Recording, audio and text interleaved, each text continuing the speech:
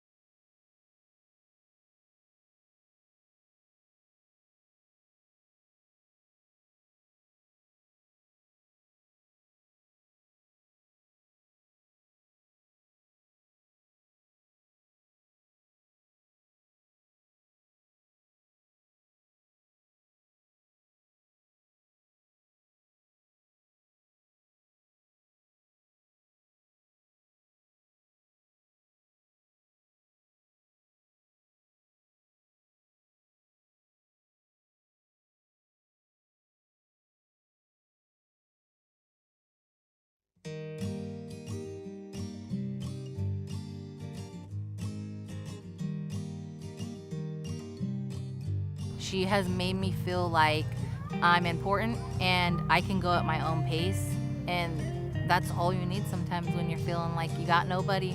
It was helpful to have somebody there kind of holding my hand and guiding me and letting me know this is kind of the normal.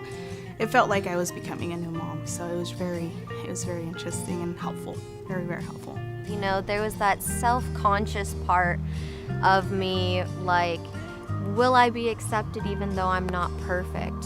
What I like the most is that she really listens. The support that she gives me is special because she does it with love, and it's just natural, you know. That's all I could say. It just feels like somebody that I've known since I was little. You know, I said to Jeanette, Jeanette, you're supposed to be with me for 5 years. Jeanette said, yeah, I know, I'm going to be with you guys for 5 years. That's when I said, well, I guess I can trust her. She's going to be with us for 5 years. Yo creo que quizás pasó como a la segunda visita o algo así, como que ya nos presentamos formalmente. Y luego ya creo que en la segunda visita estaba como todo más tranquilo, como muy, como que el ambiente era muy familiar. Entonces yo me sentí muy cómoda. I felt like she cared for Sparrow too, and Sparrow really enjoyed it. Yeah, she knew when Gabby came we were going to be making something or learning something, and she'd instantly start digging through Gabby's bags to find out what activity we were going to do. Not only did we get the assistance with this program, but we also made a really good friend. I'm happy to call Gabby our friend. I think the relationship that we've built has been just, she's a part of the family.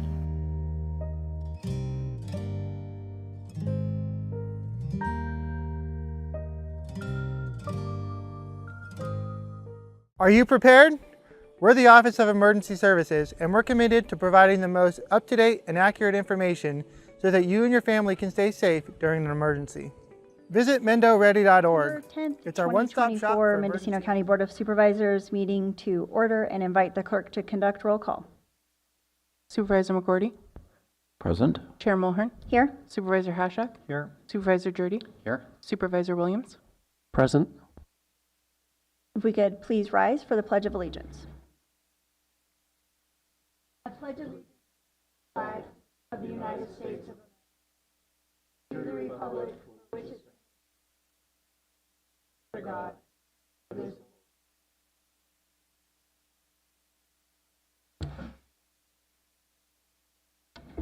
Agenda item number 2 is public expression. Public expression is the portion of the agenda that allows the public to speak for 2 to 3 minutes on any item of interest, so long as that it is within the subject matter jurisdiction of the board.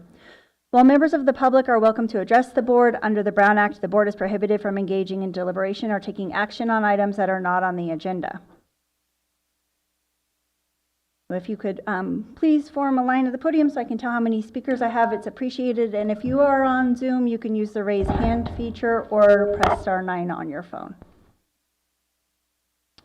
Good morning, Board. Adam Gaska from Redwood Valley. I'm here today representing Mendo Matters, a group of concerned citizens and business owners. Dear public representatives, our citizen-based group, Mendo Matters, respectfully requests the immediate adoption of the Care Response Unit model developed by the City of Fort Bragg in collaboration with the Marbut Report.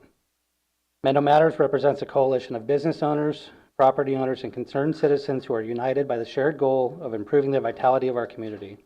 Our steadfast efforts focus on addressing critical issues, including public safety and the economic well-being of Mendocino County. We believe the current approaches are insufficient in resolving the persistent challenges we face as a county, and we urge the implementation of new, effective strategies.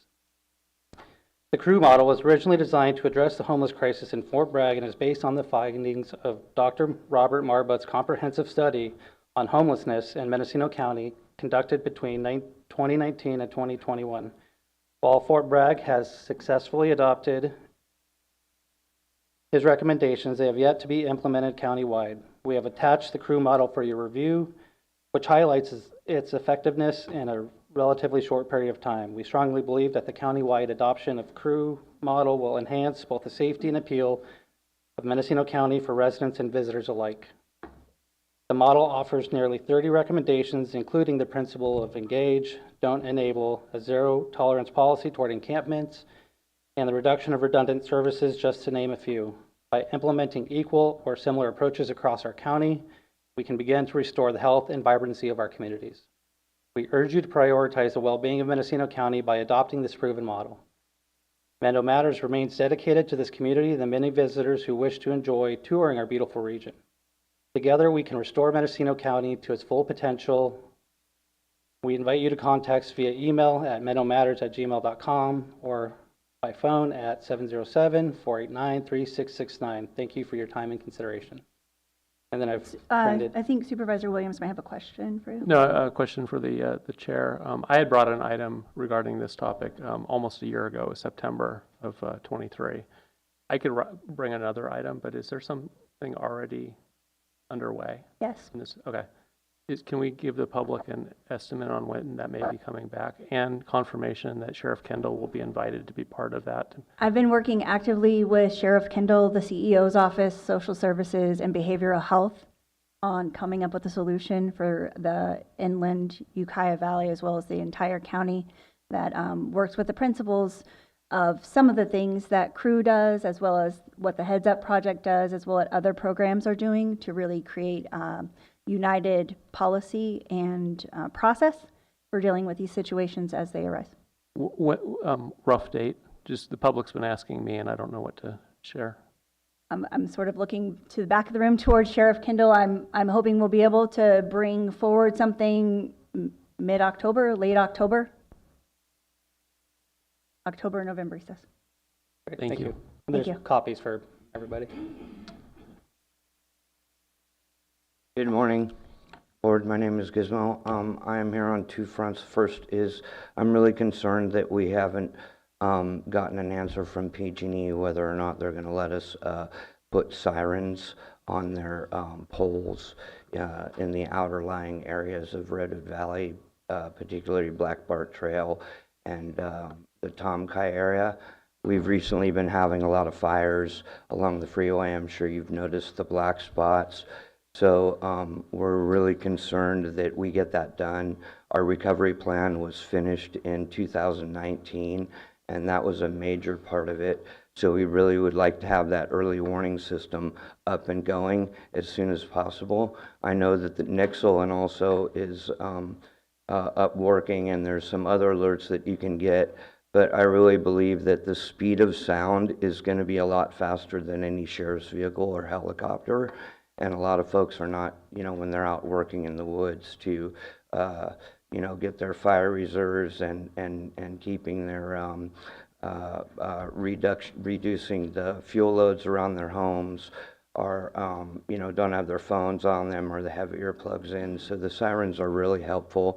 And it's a guarantee also that someone's coming.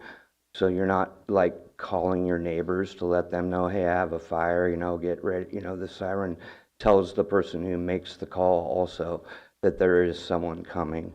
The second issue that I'd like to address the board on is I'm here under the Mendocino Community Climate Action Consultant. I'm acting as that right now since the board has decided to get rid of the Mendocino County Climate Action Advisory Committee, which I think was a really bad move. And in lieu of climate change and the lack of urgency to protect our kids over this issue, I would recommend that the board does not provide any more monies or award any more contracts to companies that do not have some kind of idling procedure. Our limit here in California is 2 minutes.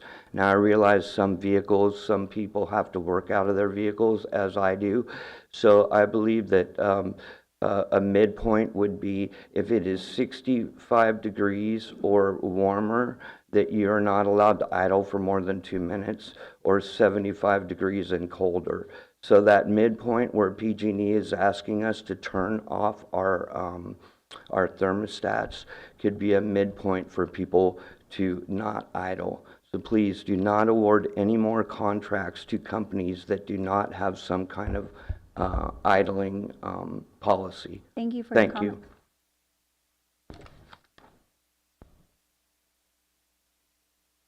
Good morning. I'm Carrie Vaugh. I'm also a member with the Mendo Matters group, a citizens group in Ukiah. I'd like to read this statement to you and request. A significant amount of taxpayer money is being spent to fuel what has become a multi-million-dollar homeless economy in our county, benefiting both the housed and unhoused populations. However, this board does not appear to know the total dollars spent per individual, nor the cost-benefit outcomes.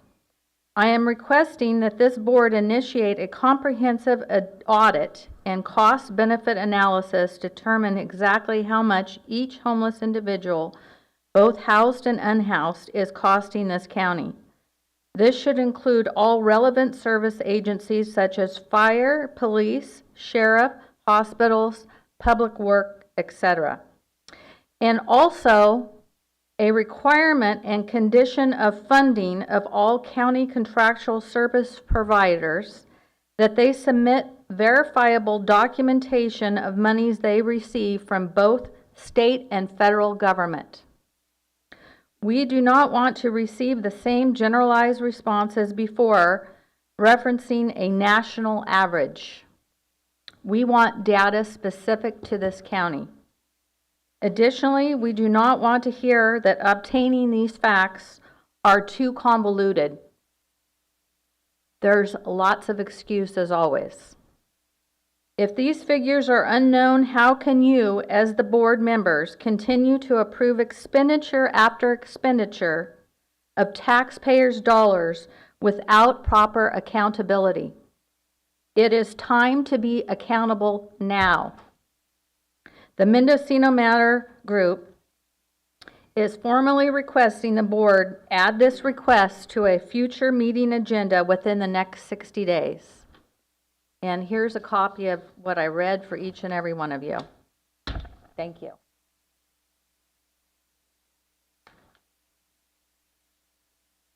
Good morning. My name is Julie Golden. I was born and raised here in Mendocino County and currently own and operate a working ranch, vineyards, many small businesses, and I own and lease out multiple pieces of commercial, industrial, and residential properties in this county. I'm here today as a member of Mendocino Matters, a concerned citizens group, to ask the board to take corrective action on the disarray of our homeless industrial complex. I'm exhausted and overwhelmed from the actions I personally have to take to call code enforcement, the sheriff, the City of Ukiah Police Department for illegal camping, trespassing, and dumping on all of my private properties. I have to engage all of my employees, my ranch employees, my farm employees, to protect and defend my property boundaries. clean up and fill up dump trailers of debris, and repeat the process daily. On July 25th, we had a woman arrested who entered my family home. She broke in, did her laundry, stole jewelry and possessions to add to her stash of stolen electronics and mail in our barn.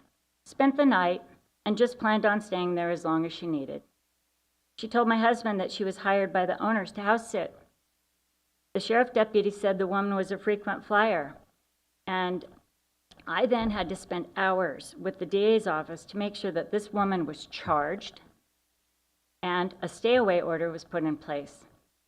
I had to make sure that we take the witness stand at the jury trial to also ensure that all of the evidence is presented to the jury. No one in law enforcement really feels that their actions are going to keep us safe from this woman in the future.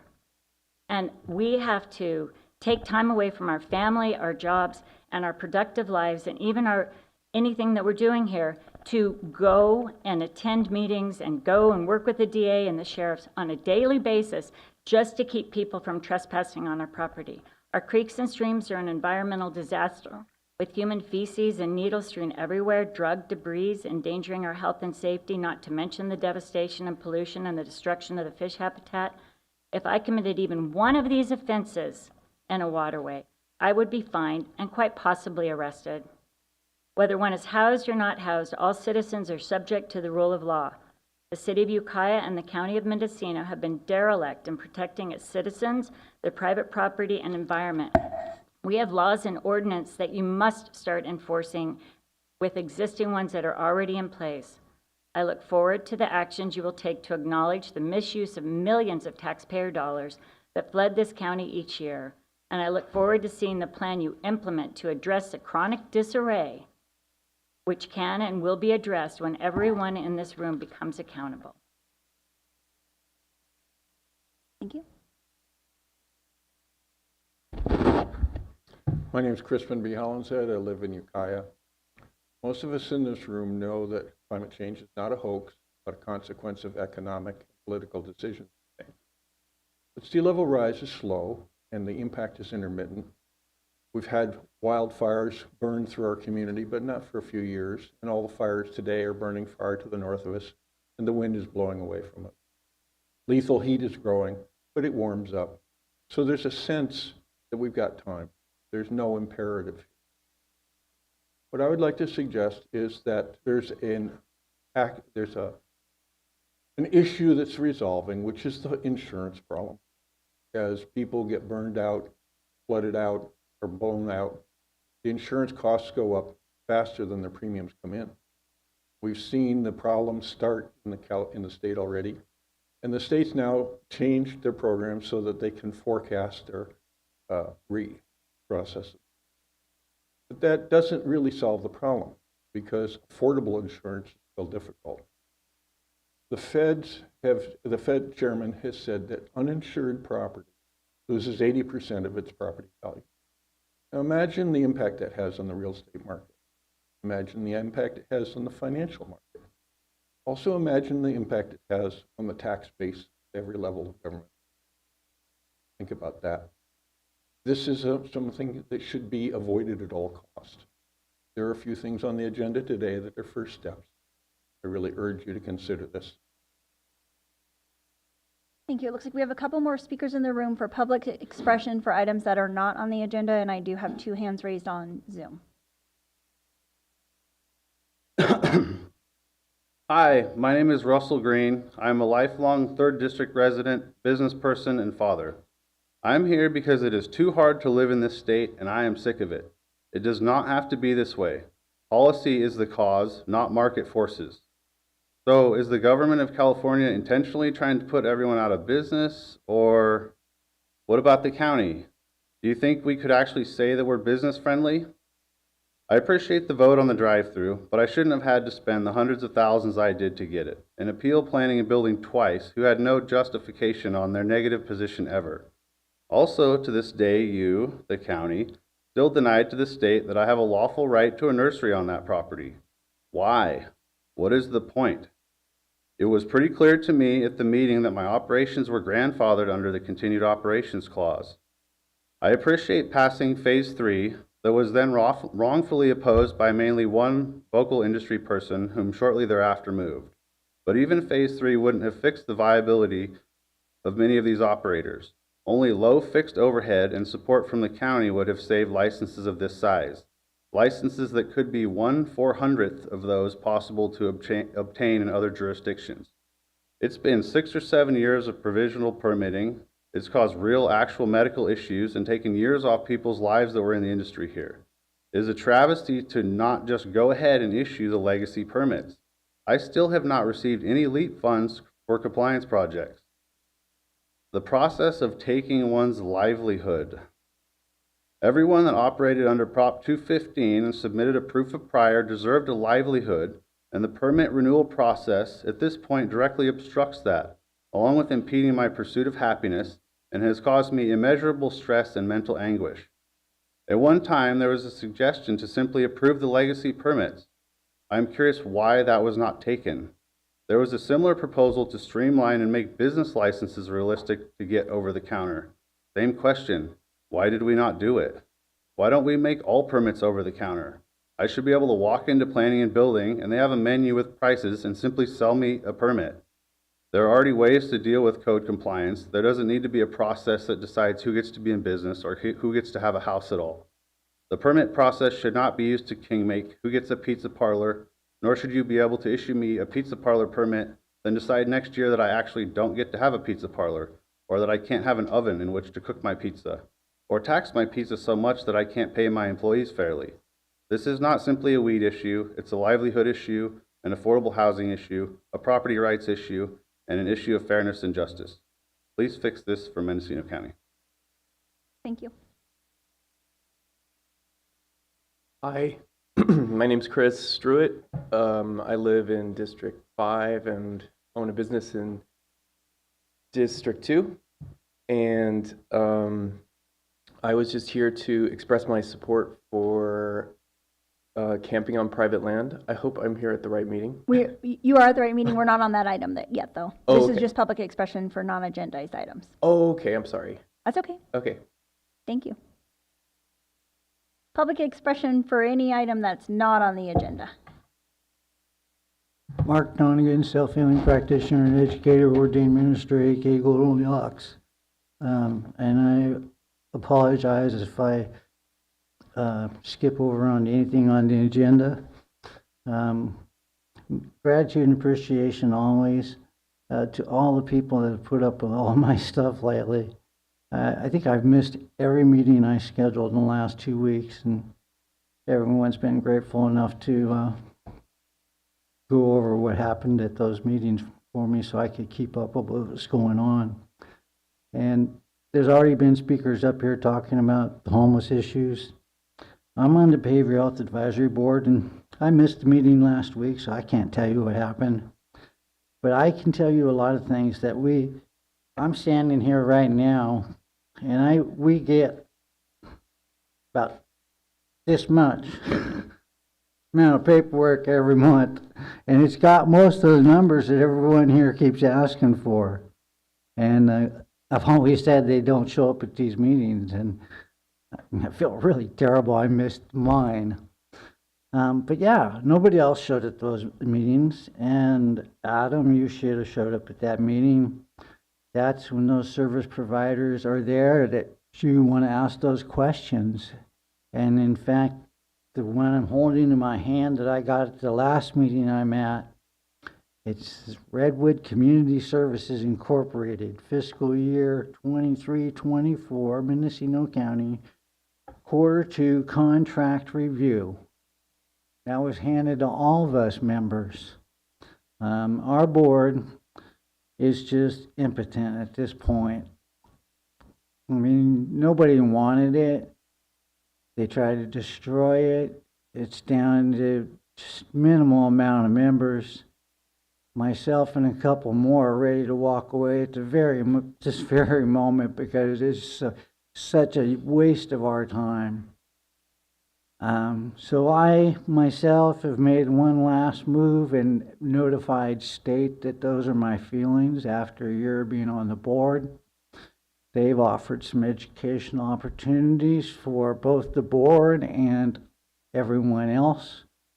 I hope that we'll be able to get those out in the public enough that people have the opportunity to take them. I'll be taking them whether I'm on that board or not. And I don't intend to relinquish my seat, but at the same time, we are at a thorny intersection. And again, without the public support, we're not going to get through this properly. And all that homeless stuff, show up. Thank you. I think Supervisor Williams has a question for you. Mark, I want to thank you for serving, first of all. I know a lot of times it's a thankless job, and it's important that you're there.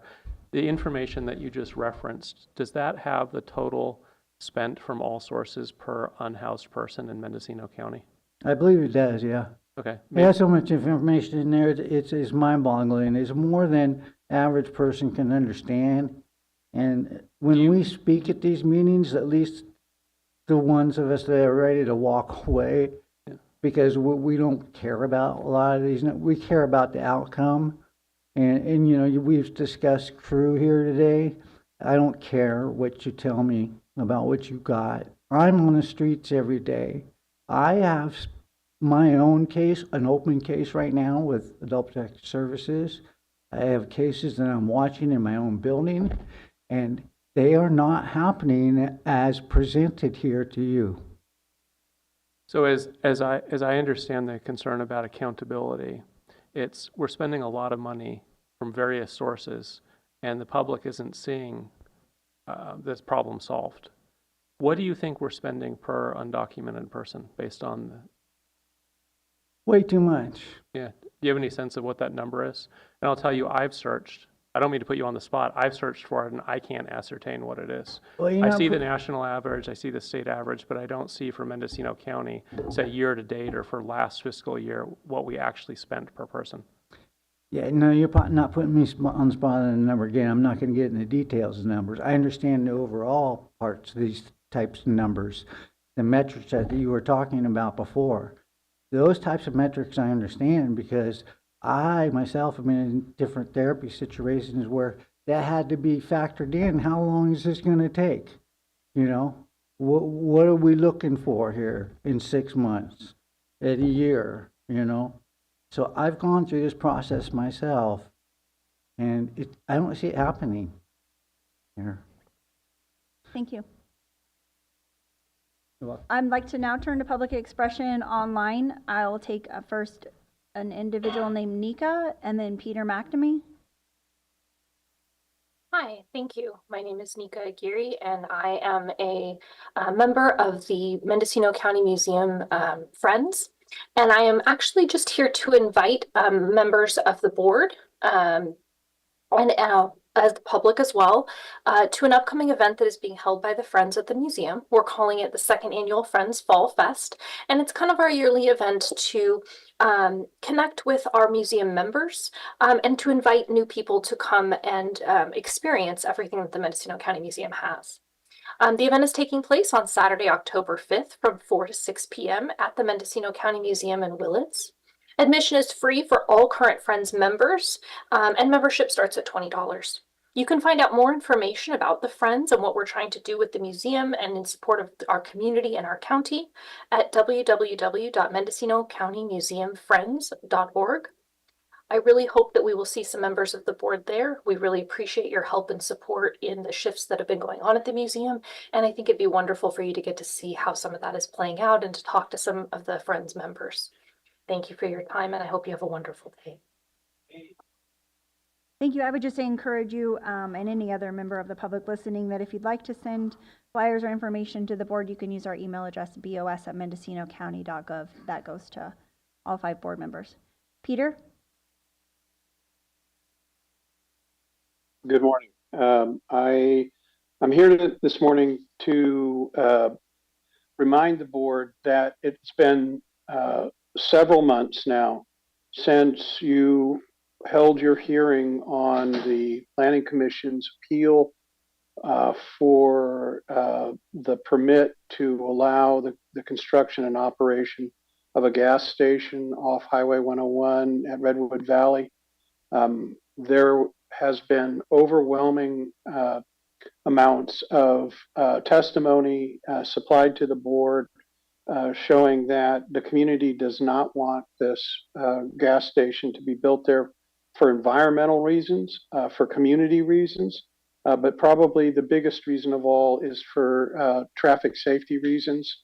And yet here we are several months later, and there's still no final decision on that gas station, whether or not it will be its permit, the Planning Commission's position will be upheld to deny the permit.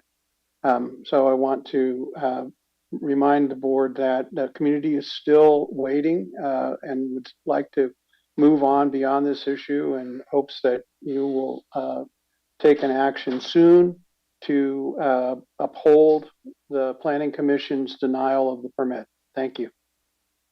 Thank you. I don't see any additional hands raised online for public I don't see any additional hands raised online for public expression.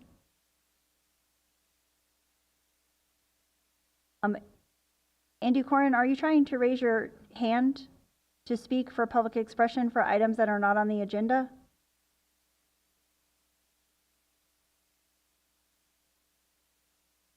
Okay. We're going to move on to item number 3, the consent calendar. Are there any board members that wish to pull an item for separate consideration or for discussion? Supervisor Williams? 3F, 3I, 3AB, 3AO, 3AX, 3BC, 3F, and 3AL. I definitely did not You want me to? catch all those. Yeah. So please go ahead. Yeah, so the first group of 7 is retroactive agreements.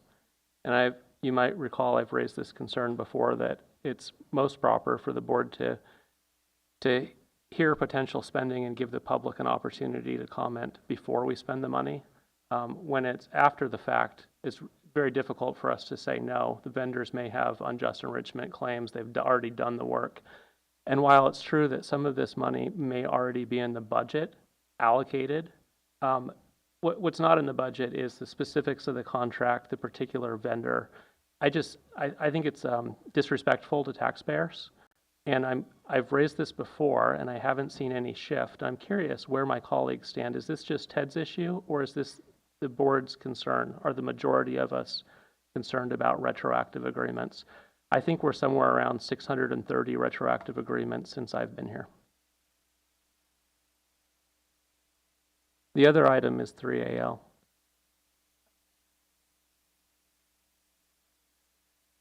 Well, we've had these discussions before, Supervisor Williams, and we've talked about possible solutions such as, recognizing that there is a contract, and announcing it, presenting it, saying that it can't be finished at this time, but this is the intent of the contract, and that seems like a reasonable solution.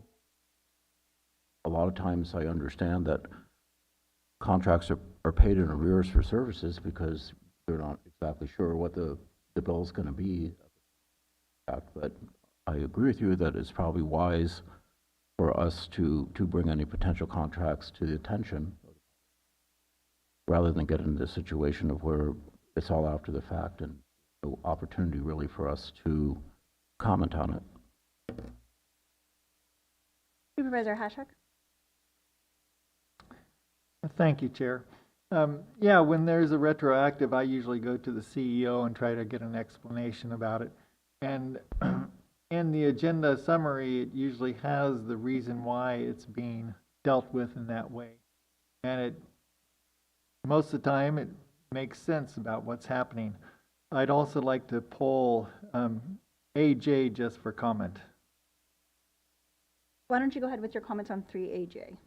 Well, AJ is the contract with Amoresco for our energy services. And so I'd really like to appreciate Tim Hallman and General Services for their work on this. it's taken a while, but because Amoresco is out of state for the most part, that they've had to deal with some new issues that we have in California, and so I think now it sounds like we're ready to go, and work will start commencing. Okay, thank you for that. Before I get to public comment on the consent calendar, Supervisor Williams, did you want to discuss item 3AL? Yeah, I'm going to vote no on 3AL. I have a sense of where people in District 5 stand. Mostly they don't support it on concerns that the county is not in a good financial place. We're using one-time funds to balance the budget. We have a structural deficit. We don't have regular financial reporting attached to our agendas. There's a lot of concerns about giving supervisors raises now. May not be the right time to raise this item. So it's a difficult one. I don't like voting no for against raises for my colleagues, but I have to stand with the people in District 5. Okay. Supervisor Hashak? Well, I've heard some of those same concerns, and there were a couple issues raised when this item was brought up before, and I was just wondering if the CEO had any clarification. One was that this proposed increase was going to happen in 1 year instead of 2 years, like everyone else in the bargaining units. Could you clarify that, please? Yes, sir. If this is voted on and passed today, your wage increase would go in November of this year. Again, that is 50% to market, just like the other bargaining units. So the financial impact this year is $35,000, not per individual, for the whole group of you, and then $35,000 next year to move towards market, similar to the other bargaining units, as well as department heads and other officials. And then I also understand that there were some statements made in the discussion last time about saying that Deputy CEO Johnson was incorrect in what she was stating, but then subsequently that was corrected and the person apologized to her privately. Correct. Okay, and so Deputy CEO Johnson was correct in the statements she was making. Absolutely. Okay, thank you.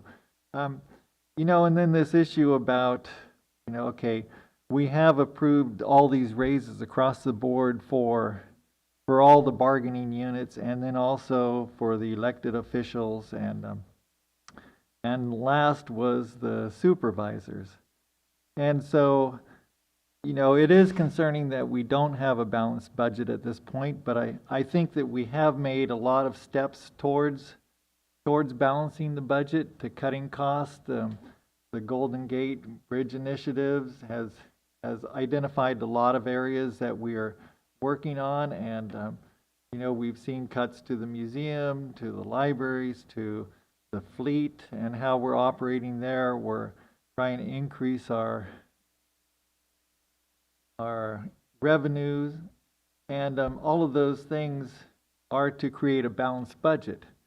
At this point, though, we don't have a balanced budget, so I can understand people's concerns that we're approving this raise like we approved all the other raises, and that's a concern for people. So I could vote to hold off on this raise until we do have a balanced budget without one-time. But I do think that, in fairness to all groups, that when this is taken up again, that it should be taken up first before any other raises in the future are considered, because that's only fair, I think. Supervisor Williams? Yeah, John, I see it slightly differently. I think we should take care of all of our employees first before we take care of the supervisors. Well, and I'll just say that as the chair, I obviously felt that was really important as well, that all bargaining units were settled before we had the discussion about the Board of Supervisors salary. And, I do understand the concerns as it is related to the budget. And I think I would love to just not have a lot of back and forth on the dais as we try to move forward with the agenda today. We have a lot of really important items that the public wants to weigh in on. So Supervisor Hashak? Yeah, I'm not saying to, I'm saying we're the last ones to get the raise, right? And so if we postponed it, it would be, we would be the first to get it in the future if we postponed it at this point. That's all I'm saying. Because everyone else has been dealt with already. Okay. Thank you. I have 2 hands raised online for the consent calendar. This is all of the items that start with a 3 and then will come in the room. So Andy Corin, did you have a comment on the consent calendar? It's actually, it was on the item before, but I was never called on. I think there were probably some technical difficulties. Okay, if you I have would like to address the board now, though. if you have an item on public expression, if you could please go ahead. We have other people waiting in the room as well. It's very short. Thank you very much, Chair Mulhern and Supervisors Jurdy, Hashak, McCurdy, and Williams, CEO Antle, and County Council Scott for this opportunity.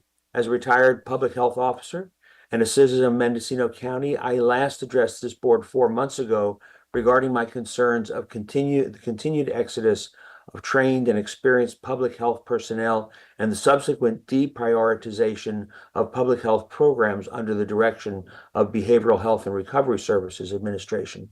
These concerns are now validated.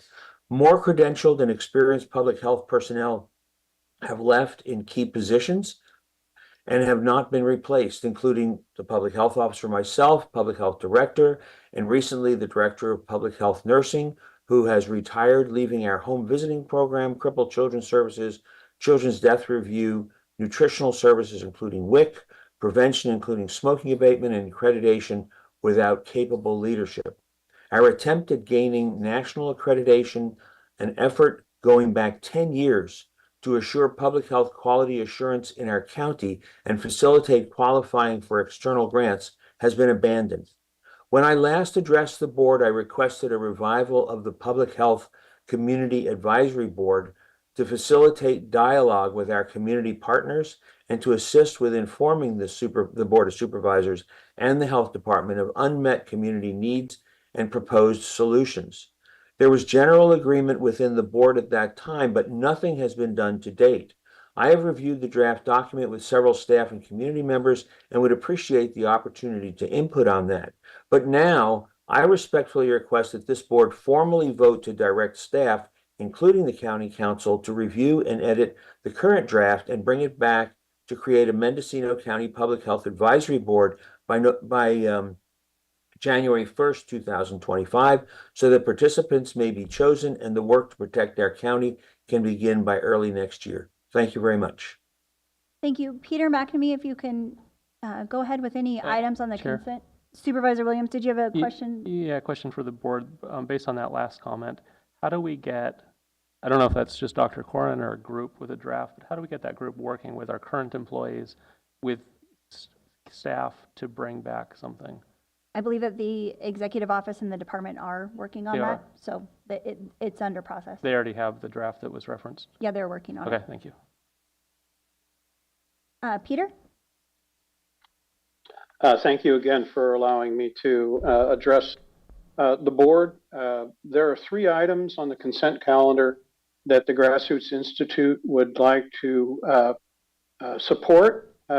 We think they are long overdue, and we appreciate that the board has consistently tried to move the agenda in relationship to climate issues in Mendocino County. In particular, we want to go on record as an organization in support of item 3AJ, which has to do with the agreement that the county has negotiated with a provider to assess the energy usage of county facilities and to make changes to those facilities that will cut energy consumption in them. We see this as a win for the environment in terms of cutting the wasteful use of energy and the emissions of greenhouse gases. We also see it as a win for the taxpayers of Mendocino County by cutting the ongoing costs for wasteful energy use in county buildings and facilities. We strongly support that item and encourage the board to move that forward. We might quibble about issues, but overall we see this as a major step in the right direction. We also want to take a position in support of item 3AK, which has to do with installing electric vehicle chargers in the county facilities in the city of Fort Bragg. We also support this. We would like to see, however, that those electric vehicle chargers in some way in the future be made available for public use when they're no longer needed to support county vehicles. If that can be accommodated, we'd like to see that happen. And finally, we want to take a position in support of the Planning Department's proposal for consent item 3AQ, which has to do with a contract to provide support for a sea level rise study to the county. This is being funded by the Coastal Commission and is vital in order to update the county's land use and coastal zone management policies to ensure that they accommodate the impacts of climate change and sea level rise, which are a significant and important threat to the well-being of Mendocino's economy and to its residents. And so with all three of those items, we urge the board to support. Thank you. Thank you. Thank you, and I'd like to thank everybody in the room for their patience as we balance hybrid meetings. So please do come forward on items that are on the consent calendar. That would be any item labeled with a 3. Good morning, Supervisors, Chairman Mulharen, CEO Antle, County Council Scott. My name is Akesh Aidi, President of the Mendocino Chapter of SEIU 1021. On the consent calendar today, item 3AL is the amendment of the Mendocino County Code increasing the base salary of you, the board, over 2 fiscal years and ties future increases to future department head MOUs. The last time we visited this issue, there was grave concern about the fairness of the method of calculation. In the last bargaining cycle, 1021 accepted under protest the use of a total compensation comparison method using 8 previously agreed upon comparator counties. The board comparison used 3, albeit 3 that are contained within the 8 used for 1021. I would like to recognize and thank Chairman Mulharen for her initiative and collaboration over the last month as we analyzed the actual differences. Using the spreadsheet used during the last bargaining cycle, the 76 SEIU bargaining unit classifications were subjected to the same 3 county comparison used for the board. The findings are as follows. Under the 8 county comparison, on average, 1021 classifications were under market by 11%, and there were 9 classifications for which no comparison could be made because none of the 8 counties had comparable classes. Under the 3 county comparison, they were under market by 6%, and 10 had no comparison. Additionally, under the 3 county comparison, there were 5 classifications for which there was only 1 comparator county, and 19 more where there were only 2. There was no pattern to which of the 3 counties did not have a comparable classification. And this means that under the 3 county comparison, up to 45% of the comparisons aren't actually statistically significant. So we can't even actually approach the question of fairness. Which then begs the question, why are we comparing ourselves to other counties anyway? We aren't trying to live and work in Yolo or El Dorado County, we live and work here in Mendocino. The last round of negotiations produced numerous compaction and other issues that are already hurting staff, but this is where we are. Moving forward, in advance of the next round of bargaining, the Executive Board would like to continue this productive collaboration and look to create new kinds of economic opportunities for members. We want to tackle the compaction issues head-on and ensure that every classification has a full 5-step merit raise, and when the state minimum wage raises, those 5 steps stay intact rather than simply eliminating those steps that are below minimum wage, which is happening now. We would like to see job class and job families with clear and logical career paths that are applicable in all departments that create opportunities for promotion and transfer. And we want our base wage to be a living wage for here, Mendocino, where we live and work and raise our families. We choose a system that supports us as we grow and learn, that recognizes and does so at all levels, regardless of job. We do look forward to continuing our work with the office to make all of us stronger. I think Supervisor Jurdy has a question. First of all, thank you for your comment. What I believe you've just said.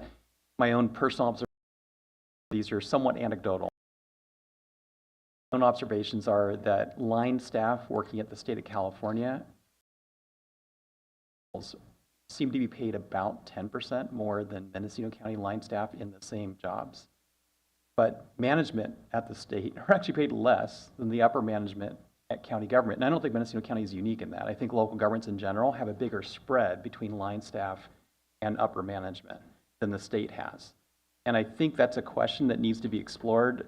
I'm off the board at the end of the year, but I do think that's something that needs to be explored by future board and by the employees, hopefully in a collaborative process, because I think they're, a low-income community like Mendocino County that doesn't have the financial resources of the state of California, I think it's worth asking, why do we have a bigger spread than they have?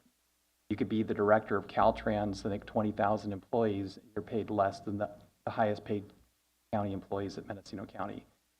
I don't think that makes sense. I'm looking to be clever about this. Thank you.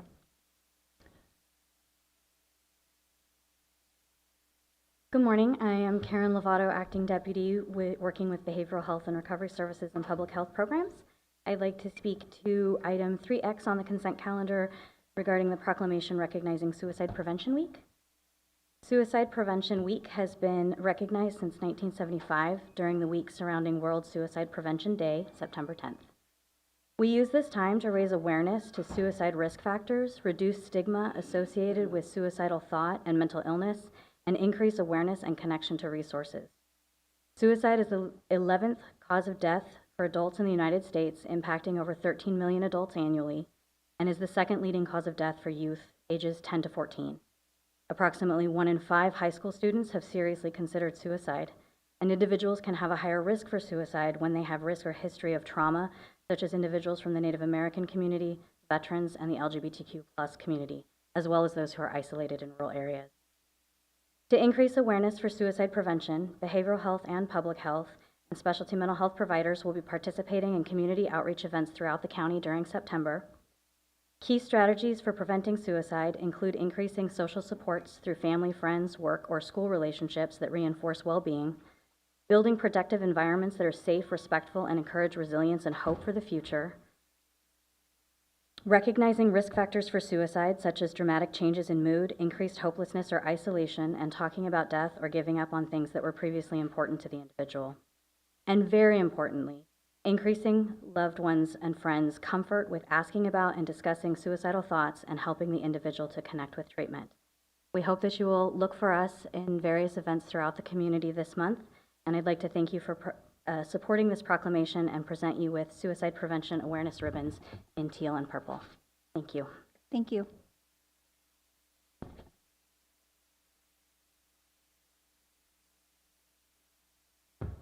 Good morning, CEO Antle, County Council Scott, Supervisors. My name is Catherine Reel, and I'm the Acting Nursing Director for our local Public Health Department. And I'm here to speak on item 3AS, the proclamation recognizing September 15th through the 21st as Child Passenger Safety Week in Mendocino County. Each year, car seat evaluations reveal that over half of all car seats are installed incorrectly. Properly installed car seats can reduce the risk of fatal injury by up to 71% for infants and 54% for toddlers. And motor vehicle accidents are one of the leading causes of mortality in children. I'm proud to represent a program that provides vital services to Mendocino County families. Our public health car seat safety program is dedicated to ensuring that every child travels safely. And our certified child passenger safety technicians work tirelessly to educate parents and caregivers on the correct installation and use of car seats. As we recognize Child Passenger Safety Week, I ask that we remember the lives that are saved through prevention, education, and support. And together we can ensure that all children in Mendocino County have the protection that they deserve. Thank you all for your support of this proclamation, and I look forward to our continued work in keeping Mendocino County children safe. Thank you. Thank you.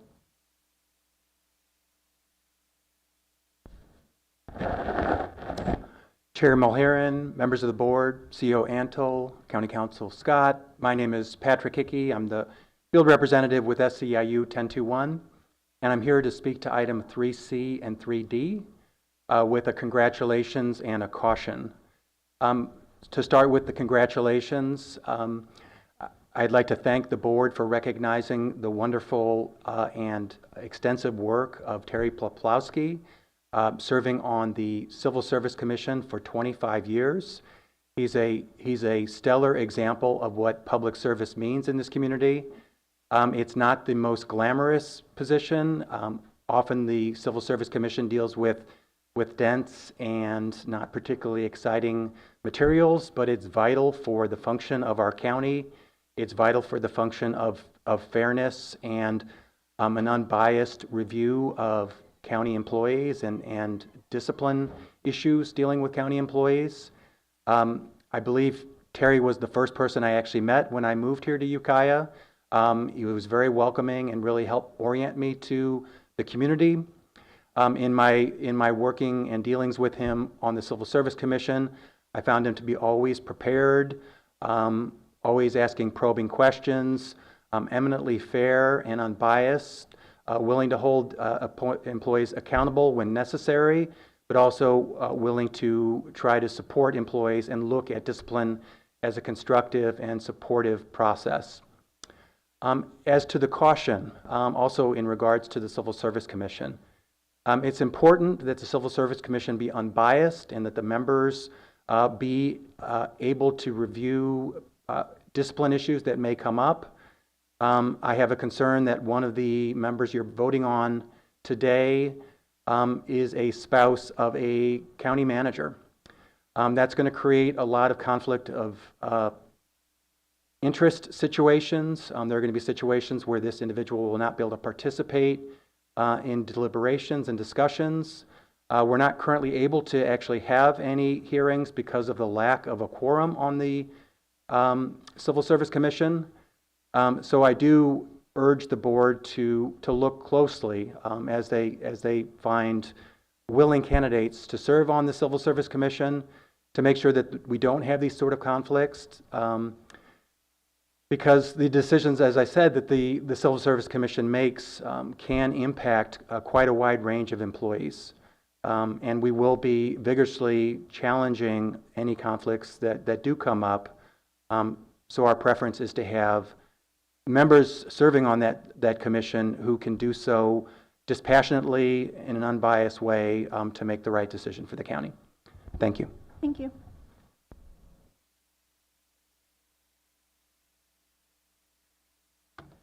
Good morning to each of you. My name is Barry Vogel. For the past 50 years, I've lived here, practiced law, and often attended the meetings of your predecessors.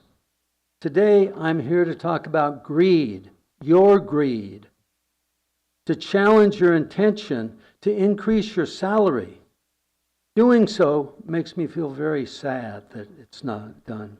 Yet I feel compelled to challenge your misguided and embarrassing plan to increase your salary, something you have failed to earn. For years now, you've publicly stated you do not know how much income, money, and debt our county has, and you want a salary increase? Come on. It's hard to believe. When you were each sworn in as a supervisor, you took on fiduciary responsibilities. You obligated yourselves to the obedience of and loyalty to the law. You're failing in doing that. As a fiduciary, you must always act for the beneficiary's best interest. The people of Mendocino County are the fiduciaries, not you and your salary. Acting in your own best interest, raising your salary for personal gain, is a conflict of interest and breach of your sworn fiduciary duties. Unilaterally raising your salary when you do not know how much money our county has is a violation of your fiduciary duty to the people of our county. Now, of course, not every one of you can be a financial wizard. However, each one of you needs to be a financial inquisitor. That means it is essential that each of you understand basic terminology, be able to read financial statements and judge their soundness. You must have the capacity to recognize warning signs that might indicate a change in the overall management of our county. If you do not understand something, it's your obligation, and you must be willing to seek a meaningful explanation and have the ability to explain that to other people. If you don't understand it, ask again. And after several times, if you don't understand it, resign as a supervisor. You must not increase your salary, and you must not pay yourselves when you do not know with precision how much money our county has. Yet today, in your own admissions, you have failed on this issue. Today, I was pleased to hear that 2 out of the 5 of you have stated that it's not the right time to increase your salary. I hope that the 3 remaining of you come to that immediately. Thank you for your comments. I'd like to have another 30 seconds, please. If you could please wrap up, we have a lengthy agenda. I know. May I have 30 seconds? Please, yes, please complete your comments. Thank you.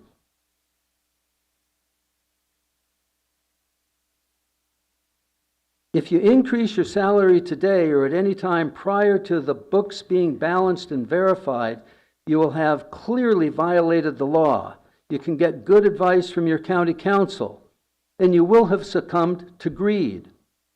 And I want to close by telling you the obvious. If you ever seek public office again, the people will know to vote against you, unless, of course, you're recalled before then. Are you listening? The people of Mendocino County are, and we're also watching. Thank you.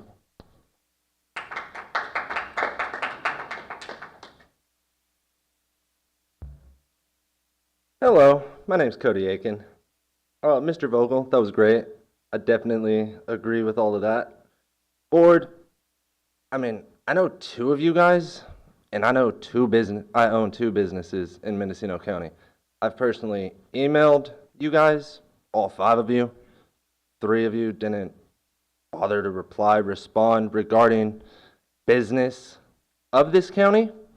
So your guys' raises, that should just not even be in the picture when we have a lot bigger problems in this county. You know, my family has owned commercial businesses, property, rentals, everything for 50, 60 years. We've built stuff in this town, and it's to the point where UPD is saying, oh, please don't call dispatch. There's nothing we can do. That's our step. you guys are treating the homeless as a business. That's not a business. We need help for the homeless. We need resolution, not them destroying our town. They're harassing business owners. They're stealing from us with nothing being done. On top of business, we don't even have a business in this economy anymore. So financially, Mendocino County, I mean, look at all the empty storefronts, buildings. What are you guys doing about that? Not much. Worrying about the homeless, destroying the town? What about the cannabis industry? Why not work with the cannabis farmers more to see where we can prevail? I'm one of 500. Russ here, you know, we have permits. We're doing everything in our power to make this business. It's causing depression. It's causing us to want to get the hell out of this county, excuse my language. There's not much here anymore. And you guys are worried about raises and making more money when, let's say it how it is. Mo, you came into Taste Buds, you told me half the supervisors don't even read the agenda before these meetings. So if you guys aren't doing your jobs, how can you expect more money, more power, when you don't listen to us? We're struggling out here, and you aren't listening. You guys aren't doing anything. So please, be a part of the community. Come talk to us. Do something for the people that care about it and that want to see it change, instead of just continuing to watch it go downhill like it is. Thank you. Morning, Board. Adam Gaska. I want to speak in opposition to item 3L, the letter of support for SB 620. There's been a lot of concern in the community about the impacts that short-term camping may have, and there's been a lot of work being done by the Planning and Building Services, by the Planning Commission, and we haven't had regulation put in place yet that protects people's concerns about safety, about being able to enjoy their own property from the impacts that camping may have. If SB 620 passes before we pass our own ordinance, then it's going to open up the floodgates for pretty poorly and unregulated camping that we're going to let the genie out of the bottle, where once people have an established use, it's going to be hard, if not impossible, to put further requirements or restrictions on them. So I know that you don't have a lot of power if SB 620 goes through the state quickly, but I don't think that you should be sending a letter of support. Thank you. Okay, I'm not seeing anyone come forward for additional comments on the consent calendar, and I don't have any hands raised online, so I would be looking for a motion. Supervisor Williams? I move approval of the consent calendar except item 3AL. Supervisor Jurdy?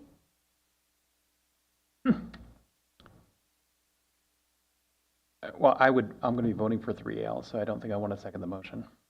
But I believe that Supervisor Williams can vote for a motion for the entire consent calendar, but with noting exception for 3AL. So I'm comfortable either voting against 3AL or voting against the consent calendar. Chair's discretion. Supervisor Hashek? I think we should vote on the consent calendar and vote on 3AL separately. Okay, is that a motion? Yes. Is that a second? So There'd be a second to your motion, I guess. Okay. So we could vote by the button on the consent calendar with the exception of 3AL, which will have a separate vote.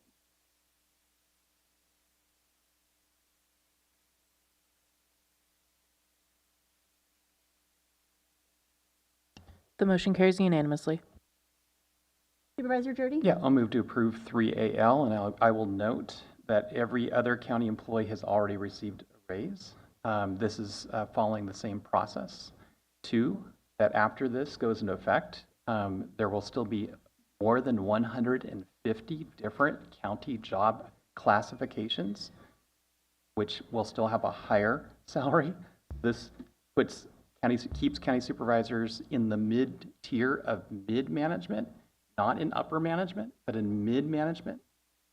In fact, currently you can be an analyst with no one reporting to you in the HR department, and you can earn more than a county supervisor. I think there's a reason why county employees do not run for county supervisor. They already have a pathway to earn more than they can as a county supervisor in this county.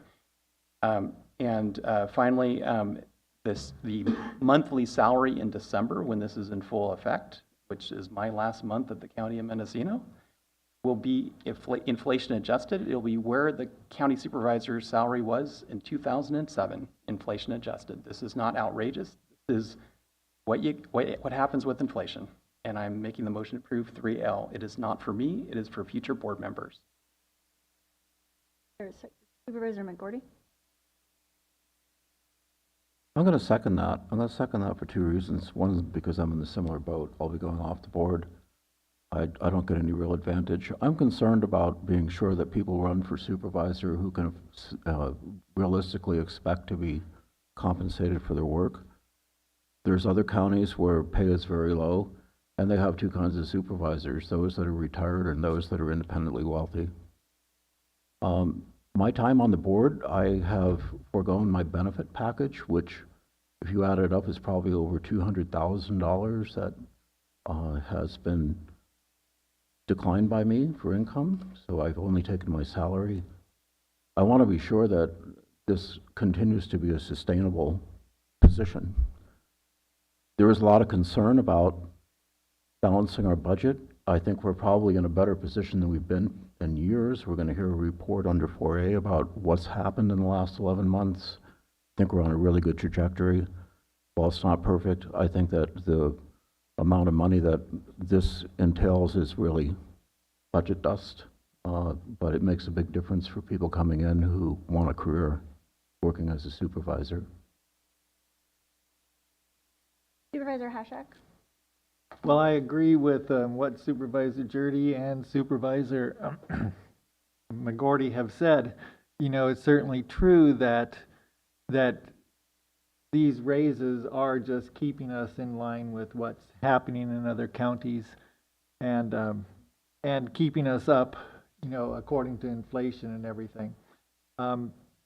With that said, you know, we do have some budget problems, and what we should have been doing was looking at all the raises, you know, for all the bargaining units and the elected officials holistically and in light of our budget considerations. You know, I've certainly voted for all of those.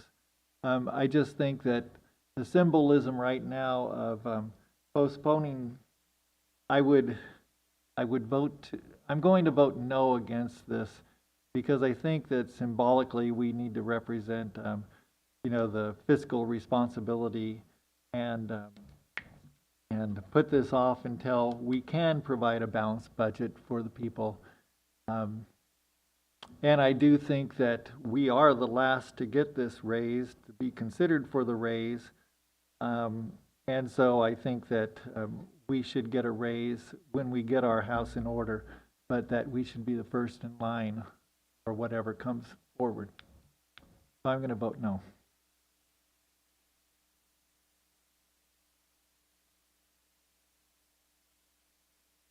We have a motion and a second. I said at the last meeting, I think Supervisor Jurdy has brought up often how many positions the county has that are actually paid more than county supervisors. And I think it's clear from the public comments that I've read online and from some of the statements that have been made that there's a lack of understanding of the role of county supervisors, as well as a lack of understanding about the impact that other elected officials have on what a county supervisor can or cannot do. And I think that as we talk about how far we've come with interim acting controller, treasurer, tax collector Sarah Pierce over those two offices, we've really seen a lot of improvement on transparency and accountability. And certainly it's the job of the Board of Supervisors to help facilitate how the budget is spent. There are some things that we are not able to control. And those were put in place for, I think, for good reason. So it seems to me that we can certainly do more education about what supervisors do, about what their roles and responsibilities are, about what other elected officials do. And I also think that part of this item or this motion is so that, and I said this at the last meeting as well, so that future boards of supervisors don't have to continue to have the debate or discussion in public. So I guess with that, we'll go ahead and vote by the button.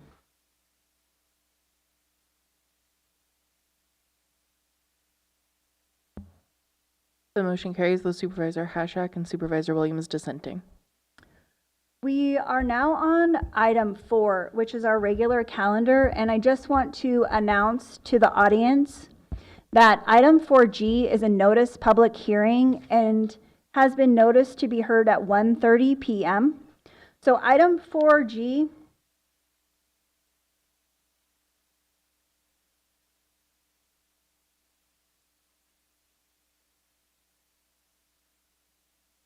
is the notice public hearing for the review and consideration of the report and recommendations from the Planning Commission on the proposed adoption of amendments for Division 1 of Title 20 of the Mendocino County Code. That's the Inland Zoning Code update, and that will not be heard until 1:30 today. We'll go back to agenda item 4A. And are there any members are there any department heads or elected officials that would like to come forward with a report at this time? Good morning, Board. CEO Antle, County Counsel Scott, Sarah Pierce, Acting Auditor, Controller, Treasurer, Tax Collector. I just want to give a brief update of our progress on the fiscal year 23-24 year-end close. We are in the middle of it. We've asked all departments to have everything submitted. All departments have submitted the information, and now it's in the auditor's office to continue closing. We are on track to have the financials presented to the board by the required deadline of December 31st. Through the consent calendar, the contract for the auditor was approved today, so we will begin working with them as of tomorrow to start the official audit for 23-24. As of right now, I cannot give any kind of information on revenues. The auditor's office is in the middle of trying to enter all remaining memos and journal entries. So thank you. Thank you. Supervisor Judy has a question. Yeah. So, Sarah, I think maybe at a previous meeting you've disclosed, I'm not trying to say anything that was said in closed session, so correct me if I'm wrong. I think you've said in a previous meeting that part of what you've been overseeing in the office of the controller's office, auditor's office, has been working with the outside consultants to get all of the information into Munis. That because there were in fact spreadsheets where some budget information was kept out of Munis, and you've been migrating that into. Is there something you could say more about that? Because I think my understanding is that was one of the reasons why other departments or the CEO's fiscal team had difficulty in having transparency into the actual budget numbers, was because there was this other set of books. So can you give us any kind of update? Because I know there's people who tune into one meeting and don't see seating meeting. Sure, yeah. During last year's close, 22-23's close, we were able to get the beginning balance, our equity balance, entered into Munis and balanced to what our previous financial audits had said. So we have a good starting point for 23-24 that we're closing right now to have a solid set of books. With that said, during 23-24, there are some things that we are, uncovering, that we continue to uncover, that there will be adjustments made that affect the balance sheet. It hasn't affected revenue or expenses, but does affect some receivables. But that is correct that RGS has been working with us very closely to get our financials in a solid state. And so one of the things will be, once we officially close the year end, before I bring the finalized financial audit to the board, The goal will be hopefully in October. I need to work with the clerk of the board to get something on the calendar to bring a preliminary report to the board of where we stand. Okay, so it's accurate to say, though, that this process is creating greater visibility, Yes. transparency for the departments and for others to know more precisely how much is in each account, both revenue in and expenses out. Correct, and our balance. Than what is known, say, a year ago. That is correct. Thank you. Chair Mulhern, Yes. if I may, I would just like to, again, give a big shout out to the acting auditor controllers as well as the staff for the heavy lift to what Supervisor Judy was mentioning. There's a lot of work that has been done with the outside consultants, but this department has closed 2 prior years within the last 10 months, as well as gone through 3 outside audits. So it's been a huge lift on this team, and they have pulled together and done an excellent job. And it's super exciting that they are very near closing 23-24. Thank you. That is correct. Including 23-24, we have finalized 6 audits in the matter of the last 11 months. Thank you. Thank you. Thank you and your team. I think maybe Supervisor McGordy has a question. A question and a comment. So my understanding is that we've been through 2 annual comprehensive financial reports, and that the first one had 8 pages of comments on it, and the second was no significant findings. Is that correct? So yes, in 21-22, there was 4 audit findings, and when we closed 22-23, there were no audit findings. And the goal is obviously for 23-24 to have no audit findings too. But as we work through closing the books, and if there's additional stuff we are uncovering, that there's always a potential for an audit finding. And did you also say that our credit rating has improved, or credit? The Fitch's did do a credit rating restructuring, I think 2 months ago, and the credit rating for the POBs did change. It increased, I think, to an A+. I don't have that in front of me, but I could get you the information. I think that's what you said. That's Yes. what I recall. So compared to where we were 11 months ago, our financial situation is much clearer to us. Is that correct? In my opinion, yes. And I think that's a group effort. I think that this board has tried really, really hard to get an answer so that when we make financial decisions, we know what's going on. And I applaud the responsiveness of you and your staff and the CEO's office to really pull out all stops, to bring in consultants to work really, really hard to make this known. So the idea that we have no idea what's going on financially in Mendocino County is misinformation. I think that we're getting closer and closer to understanding our budget situation in a manner that I think all these board members eventually will be very confident of what they're seeing in front of them. So anyway, I guess the last question is, how close are we to really having a balanced budget, and what is it going to take? I can't answer that right now. As of once we close 23-24, so within the next couple months, we will know if there's a carry forward, and if that carry forward can be applied to the deficit that we have for 24-25 using the one-time funds. So it's still unknown, but I'm confident in the next 2 months we'll have a better idea as we work through the process. So it's not way off in the future, it's near? It's near. Yep. Okay. Of knowing whether it's balanced or not will be another topic, but at least we will know in the next couple months. Yeah. So my own take on this is that I don't think this board is irresponsible. That's a claim that we're getting from some of the public, and I think that that's really not true. I think that this board's deeply concerned about our finances, and as our leadership and our CEO's office, as well as your office, and I've been pleased to see what's been accomplished by this team in the last 11 months. Thank you. Thank you. Thank you and your team. Please come forward. Good morning, Dr. Janine Miller, Health Services Director. I wanted to just give an update on 2 things. One was we wanted to make sure everyone knows that we are now 24/7 for mobile crisis. So we went effective in the last month to be 24/7 mobile crisis. That can be dispatched through law enforcement, which we work with. We do have law enforcement radios directly with our team, and then obviously calling the crisis line. The crisis line will do an assessment and determine whether we need to be dispatched. We still do have regular crisis services that are responding at the crisis centers and to the hospitals. So this is an additional service that's in place in Mendocino County. We do respond both for mental health and substance use related crisis. So that mobile team will respond to that. Second, there was a question regarding accreditation. We have not stopped accreditation completely. In consultation with the accreditation agency we've been working with, there were conversations regarding the fact that Mendocino County had been working on accreditation from the 2013 version versus the 2022 version that was put in place in 2022.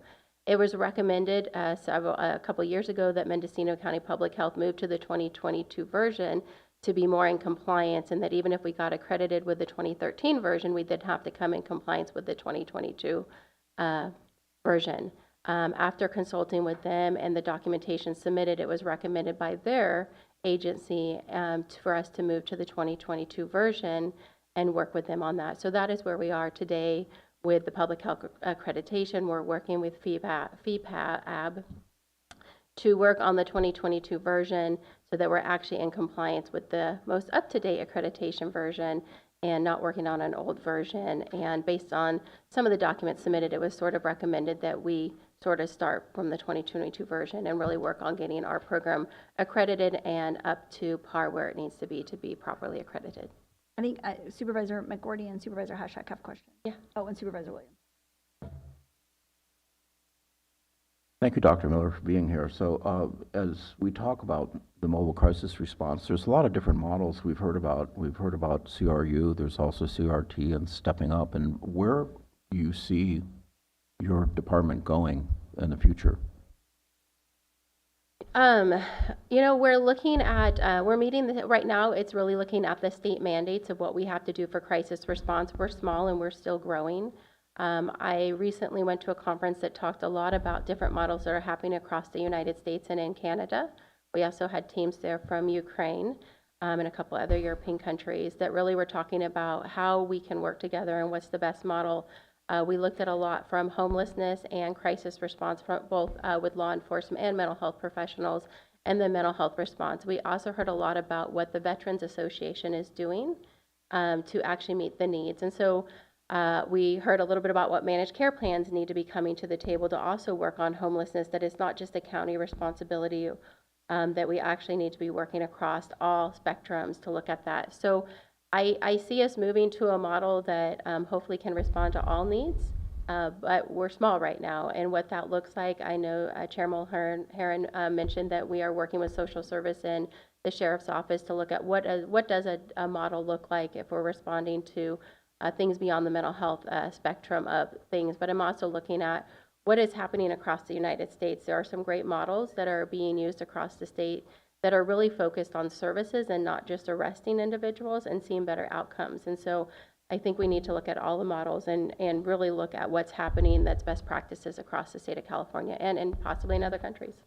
So how does the Board of Supervisors help you?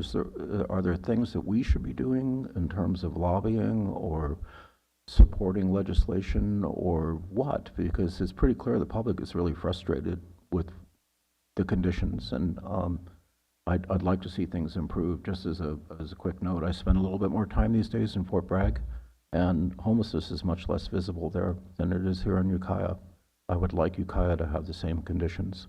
What can we do? I think one of the things that we lost, and I don't want to get political and talk about voting and stuff, but I think we lost what we used to have was a stick and a carrot in our system, and we've lost our stick. And so now it's convincing people that they want services or convincing people they want housing with no ability to force it. So we have Care Court coming, right? Care Court doesn't give us any more teeth than AOT gave us. So we're not seeing forced medication. In some countries and some states, they are allowed to force medicate through the judge to order treatment. We're still not at that in the state of California. So we're still, even in Care Court, assisted outpatient treatment, we're still asking the person to voluntarily agree to treatment.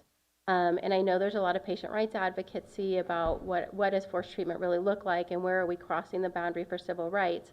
But we are still seeing that we're still at a place where there's no reason for people to seek treatment if they don't want it, or unfortunately, as we know, a lot of people don't think they need it. And sometimes they can't see the need. While we see the need, they don't see the need and therefore aren't going to seek treatment. And so I think we do need some legislation that allows us to force treatment on a level we aren't able to force treatment, and allow us to have that carrot and a stick again, where you have a choice, you can go to treatment, or you have these other choices. I think we all looked at when, we had adult drug court programs and we were able to give alternatives to suspended sentence. More people went into adult drug court. We saw great outcomes from adult drug court. Today, adult drug court is dwindling. It hardly exists. Why would someone go to an 18-month treatment program where they can choose to be on probation for 12 months or be, in jail for 3 to 5 days? What are you going to choose? You're not going to choose that 18-month program. And so I think we have to make treatment more of a better option than we have it today. And if people don't want treatment, they're not going to seek it. And as you know, we can't force people into treatment. We don't have any regs, any laws that allow that, minus 5150 in an individual or putting them on a conservatorship. Thank you. Supervisor Hashak, Williams, Jerde. Yeah, a few months ago, we were talking about the public health, and the board gave direction about the Public Health Advisory Board. I know that you've been working on it. I guess the question is, where are we with that? And then I also have a question about the PUF afterwards. Yeah. So we have written up the bylaws for that board, and it is going to be going to county council. We did a soul search of what we've had before, and then we looked at whether other counties are doing with their public health advisory boards to make sure that we are consistent to what other counties are doing. So we looked at several other counties and put together bylaws that will be going to county council and then coming to this board for approval. Okay, thank you. And then the other question was about the PUF, and we had the groundbreaking on August 21st. And, it seemed to me that the RFP that got approved was way below budget. And so how are we looking with the financials on that? I think that and I don't know, might have already left because they're kind of overseeing that. I think that we're going okay. There have been a couple issues with drainage, some wet soil on the site, and I am not your construction expert, so facilities would be better to answer that. So there has been some loose gravel that we had to remove, obviously, to be in compliance. And then there was some wet soil issues. So they did have to do an inspection and work out that. So we did see a little bit of a cost they didn't plan to incur. But as far as I'm hearing, we have not exceeded what we planned. And they did put some contingency percentage in there. And I have not heard we're going over at this point. But I will let you guys know if we get there. Okay, thank you. Supervisor Williams. 2 questions. Director, do you support bringing Fort Bragg's Care Response Unit to be the county-wide program? I think I need to see more about that model. I've heard, I think there are some benefits. So I do think there are some benefits. One of the, and this is potentially a misnomer because I haven't seen it, I've asked for the data. One of the things that someone said to me is that they've seen a 225% increase in arrests in Fort Bragg since that team started. And that this is data that's been given to me. I haven't seen it, and I haven't been able to ask the chief about it. It was recently said to me. So if the answer is that we're just arresting people, I don't think we're solving our problem overall. But do I think there is benefit to the model? I think there is benefit to the model. I'm hopeful that that is not the answer, that it's a higher arrest rate. In the evidence-based models we're seeing across the United States, they're actually saying law enforcement isn't the answer to getting people housed and into treatment. And most states are not using that as their first response model. It's more of a how do we get people convinced into treatment. So I'm in the middle of this angst between the public and county operations. I hear the public saying Fort Bragg looks better today than it has in years, and Ukiah is heading in the wrong direction. And they're asking that we adopt a program that's proven and working. I don't understand where the breakdown is. There's a disconnect somewhere. It was a year ago, it was September, the town of Mendocino we met, and I brought the Fort Bragg police chief in to give a presentation about how well the program is working. Now they have 1 year more data.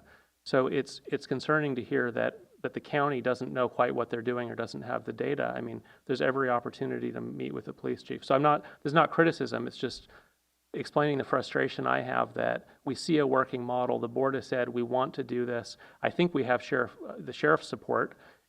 Accepting the program may have to be adjusted slightly for the unincorporated. It's different than operating in a city. But for the general concept, why is it not happening? Is there internal opposition to adopting the program? What does the board have to do to give direction to say, yes, this is where we want to go and have follow through? So I can't speak to that. Maybe Sheriff Kendall could, or I'm not, the homelessness is not within behavioral health. Yeah. So it's hard for me to speak to what that would be. I don't know if Sheriff Kendall looks like maybe he's going to come up and speak to that. You know, Megan Van Sant is our kind of homeless guru for the county, and I know that she's no longer here to speak to that either. So. All right, well, I appreciate it. I'm going to be asking everyone who comes up here the same question, why aren't we doing crew? So don't take it personally. I appreciate your answer. And then the second was, and we'll go to Sheriff Kendall. Second question, the accreditation is not required. This is an optional program. We don't have to do it. We've spent more than 5 years on this effort, and now we're finding out we may have to do it again. Do you think it's the best use of money given we have more need than we have dollars? In your view, is this the best way to allocate the money to opt into a accreditation program that's not required? So we've spent probably 10 plus years going through this program for accreditation, working on an old model and not moving to the 2022 model. I think regardless of whether we go all the way through, most counties, most public health departments across the state of California are becoming accredited. We would be one in a handful that doesn't. The state is also pushing that behavioral health departments become accredited. So I think we're going to see across the state that there's a movement to accreditation. Do we need to be accredited today? No. Do we need to work for public health to get it to a standard that meets accreditation regardless if we get certified? Yes. Our public health department has not met the standard that we should be meeting. And so I think regardless of whether we went forward and got fully accredited or whether or not we really did the path to put our program where it needs to be, in compliance, having everything it needs to operate it as a function of public health, it makes sense to go through the steps. Even if we do it without the accreditation process, we still need to be a high-functioning department. Yeah, I agree. So it strikes me as a policy matter. At what point can the board weigh in? You know, in the 10-year period, I imagine if the Board of Supervisors were to look at how much we're spending, seeing that it's going, it sounds like nowhere, we may have to start over or significant refactor. We might have put the brakes on and said there's other problems in the county that we need to address first. So, it's a shame that it's been 10 years of effort, but I don't want to see another 10 years if it's the wrong direction. At what point should we consider it? And is it our agenda item? Is it the department bringing it forward, asking board, what do you want to do? So we have a year, what PFAB did was give us a year without payment to really look at what the 2022 model looks like and work with them on kind of their standards and protocol. After that, we would come back to the board in a year and have to approve a contract to continue accreditation. So I think that point, you guys would have a say on where are we at and do we really want to go through with this process? Thank you. And Chair, may I ask Sheriff Kendall to? Yeah, it looks like Sheriff Kendall was on his way to come up, and I don't know if you want to restate the question. Yeah, Sheriff, the board gave direction about a year ago to try to support the crew program and consider it as the county model. And I know you've expressed some support. Where is the disconnect in making that come to fruition? Well, some of it's personnel. Our personnel are coming up. We're going to be working with Fort Bragg Police Department on the coast right now to see, because there are some things that the police department are claiming as wins when they have simply pushed them out to state parks or the county. Now, don't get me wrong, that is a win for the city. It truly is. But I heard Supervisor McGordy ask what we be supporting as far as legislation and whatnot. Well, Proposition 36 is being pushed out in November. That kind of fixes some of the issues that we saw with Proposition 47. Prop 36 would be a fix to a lot of these issues, but it will cause more incarceration. However, we have lowered the bar consistently across the state of California for people's activities and people's behaviors. And as long as we continue to lower the bar and say, stealing's okay if it's under this amount, people will continue to steal. Drug use is okay as long as it's this type of drug, people will continue to use drugs. And the issues that we're seeing right now, as Dr. Miller described, is that there is no carrot versus stick. And currently, Mendocino County Jail is sitting at about 2/3 of capacity because of the Humphreys decision. Our judges are doing a good job on vetting crime and the dangerous people versus what are considered the nonviolent. But when we're losing 48 to 55, 60 people a year to overdose, honestly, that's 10 times the number of homicides that we have, and we're having that much more loss in life. So currently, I think that what we have to do is look at, number one, the state has walked away from victims of crime, because when they say, what are we going to do to fix the offender, they've completely forgotten about the victim. People say, well, arresting people doesn't work. Well, that's baloney. Arresting people does work, because when a person commits 2 crimes a day and catches a year in county jail, we prevented 2 crimes a day for a year. What's that, 730? So, and then the other thing is, we're at a time right now where the addictions are pushing things to the point that it's unbelievable the amount of crime that's being caused by addiction. Almost all of the folks who are out in the brush in homeless situations, everybody's got an excuse for it. But a lot of it is absolutely addiction. And they're going to stay there as long as they're comfortable to stay there. Every one of us who is married realizes there's a lot of things that we would like to do, except for our wives will make us very uncomfortable if we do those.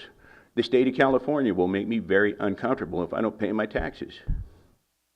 So what level of comfort are we allowing people to continue doing some pretty crummy things? So the Mendo Matters folks, I tend to side with them. I think they're right on all their points. What do we tell them? What are Carrie Vaughan, Adam Gaska, and others spoke earlier to the crew program and the conditions for business owners in the Ukiah area. What do we tell them? Is the county doing everything it can do, or is there more we need to do? And is there anything you see the Board of Supervisors should be doing? We need to support Prop 36. Yeah. If we know that almost all of these problems are being caused by narcotics, why aren't we dealing with the narcotics issue? And here's the other issue. A lot of people say that, there's a lot of behavioral health problems in the homeless encampments, and there truly is. But if we weed out what's being caused by narcotics, then are we better able to serve those folks who truly have mental health or behavioral health issues once we've weeded out, a huge portion of it? If you take a drop of ink and put it in a glass of water, you can change the color. Put it in the Pacific Ocean, you don't see anything. Last question. I don't agree with a lot of state policy. So I'm not really holding my breath that the state will solve all of our issues. Is there any more we could do at the local level? Can the Board of Supervisors take any action that would mitigate some of the problem we're seeing? Well, you need to reach out to the California State Legislature and basically say these are the things that we are for and these are the things that we are against. But I can tell you that the state has walked away from serving victims, and they're only concerned about how do we fix the offenders. Some offenders, they need to fix themselves. It's not on me. It's not on. We're doing programs left and right at county jail with drug addictions and education and everything else. If we don't arrest those folks, what do? Are they better off in county jail? Are they better off getting those programs there or continuing to do what they're doing on the street? Thanks for your insight. Thank you. Supervisor Jordy, you had questions for Dr. Miller? I'm not sure who this is for. I did hear a comment that perhaps rumor that in Fort Bragg that there was more arrests. Actually, my understanding that's not the case. My understanding is that there's actually fewer arrests interacting with the homeless because the crew team, which are social workers but working for the police department, are having a positive interaction with people, where they are, in their encampments in the community, and successfully getting a higher percentage of them to interact with services that are already available. My own observation was at the time of the Marbit discussions that were going on in Mendocino County was that there were certain service providers, both nonprofit and county employees, who were interested in a new, fresh approach, and there were others who were not.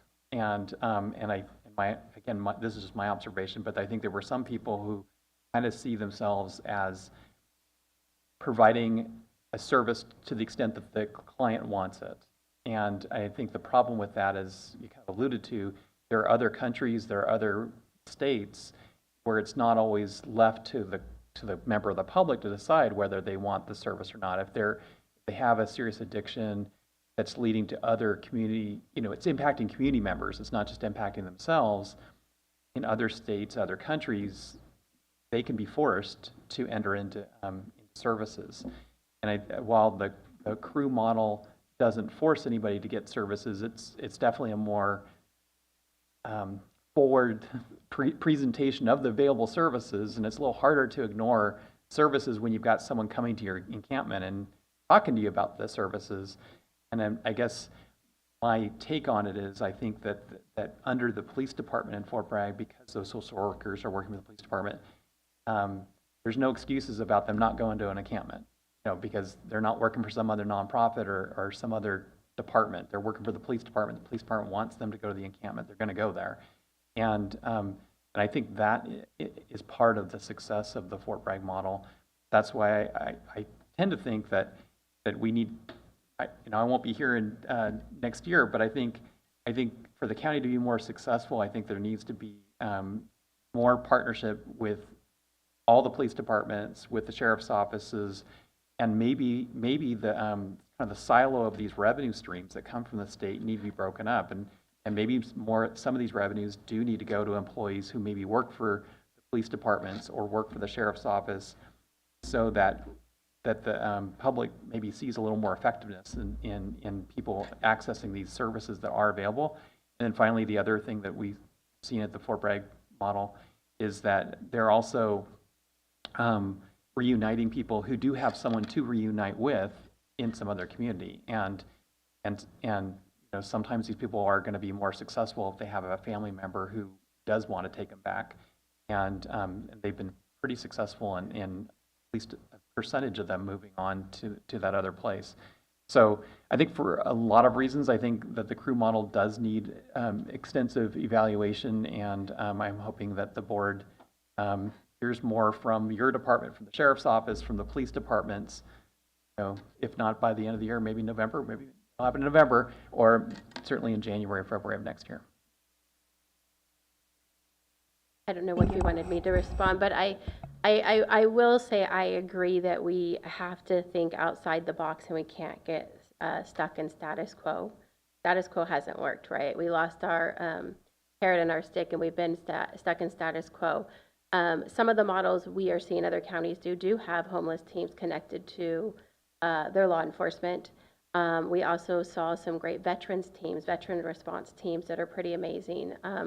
So I think there's a lot of amazing models out there, and I think that we do have to figure out how we're going to work all together. And I think that includes bringing our managed care plans and our other funding sources to the table, because they also have an obligation to serve our homeless community. So I think we do have to think outside the box, and I think we have to look at all of our funding streams that come into the county. And I think there's some great models that have had some great evidence-based, and I think Crew has, like I said, it's just a comment that was said to me. That's why I said, I'm just saying, I've seen their numbers. I hadn't asked about that number, and that's why I wanted to caution. That's the only number that concerns me. I think, like Sheriff Kendall said, sometimes being arrested is the only option, and they can get treatment. We do substance use treatment in the county jail, but I also think for long-term success, we need people in treatment and programs, and we need long-term program approach. So we need to get people to want to get into treatment and work at them. But I do think there are a lot of successes that we could look at, different models. Supervisor Williams, did you have a question? Yeah, for the board, an idea. Could we invite Fort Bragg to come to us and present the Crew program and answer the questions, whatever data we don't have today? Let's have them bring it to the meeting so that we can see it, so the public can ask questions. We could invite their police chief and their mayor as a start. Is there any interest? Well, for me, we've already had a presentation. I think this discussion has been helpful. I think that there are a lot of pieces that have to work cooperatively together with behavioral health services, with social services, with law enforcement, with the justice system. And really having a collaborative effort that meets the goals of the community. I think that it should be clear that not everybody in the community has the same goals. And so I certainly understand the perspective that is coming from organizations like Mindo Matters. We just, as Supervisor Jurdy kind of alluded to, we just have to remember that we're also trying to work with service providers or individuals that have a different perspective. I think as far as the board's role is concerned, you know, we try to not take, I think, as an individual supervisor, I will say I try not to take too much of a political stance on statewide ballot initiatives. But certainly, I think the misinformation, miscommunication about Prop 1 and what was going to happen with that initiative is very evident. And I think that as a board, we should take a clearer stance on Prop 36, because as Sheriff Kendall mentioned, that really is going to be what is going to change what happened with Prop 47 in 2014. So I'd like to bring an agenda item forward about I'm not sure if County Council is going to let me, but I would like to bring an agenda item forward about the board having that discussion of whether or not we support the Prop 36 initiative, in addition to what we can do as a community with all the pieces that we have here. And we really do have to continue to work with the city of Fort Bragg and the crew team. I think that, you know, they have been able to provide a very valuable perspective on the work that they're doing, and having coordination meetings and bringing something forward to the board seems like a more useful process forward than having a presentation for me by crew. So I don't completely understand. The service providers work for the county. So what a service provider wants to do and what their ideas are, they should be taking direction from us. I think the problem may be that the five of us together haven't conveyed expectations. And I'm hearing it here. I don't even know if the five of us agree, and I can't ask staff to follow through if we're not giving clear direction. I thought the direction was, this is the program we want, work with the sheriff and make it countywide with modification. But I'm hearing there's competing ideas, or there's different groups. What are the other goals that are incompatible? I think I would use service providers receive funding from sources other than the county of Mendocino. We have control or influence over their contracts and what we're asking them to do. Yeah. The other funding sources or other choices that they're making, we are not in control of those. Shouldn't we get together with them and set a clear direction? I mean, otherwise we're working in opposite directions. I mean, if they're supporting encampments, which I tend to think are terrible, and we're trying to extinguish encampments, we're just burning public money. So what's the venue for having those discussions to get some alignment? And you know, I've been watching it for a long time, and I'm at the frustration level of, bottom line is whatever we're doing hasn't worked. It's like it's worse now than it was 5 years ago. Ask the public, they'll tell you it's a lot worse in Ukiah than it was 5 years ago. So what point do we give direction to remedy it? I think the venue is the homeless continuum of care. That is where the funding for homeless services goes through. Dr. Miller is in charge of behavioral health and substance use disorder, and not everybody that has those diagnosis is unhoused. We're not putting her on the hot seat here. Well, this is more just. So I think that the homeless continuum of care is the most appropriate organization or group of individuals to have these community conversations, of which the board should also participate. Could we have a joint meeting with that group? I don't know about that, but we could try to find out. Maybe the executive office can try to work with the chair of that board to see if there's a way to facilitate something like that. Is my understanding that they do have a funding source to provide some community meetings to receive feedback for some of the ways that the homeless dollars are being spent. I've attended several of those meetings myself. So perhaps maybe CEO Anto can work with the chair of the Homeless Continuum of Care board to try to figure out how to facilitate a more active conversation with the Board of Supervisors in the community. Is that what you're asking for? Well, what I'm asking, I hear Julie Golden talk about her experience, and I'm very sorry that that's happened. You know, I can't imagine living that way. And she's here because there's an expectation this board can take some action to begin remedying the problem. If the answer is we can't, we have no authority, let's be honest about that. If there is action we can take, let's talk about taking that action. But we're at this status quo standstill where the problem is just festering. It's not getting better tomorrow. What are we doing about it? I just add one thing. I know earlier there was a conversation that we're all going to come back and kind of speak for Sheriff Kendall so he can tell me no later. But we said we come back at the end of October, early November with what social services, behavioral health, and the sheriff's office could do. Maybe that's a starting point to say we look at crew, we look at what's happening across the state of California, and we do bring back a model, which is what we kind of agreed to when the individual spoke about needing a crew inland. And maybe that's a starting point to say, here's what we're seeing, here's what we think, here's how we would make it work in rural areas of Mendocino County. I think that sounds great. I would take a starting point. CEO Antle. I was just going to provide a quick update on a couple of things that we have done. My office, Dr. Miller, Sheriff's Office, and Megan Van Sant from Social Services. We did meet with crew from the coast, Fort Bragg, and we discussed they were going for a grant, and we were going for the grant. We supported them in moving forward with the grant because they were staffed to do the services. At the time, we did not have the deputies and the support that we needed in the Sheriff's Office to actively go after that grant, as the timeline was fast approaching.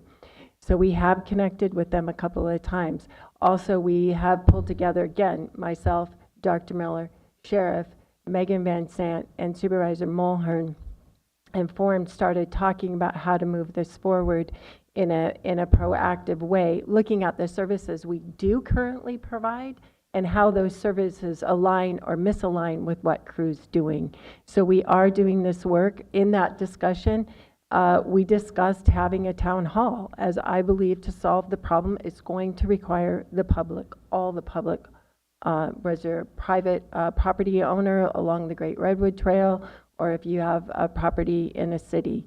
And we will need multiple jurisdictions to come along with us when we start this work, and that means collaboration from the other cities involved in the area. So, just a quick.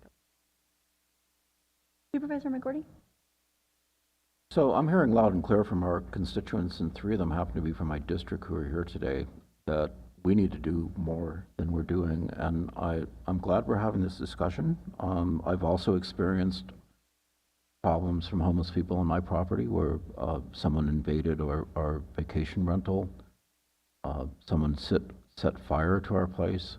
So it's personal, all right? So I don't think we're doing, it's not that we're doing enough. We have a lot of activity, it's just it's not focused in the right direction. And I think that the idea of coming up with a meaningful plan based on models that we know work is a good thing. And I think involving the public is a really good thing, because there's a lot of good ideas in Mendocino County and in our community. There's a lot of people who are thoughtful, really from all perspectives. So I like the idea that there is something coming back, and I think that it's going to require a little bit more of a holistic plan to really make a change. And yeah, we can certainly see Fort Bragg is doing things differently, and they're getting some results. We can't overlook the fact that they've got a program that works. So I look forward to hearing more about this, and then when we get that plan, I think it's also a time for us to start thinking about the community involvement as well.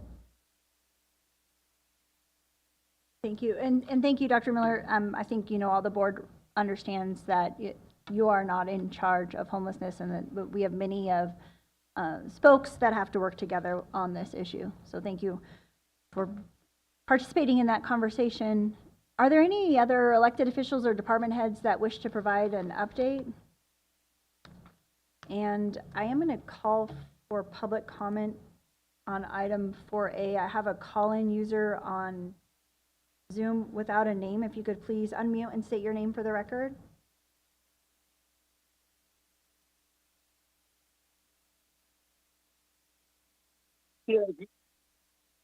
Yeah, good morning. Paul Truett with Lear Asset Management. I just wanted to comment this morning on the issue of homelessness. Sheriff Kendall had a really good point, and a lot of it that we deal with, I deal with transients on various locations in the county and all over California. But the biggest thing we're dealing with right now is narcotics, and I believe that if we start addressing the narcotics in a more demonstrative way, I think that that's going to eliminate a lot of the homelessness, because a lot of the homelessness issues are directly a result of narcotics and drug trafficking and things that happen because people are in that condition. So I think the town hall meeting is a great idea. I think the town hall meeting should be facilitated where we can get that together and put together these ideas. And I think there's been a lot of good ideas today that have been represented. But Proposition 36 is a big one. So we advocate re-implementing that proposition and having a town hall meeting. Thank you. Thank you. Anna Marie Steinberg. Hi, this is Anna Marie Stenberg.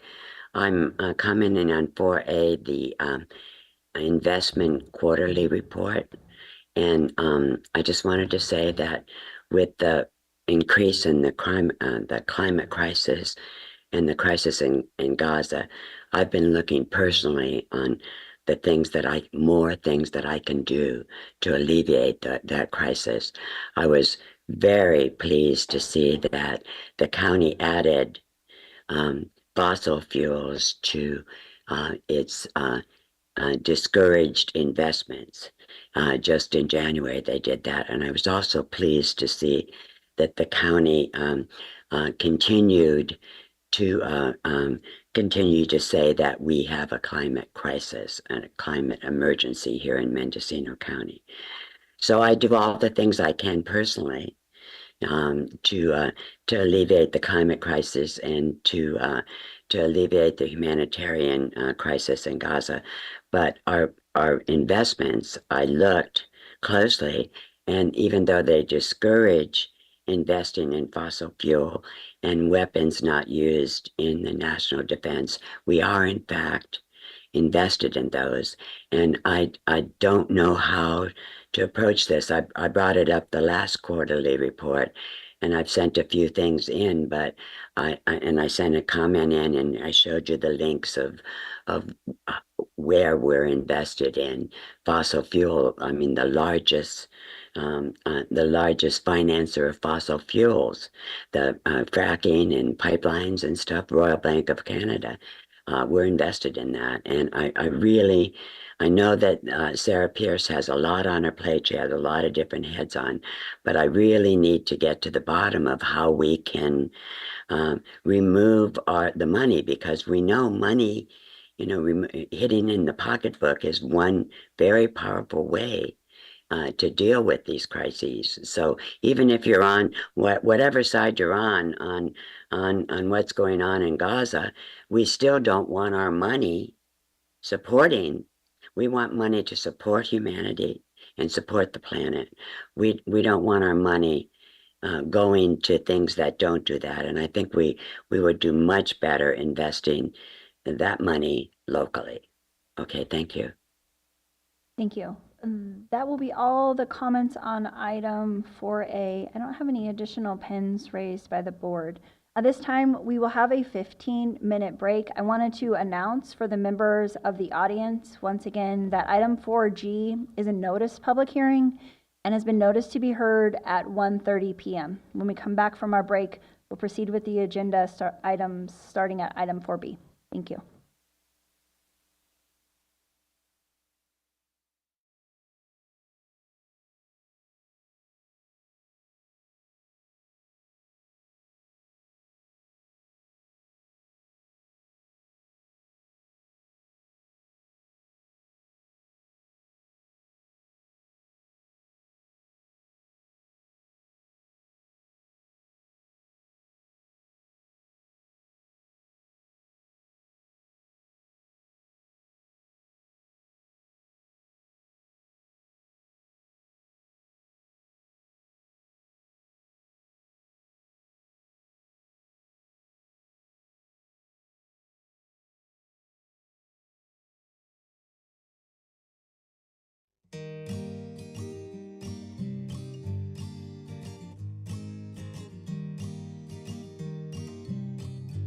She has made me feel like I'm important and I can go at my own pace, and that's all you need sometimes when you're feeling like you got nobody.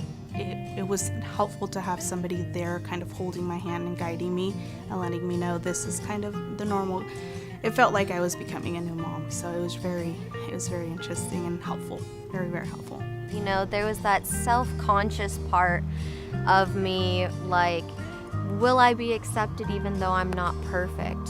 What I like the most is that she really listens. The support that she gives me is special because she does it with love, and it's just natural, you know. That's all I could say. It just feels like somebody that I've known since I was little.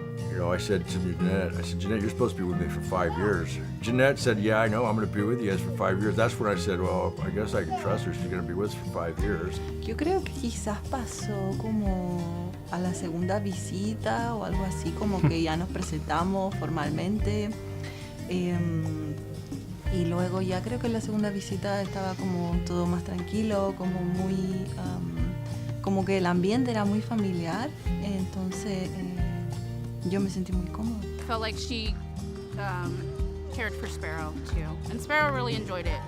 Yeah, she knew when Gabby came we were going to be making something or learning something, and she'd instantly start digging through Gabby's bags to find out what activity we were going to do.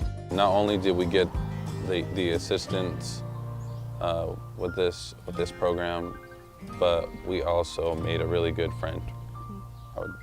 I'm happy to call Gabby our friend. I think the relationship that we've built has been just, she's a part of the family.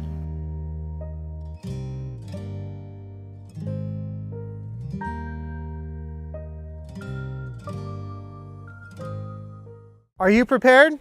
We're the Office of Emergency Services, and we're committed to providing the most up-to-date and accurate information so that you and your family can stay safe during an emergency. Visit mendoready.org. It's our one-stop shop for emergency information. You can sign up for emergency alerts, find your pre-established evacuation zone on our current emergencies map, and find hazard and preparedness information. Imagine you're faced with a disaster such as a wildfire, and you're ordered to evacuate. I'll bet you wish you had more time in that moment. Now's your chance to buy yourself that time. Sign up for Nixle and Mendo Alerts on our website, mendoready.org. Do it today. If you want your family to be as resilient as possible, it's important to take some time today and visit mendoready.org, where you can look up your pre-established evacuation zones on our current emergencies map. You can also find important tools to help maintain your situational awareness, such as the Alert California wildfire cameras and the Caltrans road conditions cameras. We hope you'll take some time today to prepare so that your family can be Mendo ready. Thank you.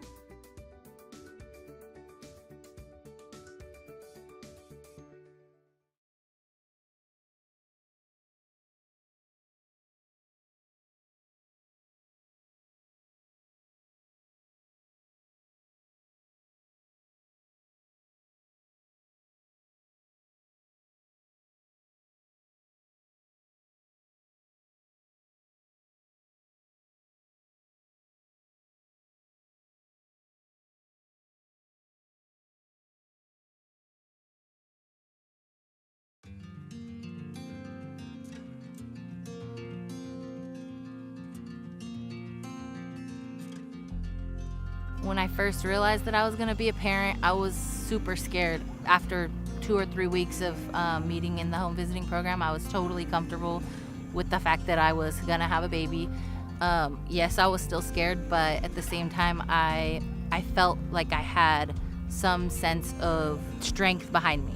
If I didn't have those resources that Jeanette provided me, I think it would be harder now. I got into the program and I realized, like, oh, this is nice. And now look at me, I work at a family resource center with parents and families, all this stuff. I'm so grateful that I got the opportunity to meet my home visitor, because without her, I think that I would be 10 steps behind from where I'm at right now. Pero pues aquí pues ya los enseñan un poquito más cosas que uno no sabía.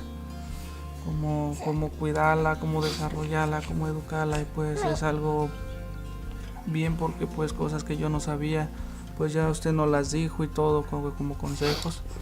Y pues muchas cosas que se aprendieron. I don't know what's normal for a 22-month-old baby or an 18-month-old baby, you know. When we get together, we usually discuss and get some progress made with the baby. It makes me feel comfortable, and I associate my parenting with her, my home visitor, telling me, yeah, this is going great. So it's nice to know where they're at, what stage they're at for every parent, and also to give, again, your children that head start in education. If I had any questions with her, just call her up on the phone. You know, it was very relatable, very personal.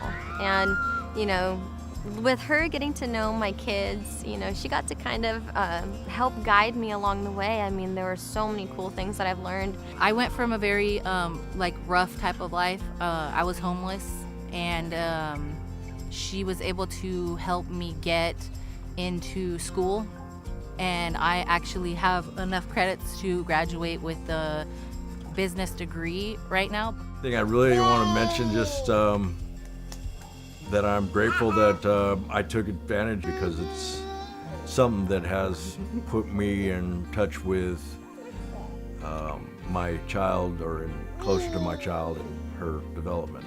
I want other people and parents to know that the home visiting is not something that you should be afraid of. It's actually something that is needed. You know, because she's not just here for her, she's here to help with all of it. She helped me create a safe space where I feel comfortable enough to ask for help. Don't be afraid to take that step. Like, don't be afraid to get help. It's always okay to have extra support. I would say, give it a try. You got nothing to lose. It's free. There's some perks, you know. They've got some great resources. Personally, I think everybody could benefit from the home visiting programs.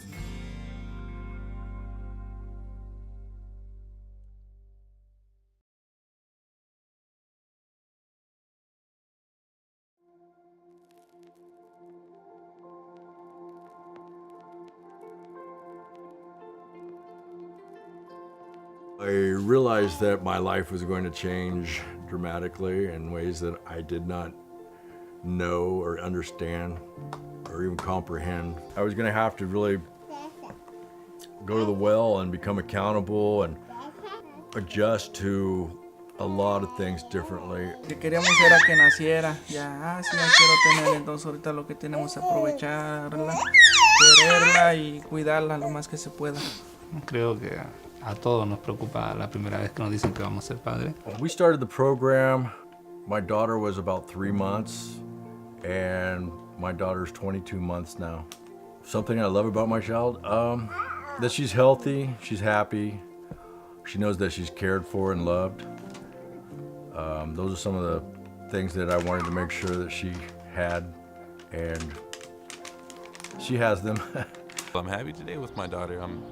She's the greatest thing in my life, and I'm glad to wake up and see her, and everything I do it for her.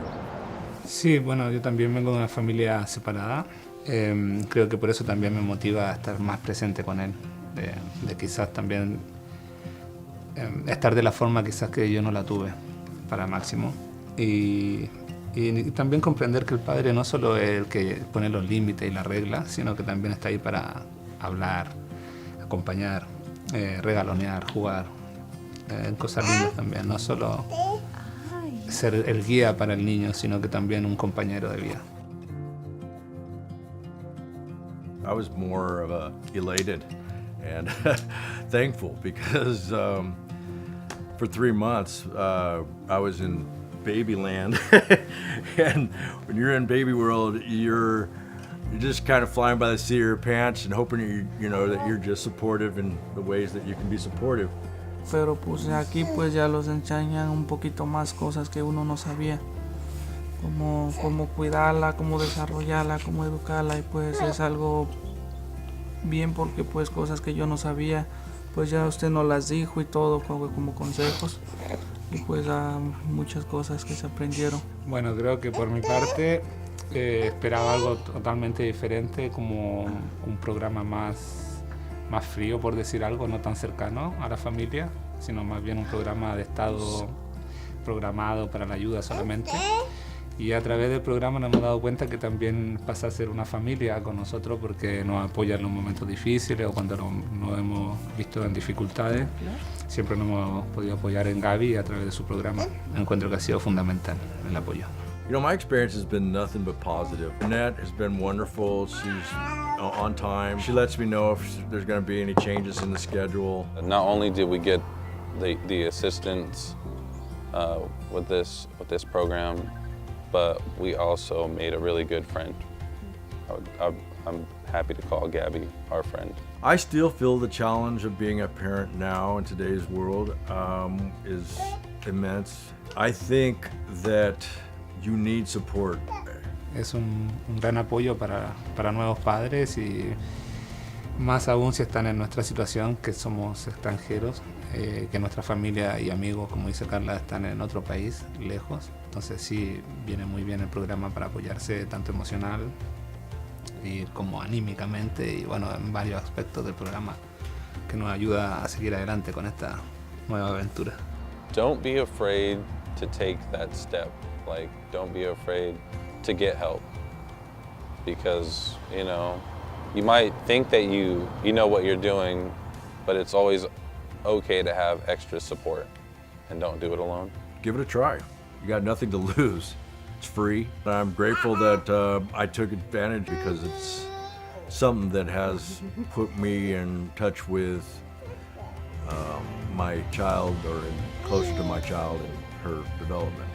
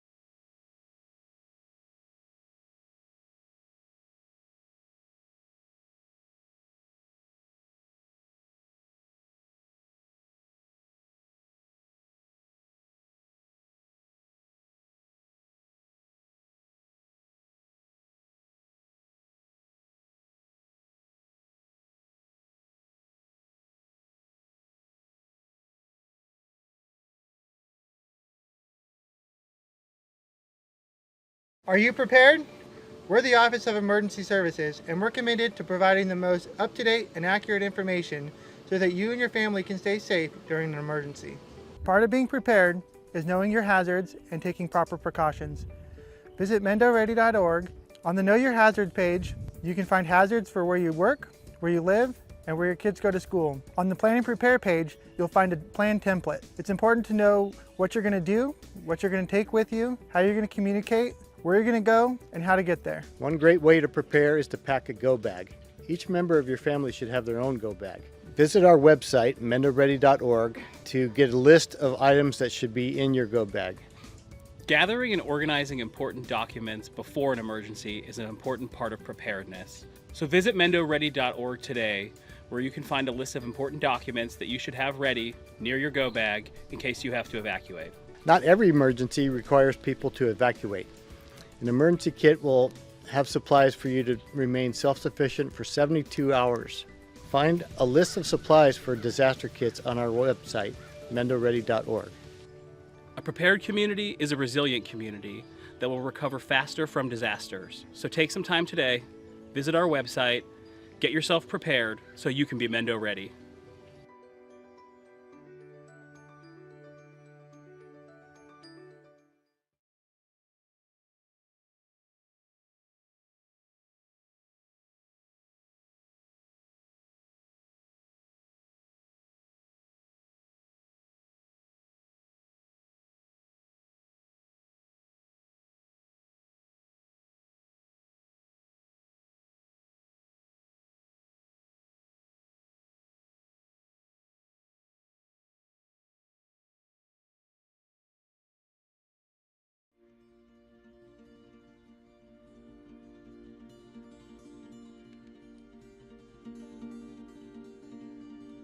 Personally, I think everybody could benefit from the home visiting programs. I think that as a parent now, I'm grateful for support more than I was before. I filled out that form not knowing what I was doing. I am very, very grateful that I did it because it's really helping me a lot. Bueno, creo que por mi parte esperaba algo totalmente diferente, como un programa más frío, por decir algo, no tan cercano a la familia. Y a través del programa nos hemos dado cuenta que también pasa a ser una familia con nosotros porque nos apoya en los momentos difíciles o cuando nos hemos visto en dificultades. Well, I was a new mom and I had no experience taking care of a newborn. There isn't like a book on how to raise a kid. Board of Supervisors meeting back to order. We are on item 4B, discussion and possible action, including approval of execution of Inland Water Power Commission joint prosecution and common interest agreement regarding PG&E's surrender and transfer of Potter Valley project. The sponsors are Supervisor McGordy and County Council. Sure, I'll lead off, and then if there's questions, we'll let County Council answer it. So basically, we're involved in negotiations with the Eel River Project Authority, of which the Mendocino Inland Water Power Commission, which is a JPA, is involved, which means that Mendocino County Water Agency is involved, which basically is our board. And what all this language says here basically is that there will be closed session information that's privileged and confidential that will happen in negotiations as we go through PG&E developing their decommission plan, and the opportunity for the Eel River Project Authority to possibly share some of the events that are happening, such as the fact that they have to create probably cofferdams as they remove Van Arsdale and a new diversion facility is built. This would allow discussion between any of the principals of these different JPAs on privileged and confidential information to be shared with not only the members themselves, but also staff and technical people who are involved. And that's what this allows. Did I get it right, Counselor? County Council Scott?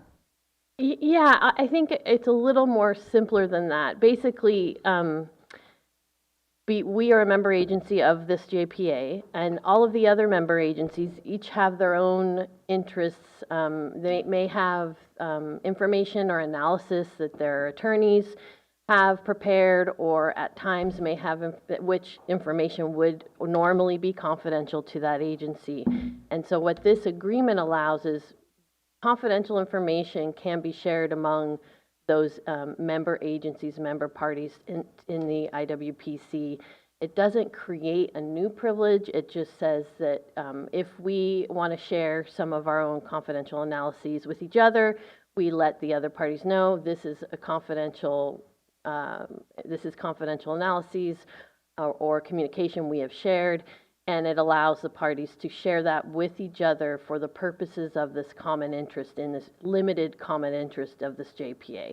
And so it doesn't require the sharing of any information, it just provides the opportunity to do so, and without waiving those privileges. And so it also not only does it not require the sharing of information, it doesn't create a privilege or make anything that would otherwise be public confidential. And in the event any of our agencies received a subpoena or a Public Records Act request or anything that might highlight information, we would advise the other member agencies, we think this may implicate confidential information you have shared. We analyze it carefully and make sure if we have any obligation to release information that we've at least notified the other parties to give them an opportunity to weigh in or take any actions they need if they feel our analysis of whether we can release that information is valid or not. It's again not, I know it looks to be somewhat long, but really it's a fairly straightforward agreement. You see in many, most JPA situations that involve multiple agencies. And I'll answer any other questions you have. Thank you. Supervisor Hashik, I'm not sure if you have a question or comment. Well, a comment. Thank you, Chair.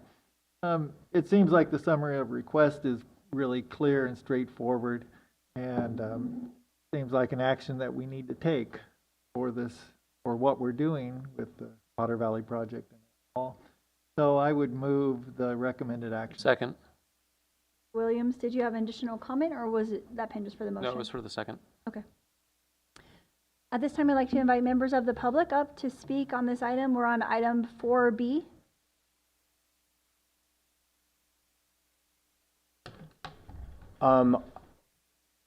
I've looked at the language of this, and to me, it reflects something that I saw earlier, about 6 months to a year ago, where the agencies met in Sonoma County and decided to bring their attorneys with them to all of the meetings so that negotiations about the Potter Valley project could essentially, or should I say the Eel River diversion to the Potter Valley project, could all take place in closed session. Wisely, the Sonoma County Board of Supervisors, representative to that, whatever it was called, the consortium. It's had so many different names and structures over the past couple of years that it's hard for me to keep track of it. The Sonoma County Board of Supervisors representative said, no, we're not going to create a wide exception to the Brown Act. In particular here, the idea that each of these agencies is going to let the other know what their analysis is of confidentiality is a way of creating a set of privileges. Like I think every entity within this within this agreement needs to come to their own decision about whether the information really is public information. That this sets up, I think, an obligation among the agencies to pay attention to the other people's analysis. In fact, to me, this looks like a generalized way of circumventing the Brown Act. And I'll just... Can you please state your name for the record? Yep. And I believe that Supervisor Jurdy has a question for you. Bruce Hillbach-Barger. Thank you. Did you have a question for the speaker? Or? I'm sorry, I wanted to direct a question to County. Okay. Okay. Thank you. So maybe County Council can answer this question. And I don't know if this is the question that was being asked by the speaker, but I presume that if information was conveyed by some third party to the Board of Supervisors in closed session and it was appropriate for closed session, that it would, that role of the County Council would be to say this is not appropriate for closed session. So maybe you could just kind of go through the role of County Council and what I would think would be a gatekeeper into making sure that what's discussed in closed session is only appropriate to closed session.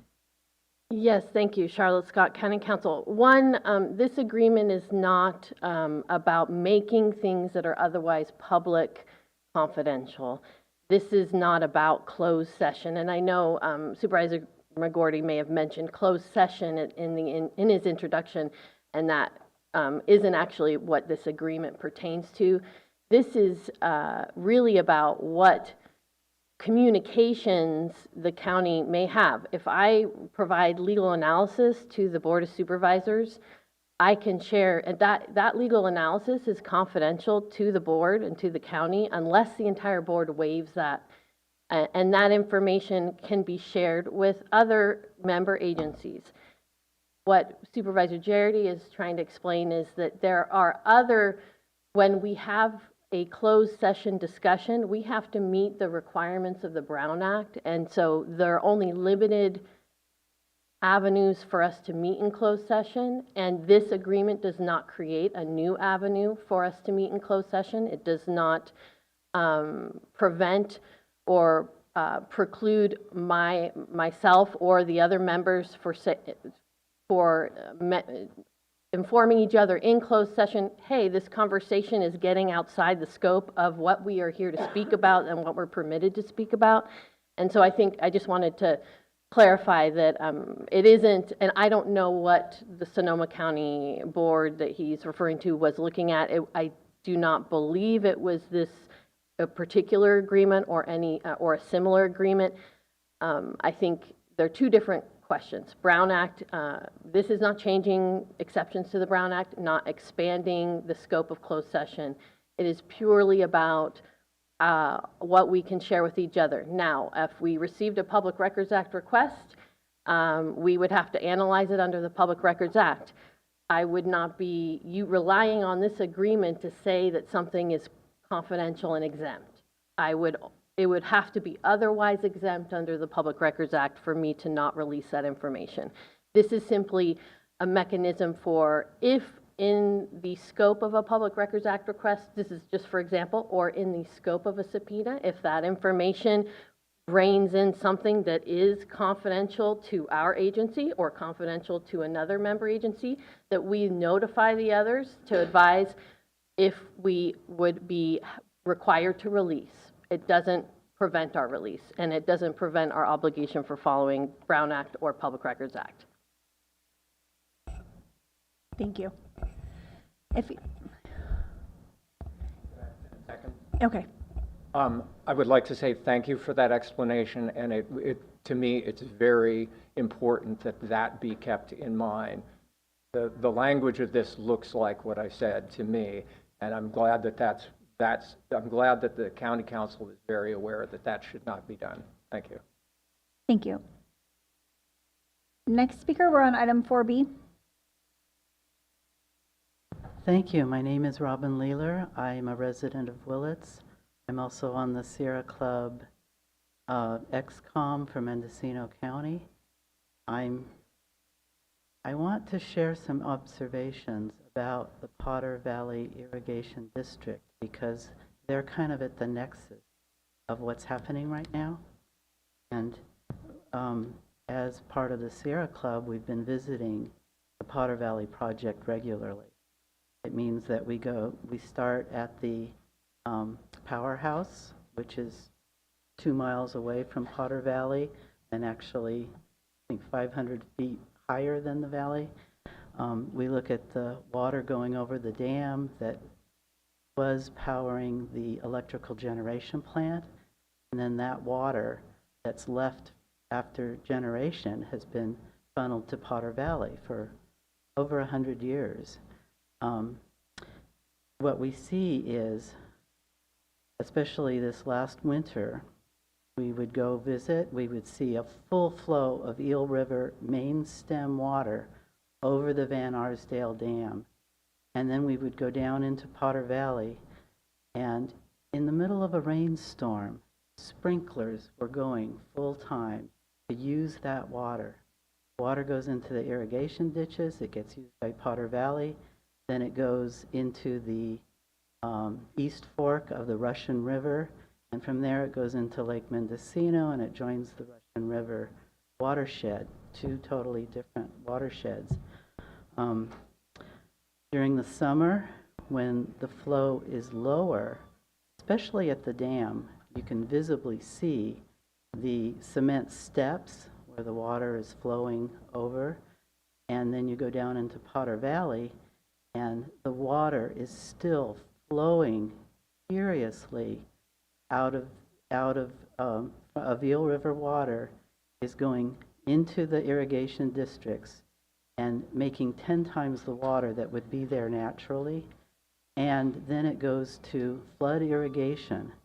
During the summer, when the fish are most endangered, the Potter Valley Irrigation District is allowing and encouraging a huge use of water that is killing the fish. I've swum at the base of the dam when there were still salmon species going through the Eel River, and this is the main stem of the eel. It starts a 150-mile watershed that goes all the way to Humboldt Bay. Am I already at 3 minutes? May I have a little time to finish my... Well, we're specifically discussing the agreement, and so I'm not sure if you had a very brief comment about the agreement. I do. I'm very worried about making any kind of agreement with the Powder Valley Irrigation District that involves the Powder Valley Irrigation District and Sonoma County water users who are trying to take more and more water at the risk of our entire watershed environment. Okay, thank you for your comments. Are there any other members of the audience in person or on Zoom that wish to speak to item 4B?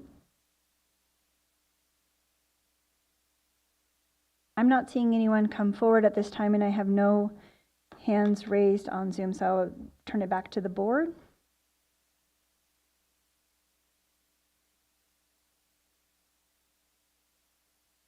No additional comments? Okay, vote by the button.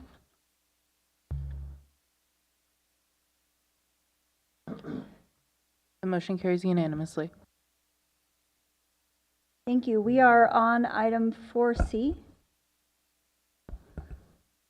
A notice public hearing, discussion, and possible action including authorization of the County of Mendocino to submit an application to the USDA Rural Development Community Facilities Program Disaster Repair Grant. If you could please come forward. Clerk, has proper notice been established? Proper notice has been established and all correspondence received has been sent to the board. Thank you. First, we'll start with a staff presentation, have board questions, and then open the public input, public comment period. Good morning, Board. Chair Mulheron, CEO Antle, County Counsel Scott, Kelly Hansen, Executive Office Grants Unit. The USDA Rural Development Community Facilities Program Disaster Repair Grants is designed to repair rural community facilities damaged in incidents such as the 22-23 winter storms during DR 4683 and DR 4699. Mendocino County experienced severe winter storms conditions that caused numerous trees to fall during high winds, heavy rains, and unprecedented snowfall. This resulted in hundreds of trees blocking the county's 1,015 miles of maintained roads.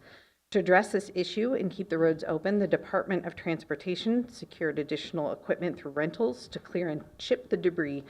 In preparation for future severe weather events, this project would purchase 2 portable wood chippers with USDA grant funds to be placed at the Department of Transportation's Covelo and Point Arena yards, helping with accessibility of some of the most remote communities in the county and reduce delays in opening critical roads during severe storms or other disasters. Thank you. Supervisor Hashek? Well, I think this is a critical grant and that we need it, and we've seen the damage from these storms, so I appreciate the staff's work on this, and I'll move approval. Second. Thank you for that. I have Supervisor Jordy and Supervisor McGordy. Yeah, so I want to thank you for preparing the grant application. This is good work. I had a question. Is there any limitation on the grant funding source so that only county DOT employees can ever use the equipment, or if the county at some future point want to have an arrangement with a nonprofit or some other group for some other, maybe not during storm season, let's say, to use some of the equipment, would that be allowed under the use of the terms of the grant? I'm not aware of any particular limitations from the USDA directly. This particular grant was specifically for these 2 declared presidential disasters and for repair caused by the storms. So it had to be tied to specific problems, which were mostly at this stage that needed remedy were regarding clearing the roads, talking with DOT and being prepared for that. So we would need to discuss with DOT future use of the equipment. Just thinking there could be a circumstance where there might be a nonprofit in the county that the county might want to partner with. And, again, maybe not during winter storm season, different time of the year. And perhaps this equipment could be used for benefit both parties, that's all. I believe Howard might be on the line. If the clerk We can check- certainly ask that question and bring it back. Okay, I think it sounds perfectly reasonable. Again, we would want to make sure it wasn't under DOT and it was a limited time frame, but yes. Thank you. It sounds like we'll follow up about that question, Supervisor McGordy? Just thanks to Kelly and the economic development team. We met with USDA rural, what's their official name? Rural development. Rural development. So we met with them, and this is very fast action, and I appreciate you seizing the initiative and hope that we're able to utilize USDA grants more for some of the needs that we have in our county. There's both grants and loans. So this may be a solution for some of the problems we have sometimes for finding money, and you're doing your job. Thank you. Thank you. Are there any members of the public in the room that wish to come forward to comment on item 4C, or any members of the public on Zoom that wish to comment? I have no hands raised on Zoom, and I have no members of the public in the room. So with that, I'll close the public hearing and call for a vote.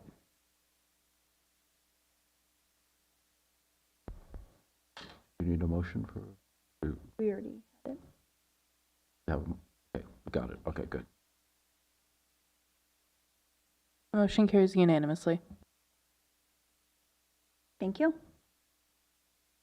If you could bear with me while we work through just some timing issues, I do want to move on to item 4D, and 4E relates to it. So item 4D is approval of a resolution regarding utilization of Measure B funds to facilitate construction of the behavioral health wing of the Mendocino County Jail, with commitment to replenish Measure B funds with interest of 2.5%.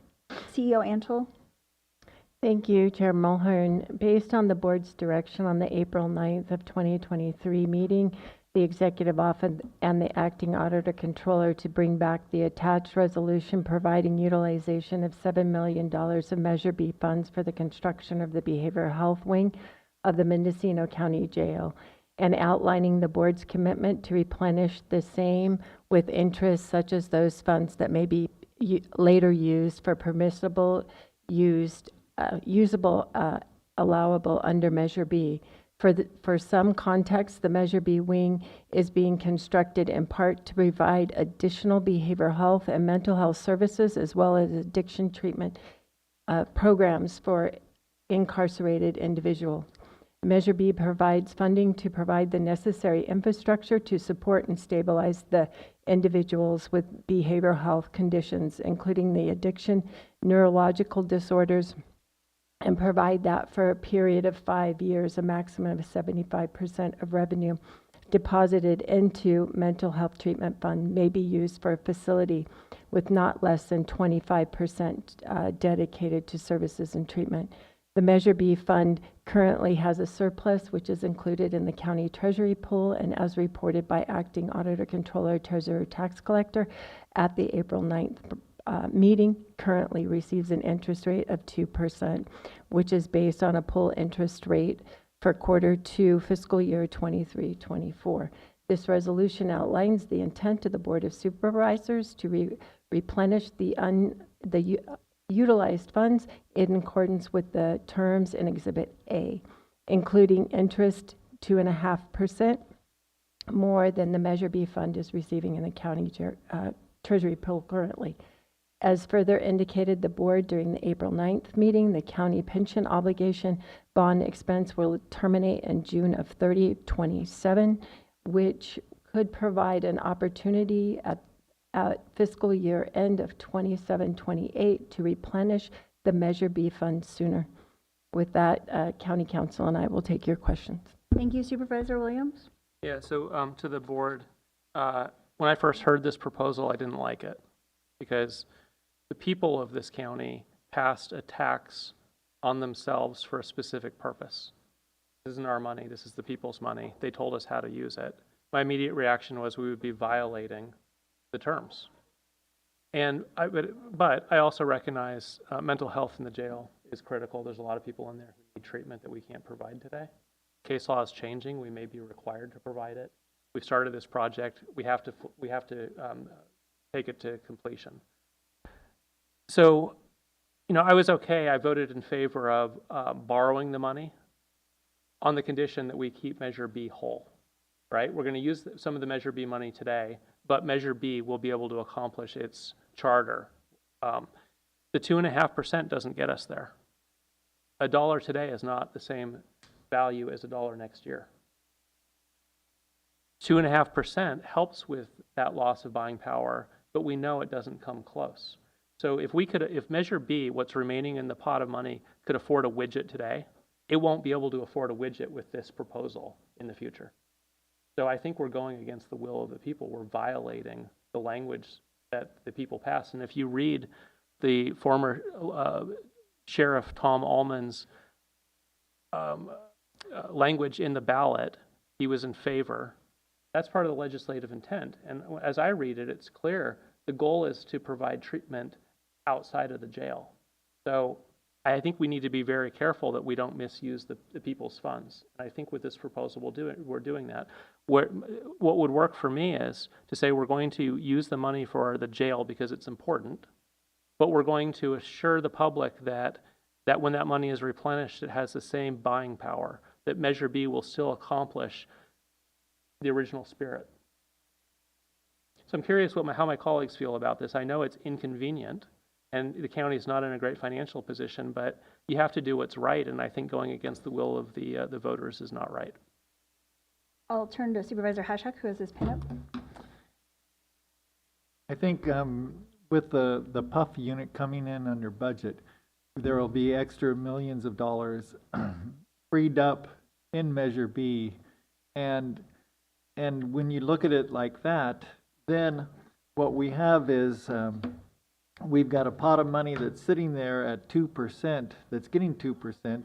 So, I think that the latest cost of living increase was like 2.9% or something in the United States. And to say that we have to bring it whole, then that would mean that all the money in Measure B, because it's invested at 2%, would have to be made whole. But I think that the good thing is that we're doing something. When we agreed to this plan before, it was using 2.5%, which was being kind of generous, in quotes, to the Measure B funds. And we don't have a plan right now to even use that extra money that will be generated from the PUF not coming in or coming in under budget. And so I don't have a problem with this as is. And I think it is going along with the will of the people. I would move recommended action.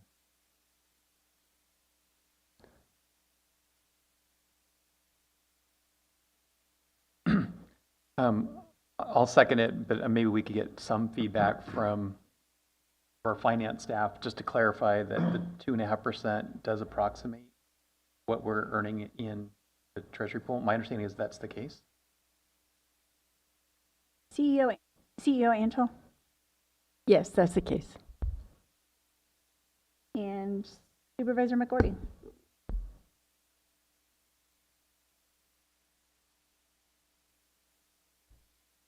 So we were kind of dealt a bad hand on this because of the delays and construction, so we're trying to deal with it as best we can. And there's two parts. So first part is we are working to help people with mental health issues. They happen to be incarcerated.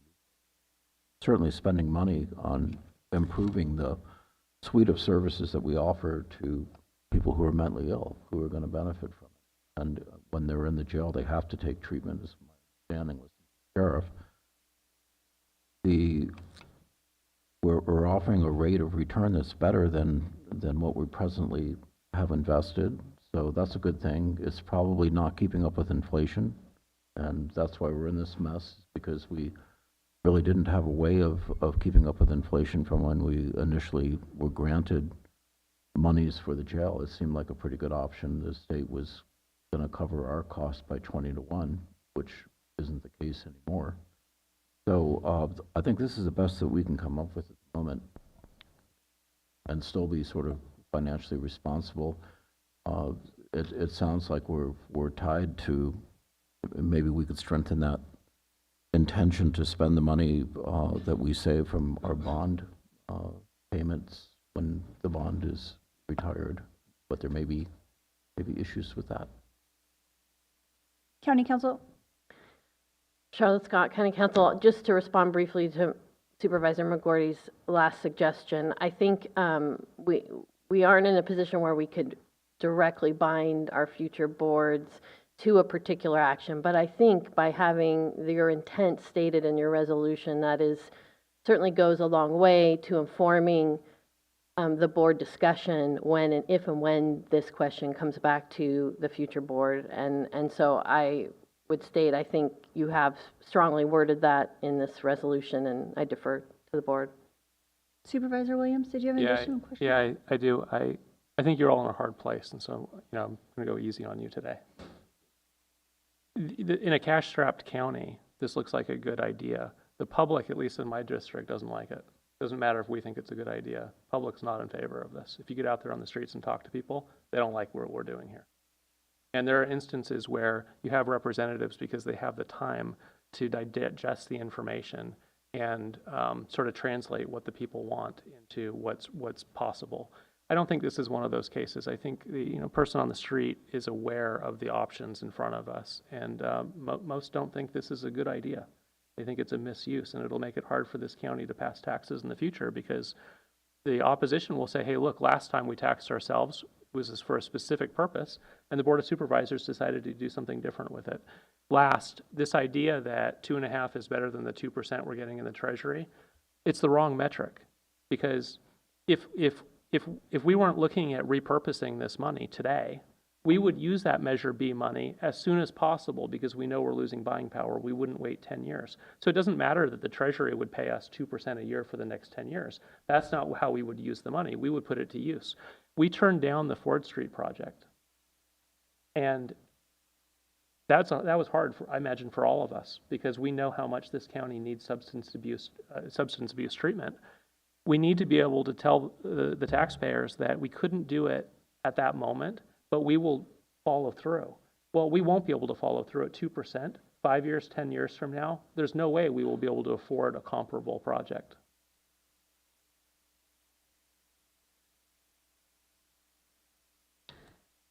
Behavioral health encompasses a lot more than just specialty mental health.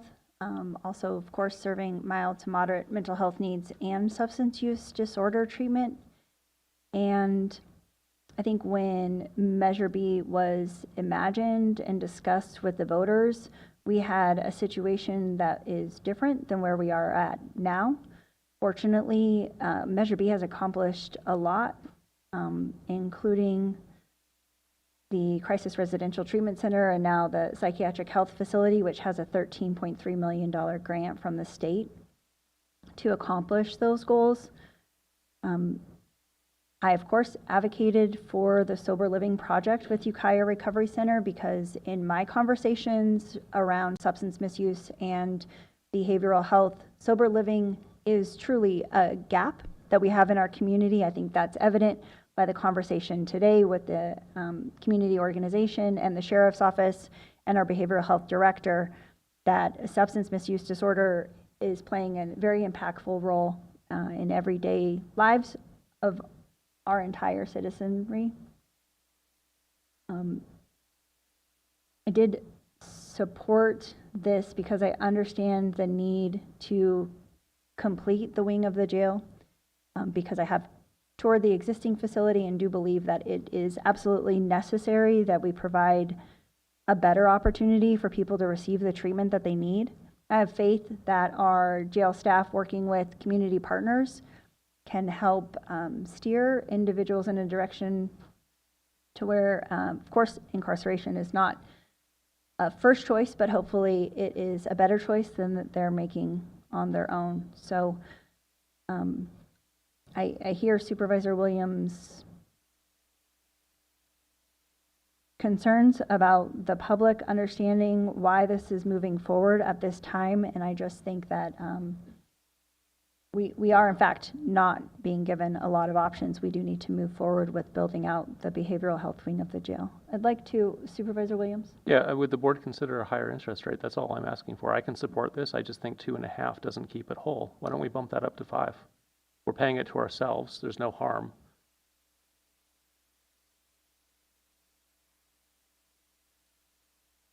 I'd like to open the item up for public comment.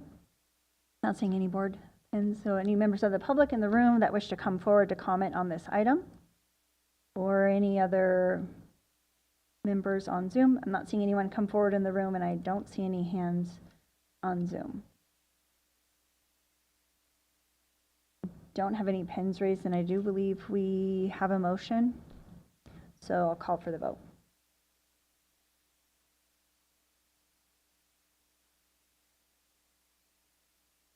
The motion carries with Supervisor Williams dissenting. Move on to item 4E, discussion of possible action including approval of appropriation transfer of funds from Fund 1224 to Fund 1300 in the amount of $7,000. CEO Antle, are you presenting on this item? Yes, this is movement of the Measure B of $7 million from its current line item and budget to the CI budget unit, so we can move forward with the expenditures and paying the expenses of the jail. Thank you. Supervisor Williams, did you have a question? I'm going, we can say friends. I'm going to vote no on this because the public in the 5th District does not support it. Are there any members of the public in the room that wish to come forward and speak on this item? And any members of the public on Zoom that wish to speak? Seeing none, I'd invite a motion. Supervisor Hashek? Well, I'll move the recommended action, and, you know, it would be easy to vote no on it, but, you know, we have to do something. We have to fund the jail project. And this is, my understanding is to, you know, there's a cash flow and we needed this money now. So, you know, there aren't any other options really for us. So that's why I'm voting yes. Is there a second? Supervisor McGordy? I'll second, reluctantly, but for all the reasons that Supervisor Williams has outlined. But, you know, we have to do something. We're committed. As I said before, the good news is that people who are mentally ill are going to get treated, and that's important to me. And not everyone is going to qualify to go to the PUF. There will be some people who just simply can't be there, and this offers them a pathway for help. Vote by the button. I called for it.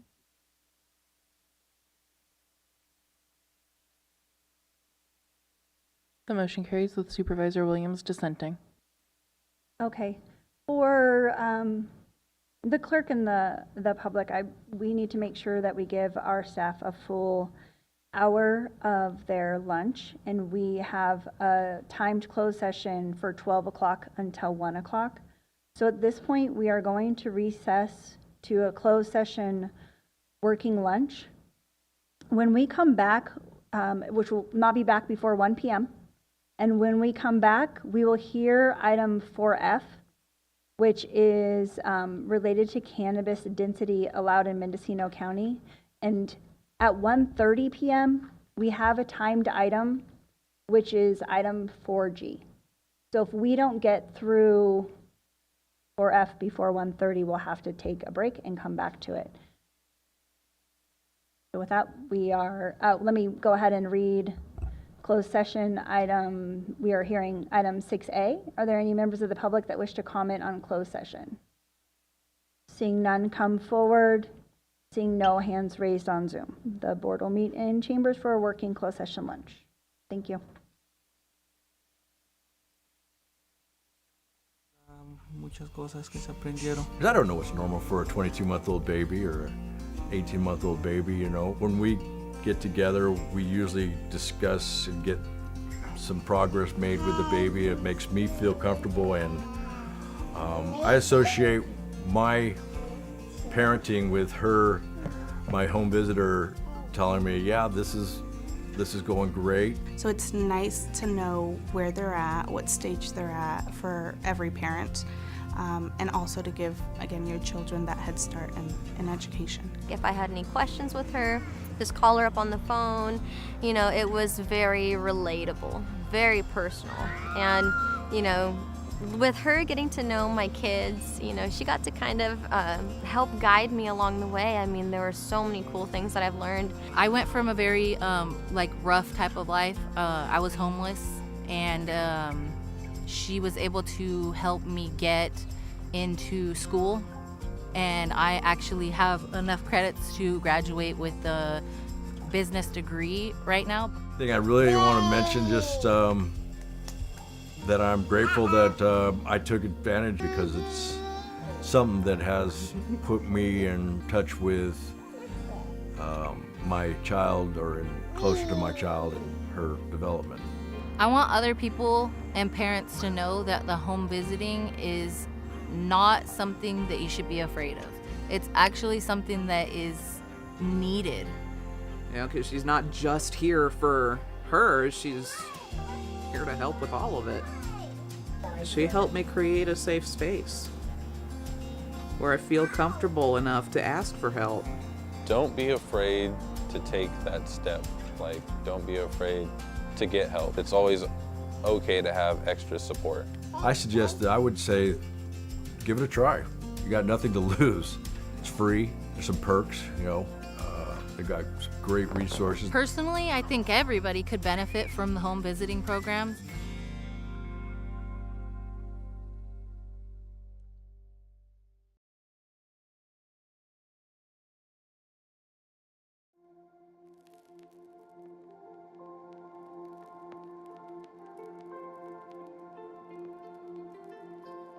I realized that my life was going to change dramatically in ways that I did not know or understand or even comprehend. I was going to have to really go to the well and become accountable and adjust to a lot of things differently. Que queríamos era que naciera, ya quiero tener, entonces ahorita lo que tenemos es aprovecharla, quererla y cuidarla lo más que se pueda.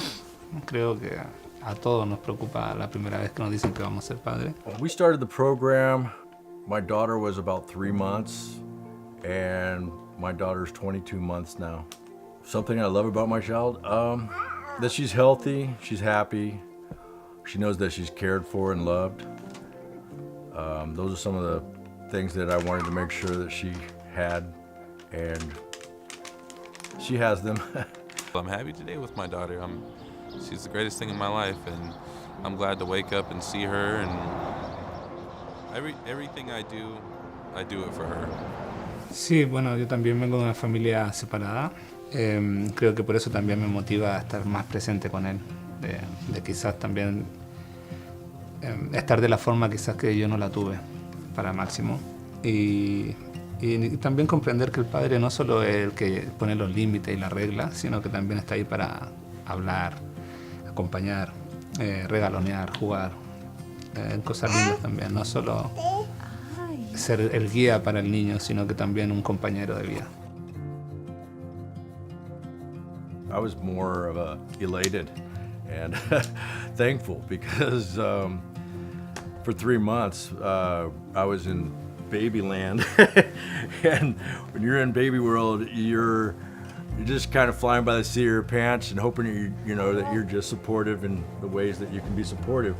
Pero pues aquí pues ya los enseñan un poquito más cosas que uno no sabía, cómo cuidarla, cómo desarrollarla, cómo educarla, y pues es algo bien, porque pues cosas que yo no sabía, pues ya usted nos las dijo y todo como consejos, y pues muchas cosas que se aprendieron. Bueno, creo que por mi parte esperaba algo totalmente diferente, como un programa más frío, por decir algo, no tan cercano a la familia, sino más bien un programa de estado programado para la ayuda solamente. Y a través del programa nos hemos dado cuenta que también pasa a ser una familia con nosotros, porque nos apoya en los momentos difíciles o cuando nos hemos visto en dificultades. Siempre nos hemos podido apoyar en Gaby a través de su programa. Encuentro que ha sido fundamental el apoyo. My experience has been nothing but positive. Annette has been wonderful. She's on time. She lets me know if there's going to be any changes in the schedule. Not only did we get the assistance with this program, but we also made a really good friend. I'm happy to call Gabby our friend. I still feel the challenge of being a parent now in today's world is immense. I think that you need support. Es un gran apoyo para nuevos padres y más aún si están en nuestra situación, que somos extranjeros, que nuestra familia y amigos, como dice Carla, están en otro país, lejos. Entonces sí, viene muy bien el programa para apoyarse tanto emocional y como anímicamente y bueno, en varios aspectos del programa que nos ayuda a seguir adelante con esta nueva aventura. Don't be afraid to take that step. Like, don't be afraid to get help. Because, you know, you might think that you know what you're doing, but it's always okay to have extra support, and don't do it alone. Give it a try. You got nothing to lose. It's free. I'm grateful that I took advantage because it's something that has put me in touch with my child or closer to my child and her development.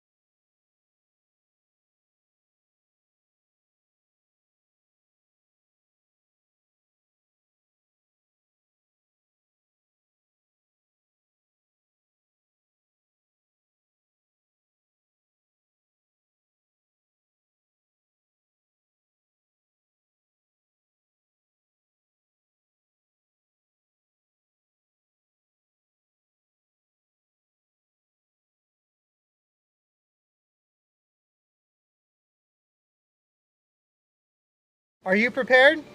We're the Office of Emergency Services, and we're committed to providing the most up-to-date and accurate information so that you and your family can stay safe during an emergency. Part of being prepared is knowing your hazards and taking proper precautions. Visit mendoready.org. On the Know Your Hazards page, you can find hazards for where you work, where you live, and where your kids go to school. On the Plan and Prepare page, you'll find a plan template. It's important to know what you're going to do, what you're going to take with you, how you're going to communicate, where you're going to go, and how to get there. One great way to prepare is to pack a go bag. Each member of your family should have their own go bag. Visit our website, mendoready.org, to get a list of items that should be in your go bag. Gathering and organizing important documents before an emergency is an important part of preparedness. So visit mendoready.org today, where you can find a list of important documents that you should have ready near your go bag in case you have to evacuate. Not every emergency requires people to evacuate. An emergency kit will have supplies for you to remain self-sufficient for 72 hours. Find a list of supplies for disaster kits on our website, mendoready.org. A prepared community is a resilient community that will recover faster from disasters. So take some time today, visit our website, get yourself prepared so you can be Mendo ready.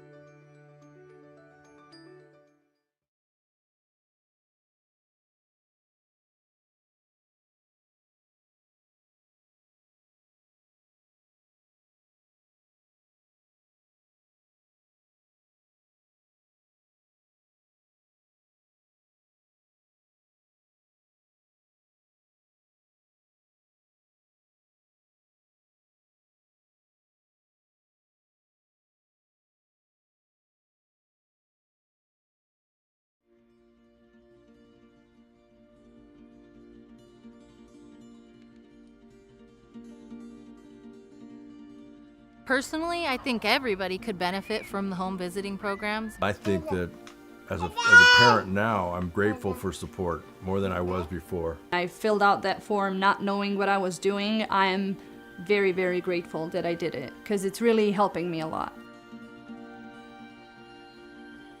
Bueno, creo que por mi parte esperaba algo totalmente diferente, como un programa más más frío, por decir algo, no tan cercano a la familia. Y a través del programa nos hemos dado cuenta que también pasa a ser una familia con nosotros porque nos apoya en los momentos difíciles o cuando nos hemos visto en dificultades. Well, I was a new mom and I had no experience taking care of a newborn. There isn't like a book on how to raise a kid. We come from like a lot of family history of, you know, drugs, violence, alcoholism, so we didn't want our daughter to experience any of that.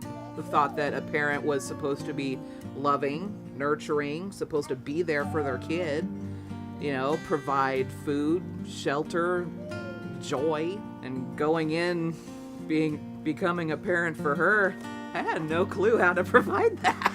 Cómo pensar educarla, ajá. Cómo educar a un hijo y porque pues nosotros nunca es la primera vez que íbamos a ser padres.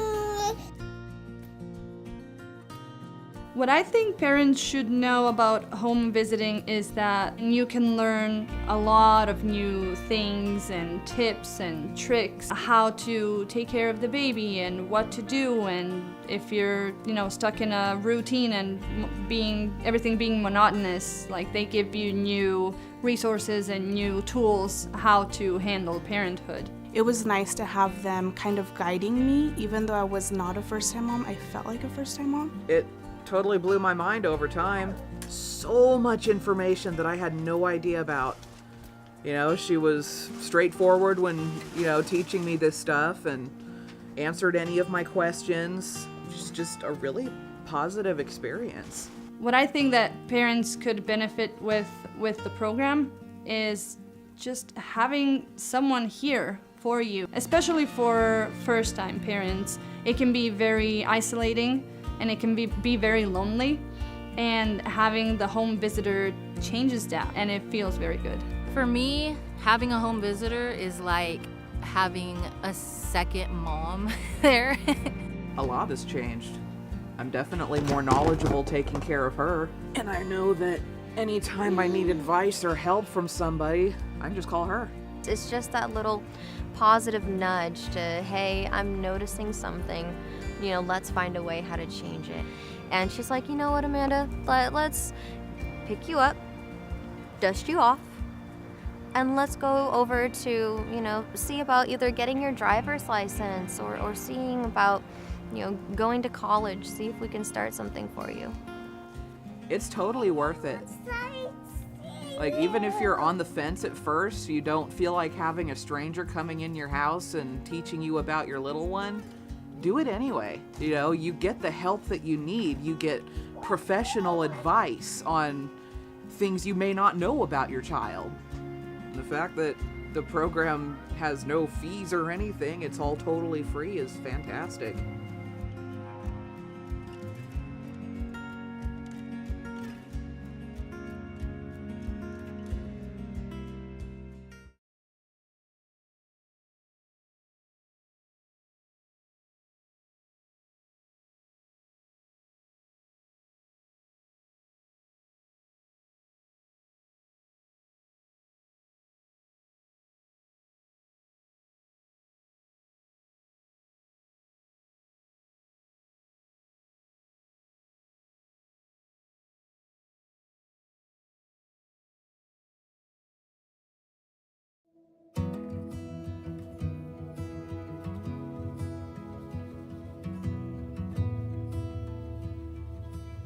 Yo creo que si conozco a alguien que está próxima a ser mamá, lo primero que haría sería recomendarle el programa porque te entrega mucho apoyo, mucha información y más que nada como apoyo emocional, una guía, te da una visión diferente de cómo es ser papá aquí, quizás en este país. Y así pues es algo, un bonito programa, porque pues es buena persona la señora y los ha atendido muy bien.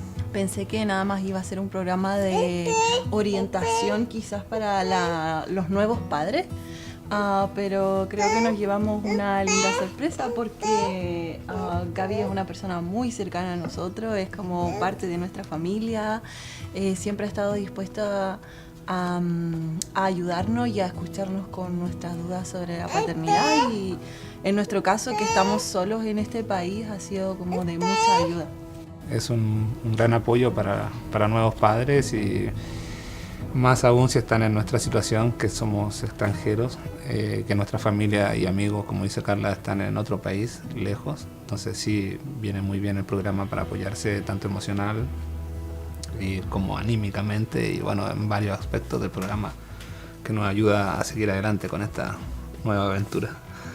Te ayuda como a ver los distintos recursos que tiene la comunidad para nuevos papás, entonces creo que es de gran ayuda. No queda mucho que agregar, pero lo veo de la misma forma. Que hemos aprendido algunas cosas aquí y pues los han ayudado, como este programa los ha ayudado para seguir creciendo a la bebé, como con buenos consejos y así.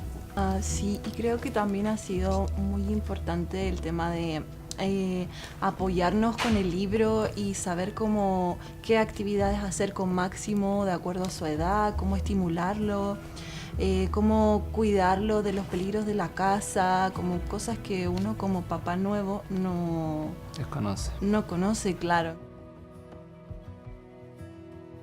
Pues a mí me gustaría que lo siguiéramos visitando aquí en la biblioteca de Covelo. Está tranquilo, muy bonito aquí. Cuando no nos podemos reunir, nos comunicamos por Zoom o una llamada telefónica o por texto. Donde nos visite, porque ha sido nuestra casa, a veces nosotros vamos a Willits y puede ser en el parque. Gaby llega, hacemos un resumen de cómo ha ido nuestra semana o qué hemos hecho de nuevo, cómo va el trabajo. Luego hacemos las actividades del libro, vemos si podemos hacer un juguetito nuevo para Máximo, a veces ella lo evalúa, cómo está su sentido motriz, qué ha aprendido de nuevo, nuevas palabras, y jugamos un ratito y conversamos. A mí personalmente también me ayudó mucho a obtener mi licencia a conducir, que era un objetivo que teníamos en cuanto a la familia, sí, para poder estar tranquilos, así que encuentro que ha sido fundamental el apoyo.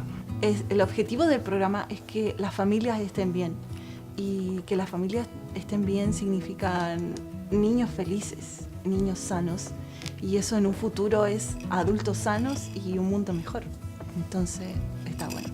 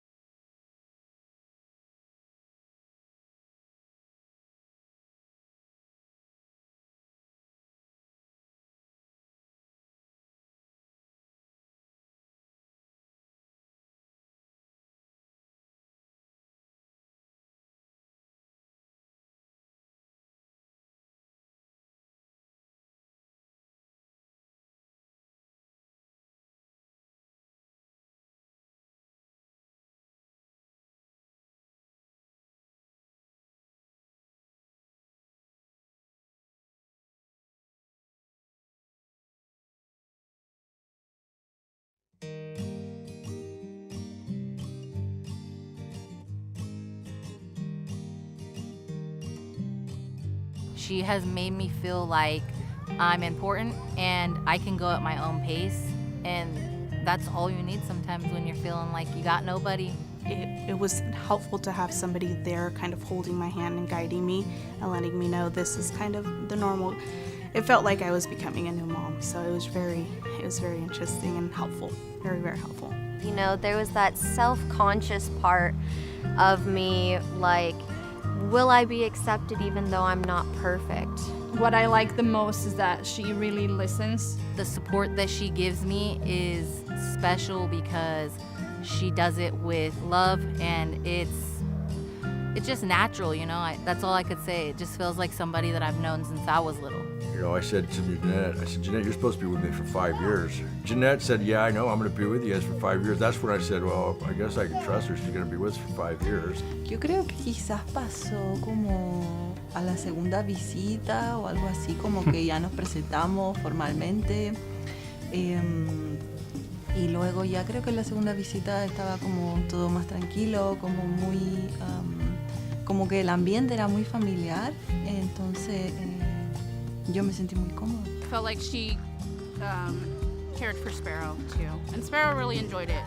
Yeah, she knew when Gabby came we were going to be making something or learning something, and she'd instantly start digging through Gabby's bags to find out what activity we were going to do.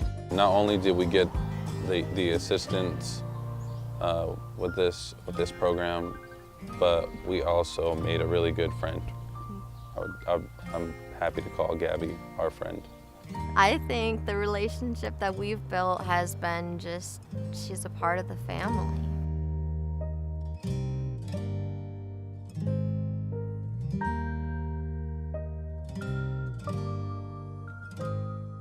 Are you prepared? We're the Office of Emergency Services, and we're committed to providing the most up-to-date and accurate information so that you and your family can stay safe during an emergency. Visit MendoReady.org. It's our one-stop shop for emergency information. You can sign up for emergency alerts, find your pre-established evacuation zone on our current emergencies map, and find hazard and preparedness information.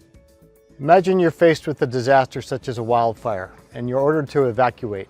I'll bet you wish you had more time in that moment. Now's your chance to buy yourself that time. Sign up for Nixle and Mendo Alerts on our website, MendoReady.org. Do it today. If you want your family to be as resilient as possible, it's important to take some time today and visit MendoReady.org, where you can look up your pre-established evacuation zones on our current emergencies map. You can also find important tools to help maintain your situational awareness, such as the Alert California wildfire cameras and the Caltrans road conditions cameras. We hope you'll take some time today to prepare so that your family can be Mendo ready. Thank you.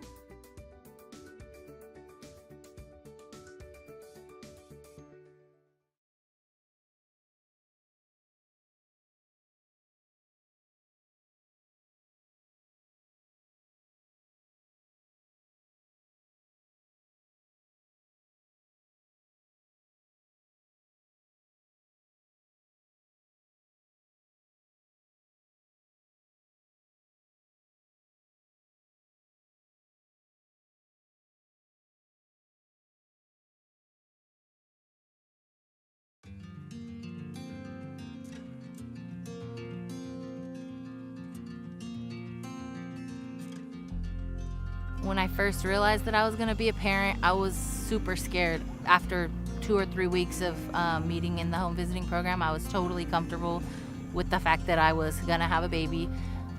Yes, I was still scared, but at the same time, I felt like I had some sense of strength behind me. If I didn't have those resources that Jeanette provided me, I think it would be harder now. I got into the program and I realized, like, oh, this is nice. And now look at me, I work at a family resource center with parents and families, all this stuff. I'm so grateful that I got the opportunity to meet my home visitor, because without her, I think that I would be 10 steps behind from where I'm at right now. Pero pues aquí pues ya los enseñan un poquito más cosas que uno no sabía.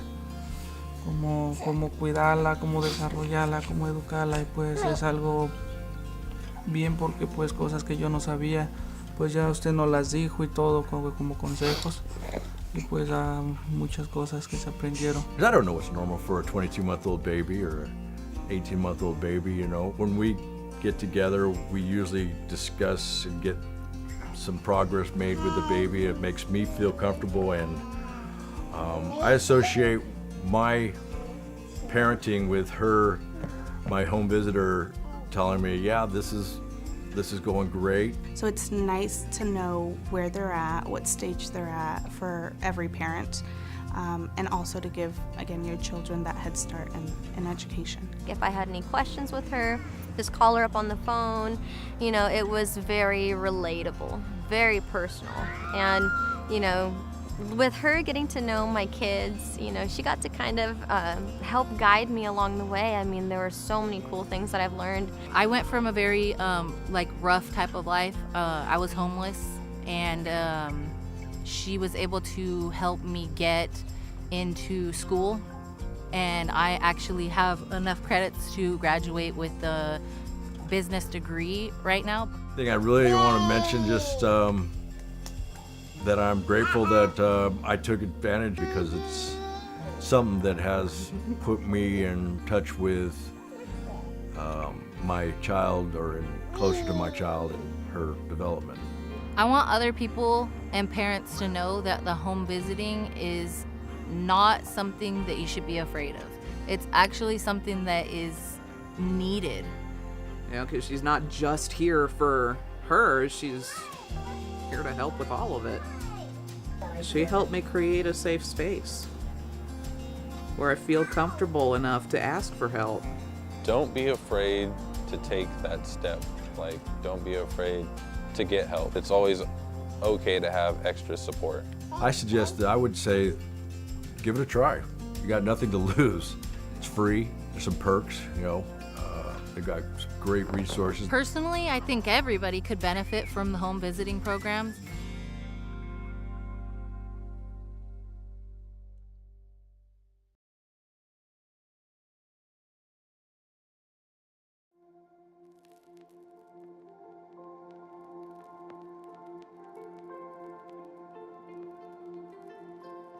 I realized that my life was going to change dramatically in ways that I did not know or understand or even comprehend. I was going to have to really go to the well and become accountable and adjust to a lot of things differently. Que queríamos era que naciera, ya, sí, ya quiero tener, entonces ahorita lo que tenemos es aprovecharla, quererla y cuidarla lo más que se pueda.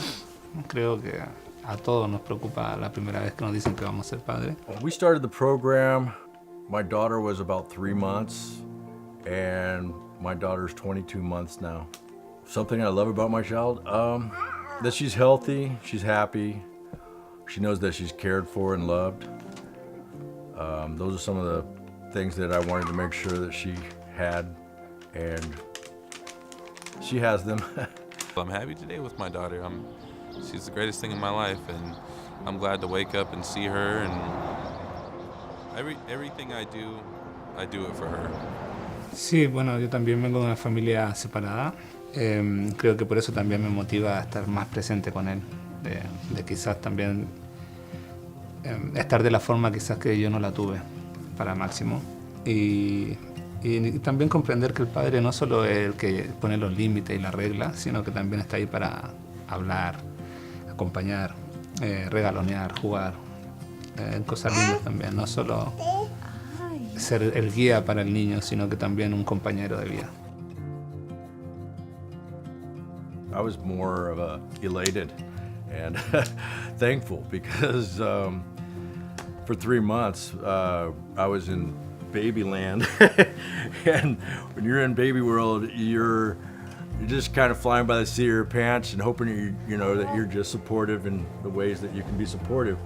Pero pues aquí pues ya los enseñan un poquito más cosas que uno no sabía, como cuidarla, cómo desarrollarla, cómo educarla, y pues es algo bien, porque pues cosas que yo no sabía, pues ya usted nos las dijo y todo como consejos, y pues muchas cosas que se aprendieron. Bueno, creo que por mi parte esperaba algo totalmente diferente, como un programa más frío, por decir algo, no tan cercano a la familia, sino más bien un programa de estado programado para la ayuda solamente.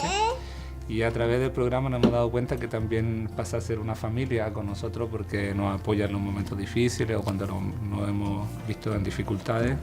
Siempre nos hemos podido apoyar en Gaby a través de su programa. Encuentro que ha sido fundamental el apoyo. You know, my experience has been nothing but positive. Annette has been wonderful. She's on time. She lets me know if there's going to be any changes in the schedule. Not only did we get the assistance with this program, but we also made a really good friend.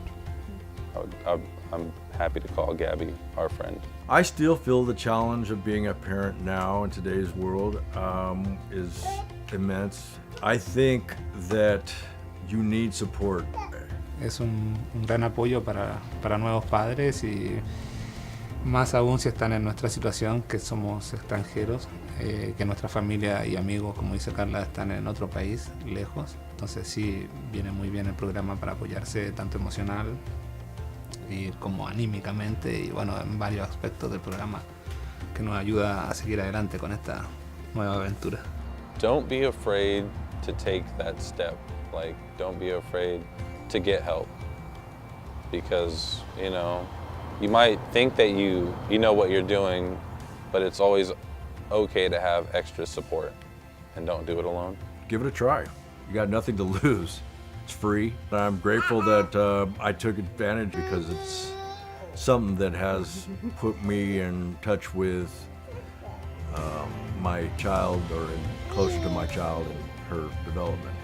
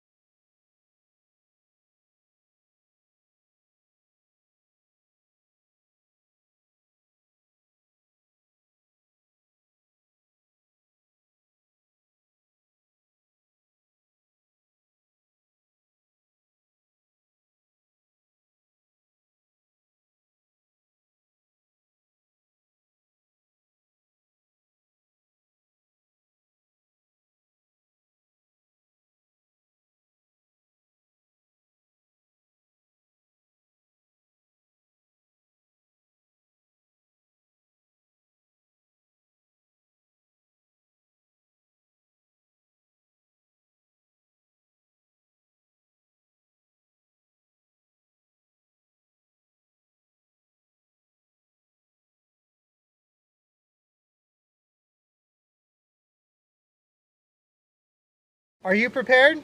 We're the Office of Emergency Services, and we're committed to providing the most up-to-date and accurate information so that you and your family can stay safe during an emergency. Part of being prepared is knowing your hazards and taking proper precautions. Visit mendoready.org. On the Know Your Hazards page, you can find hazards for where you work, where you live, and where your kids go to school. On the Plan and Prepare page, you'll find a plan template. It's important to know what you're going to do, what you're going to take with you, how you're going to communicate, where you're going to go, and how to get there. One great way to prepare is to pack a go bag. Each member of your family should have their own go bag. Visit our website, mendoready.org, to get a list of items that should be in your go bag.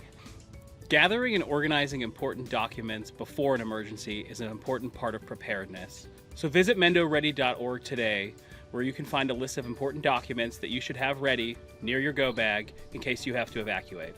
Not every emergency requires people to evacuate. An emergency kit will have supplies for you to remain self-sufficient for 72 hours. Find a list of supplies for disaster kits on our website, mendoready.org. A prepared community is a resilient community that will recover faster from disasters. So take some time today, visit our website, get yourself prepared so you can be Mendo ready.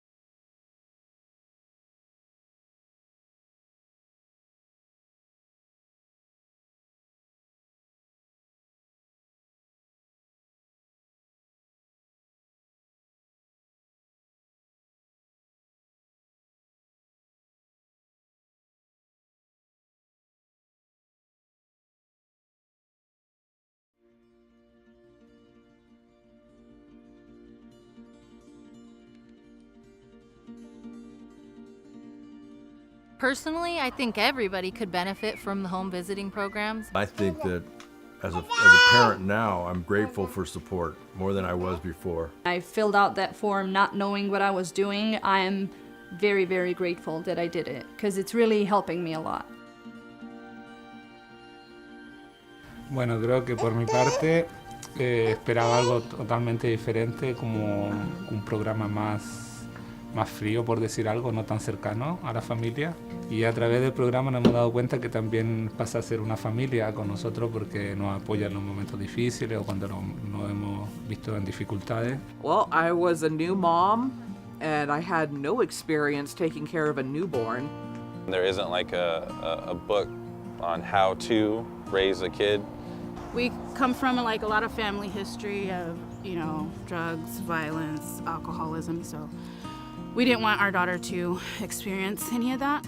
The thought that a parent was supposed to be loving, nurturing, supposed to be there for their kid, you know, provide food, shelter, joy, and going in, becoming a parent for her, I had no clue how to provide that. Cómo pensar educarla, ajá. Cómo educar a un hijo y porque pues nosotros nunca es la primera vez que íbamos a ser padres. What I think parents should know about home visiting is that you can learn a lot of new things and tips and tricks, how to take care of the baby and what to do, and if you're, you know, stuck in a routine and everything being monotonous, like they give you new resources and new tools how to handle parenthood. It was nice to have them kind of guiding me, even though I was not a first-time mom. I felt like a first-time mom. It totally blew my mind over time. So much information that I had no idea about.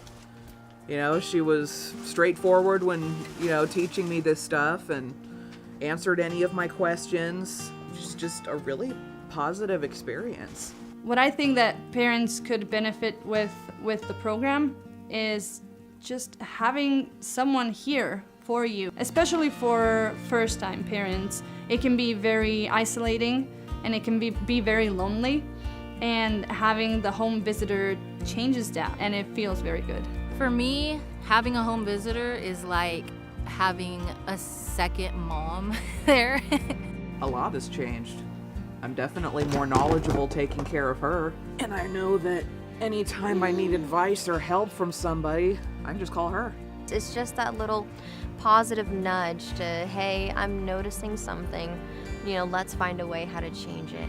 And she's like, you know what, Amanda, let's pick you up, dust you off, and let's go over to, you know, see about either getting your driver's license or seeing about, you know, going to college, see if we can start something for you.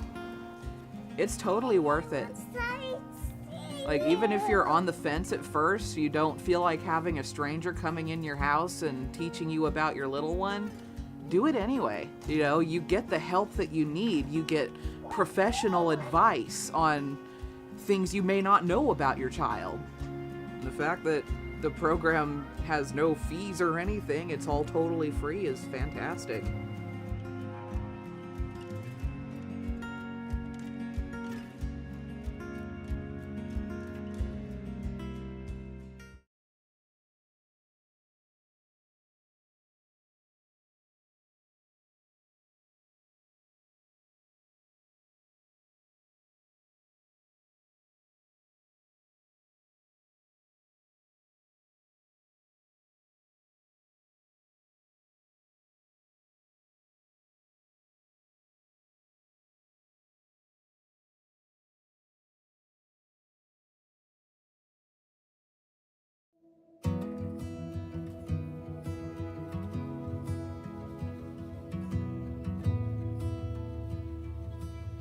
Yo creo que si conozco a alguien que está próxima a ser mamá, lo primero que haría sería recomendarle el programa porque te entrega mucho apoyo, mucha información y más que nada como apoyo emocional, una guía, te da una visión diferente de cómo es ser papá aquí, quizás en este país. Y así pues es algo, un bonito programa, porque pues es buena persona la señora y los ha atendido muy bien.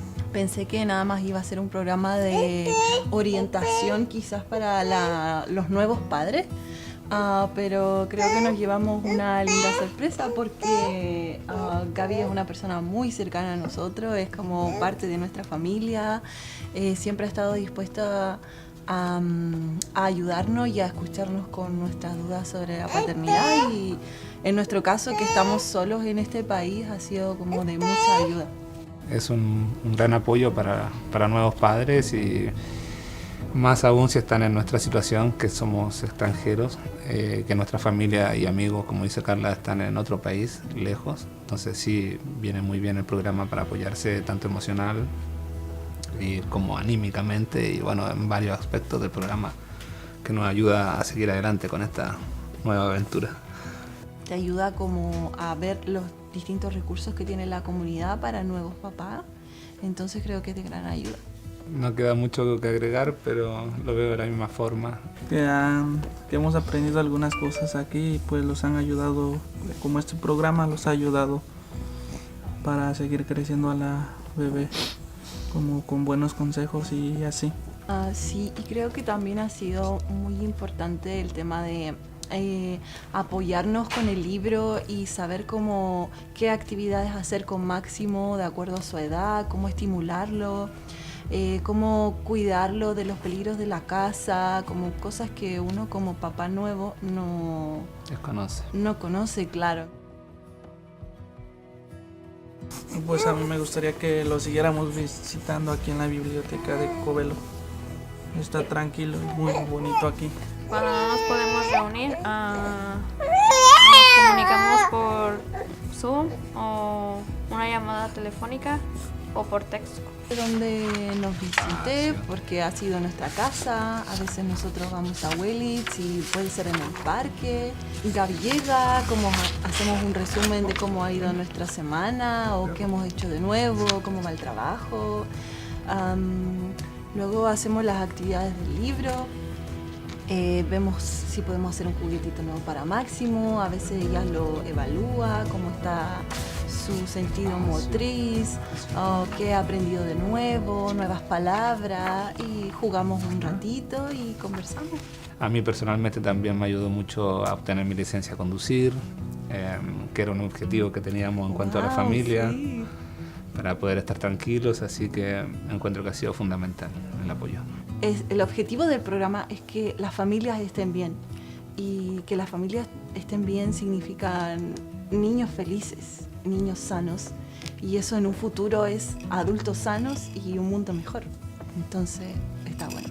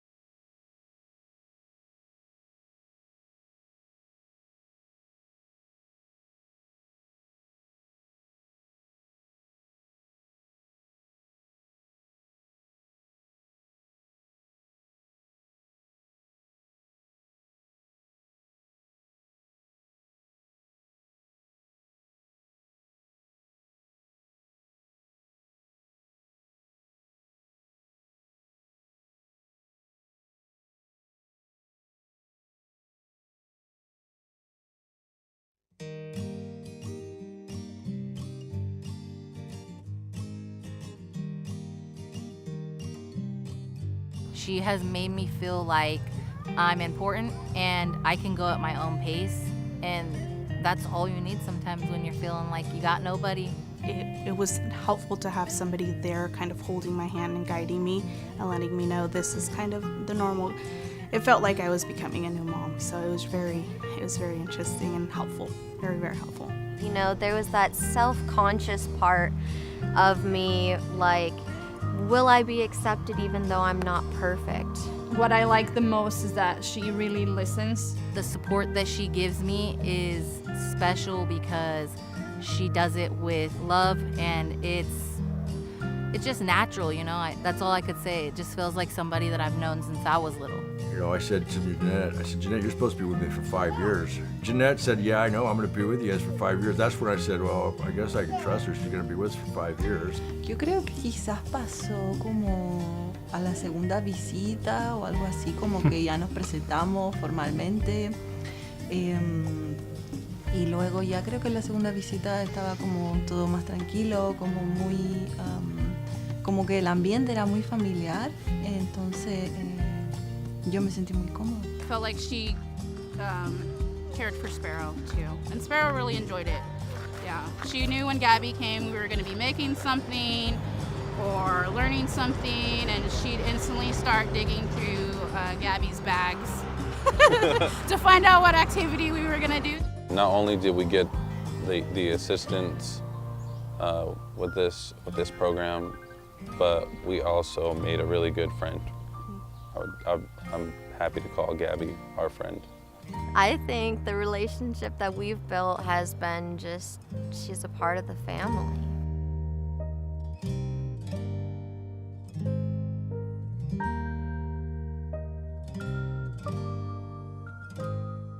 Are you prepared? We're the Office of Emergency Services, and we're committed to providing the most up-to-date and accurate information so that you and your family can stay safe during an emergency. Visit MendoReady.org. It's our one-stop shop for emergency information. You can sign up for emergency alerts, find your pre-established evacuation zone on our current emergencies map, and find hazard and preparedness information.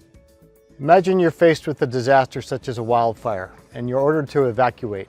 I'll bet you wish you had more time in that moment. Now's your chance to buy yourself that time. Sign up for Nixle and Mendo Alerts on our website, MendoReady.org. Do it today. If you want your family to be as resilient as possible, it's important to take some time today and visit MendoReady.org, where you can look up your pre-established evacuation zones on our current emergencies map. You can also find important tools to help maintain your situational awareness, such as the Alert California wildfire cameras and the Caltrans road conditions cameras. We hope you'll take some time today to prepare so that your family can be Mendo ready. Thank you.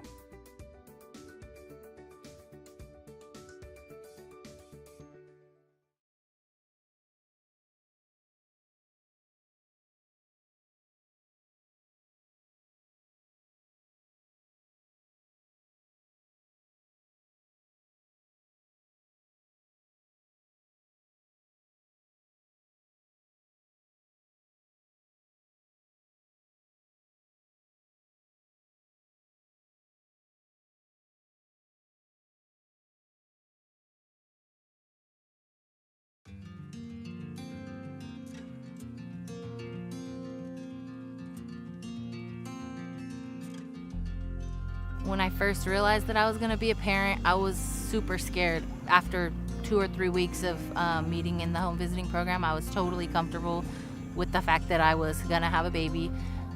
Yes, I was still scared, but at the same time, I felt like I had some sense of strength behind me. If I didn't have those resources that Jeanette provided me, I think it would be harder now. I got into the program and I realized, like, oh, this is nice. And now look at me, I work at a family resource center with parents and families, all this stuff. I'm so grateful that I got the opportunity to meet my home visitor, because without her, I think that I would be 10 steps behind from where I'm at right now. Pero pues aquí pues ya los enseñan un poquito más cosas que uno no sabía.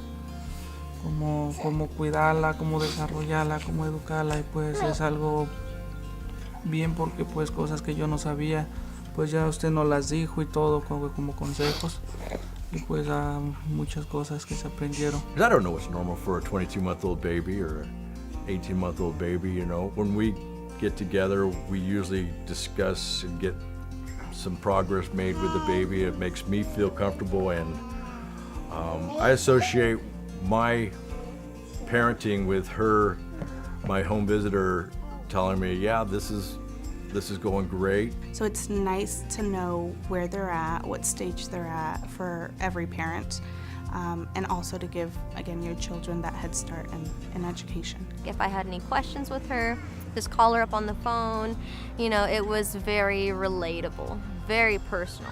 And, you know, with her getting to know my kids, you know, she got to kind of help guide me along the way. I mean, there were so many cool things that I've learned. I went from a very like rough type of life. I was homeless, and she was able to help me get into school, and I actually have enough credits to graduate with a business degree right now. I think I really want to mention just that I'm grateful that I took advantage, because it's something that has put me in touch with my child, or closer to my child and her development. I want other people and parents to know that the home visiting is not something that you should be afraid of. It's actually something that is needed. You know, because she's not just here for her, she's here to help with all of it. She helped me create a safe space where I feel comfortable enough to ask for help. Don't be afraid to take that step. Like, don't be afraid to get help. It's always okay to have extra support. I would say, give it a try. You got nothing to lose. It's free. There's some perks, you know. They got some great resources. Personally, I think everybody could benefit from the home visiting programs.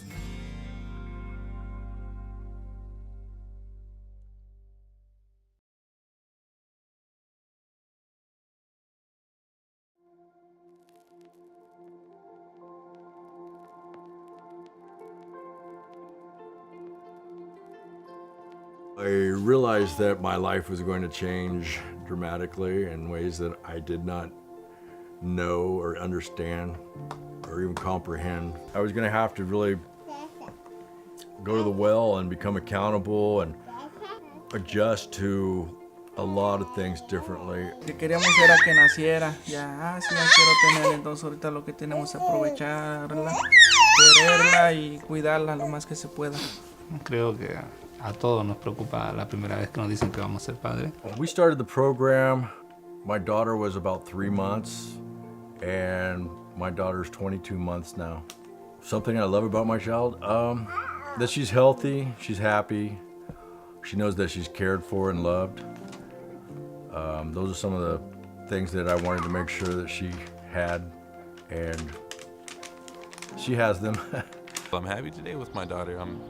She's the greatest thing in my life, and I'm glad to wake up and see her, and everything I do it for her. Sí, bueno, yo también vengo de una familia separada.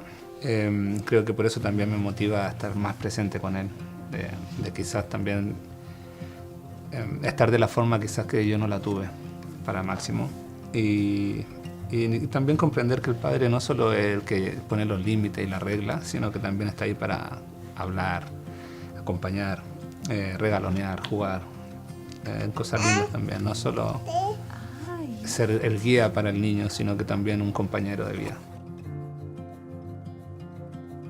I was more of a elated and thankful, because for 3 months I was in baby land, and when you're in baby world, you're just kind of flying by the seat of your pants and hoping you know that you're just supportive in the ways that you can be supportive.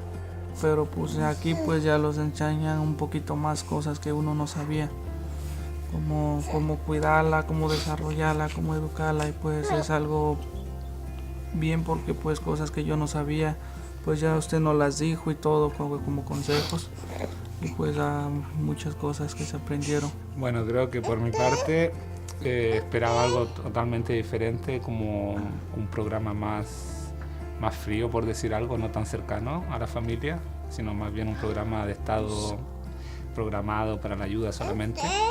Y a través del programa nos hemos dado cuenta que también pasa a ser una familia con nosotros, porque nos apoya en los momentos difíciles o cuando nos hemos visto en dificultades. Siempre nos hemos podido apoyar en Gaby a través de su programa. Encuentro que ha sido fundamental el apoyo. You know, my experience has been nothing but positive. Annette has been wonderful. She's on time. She lets me know if there's going to be any changes in the schedule. Not only did we get the assistance with this program, but we also made a really good friend. I'm happy to call Gabby our friend. I still feel the challenge of being a parent now in today's world is immense. I think that you need support. Es un gran apoyo para nuevos padres y más aún si están en nuestra situación, que somos extranjeros, que nuestra familia y amigos, como dice Carla, están en otro país, lejos. Entonces sí, viene muy bien el programa para apoyarse tanto emocional y como anímicamente y bueno, en varios aspectos del programa que nos ayuda a seguir adelante con esta nueva aventura. Don't be afraid to take that step. Like, don't be afraid to get help. Because, you know, you might think that you know what you're doing, but it's always okay to have extra support, and don't do it alone. Give it a try. You got nothing to lose. It's free. I'm grateful that I took advantage because it's something that has put me in touch with my child, or closer to my child and her development.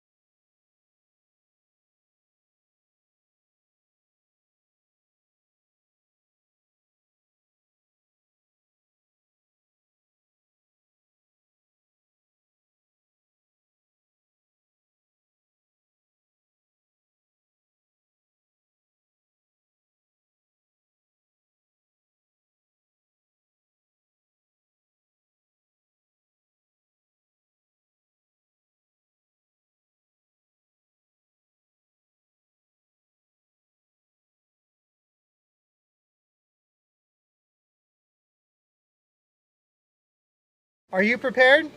We're the Office of Emergency Services, and we're committed to providing the most up-to-date and accurate information so that you and your family can stay safe during an emergency. Part of being prepared is knowing your hazards and taking proper precautions. Visit mendoready.org.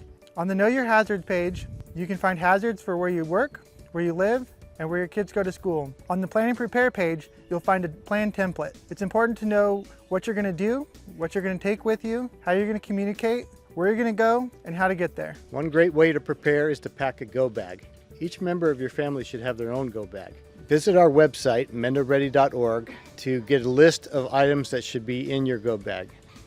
Gathering and organizing important documents before an emergency is an important part of preparedness. So visit mendoready.org today, where you can find a list of important documents that you should have ready near your go bag in case you have to evacuate.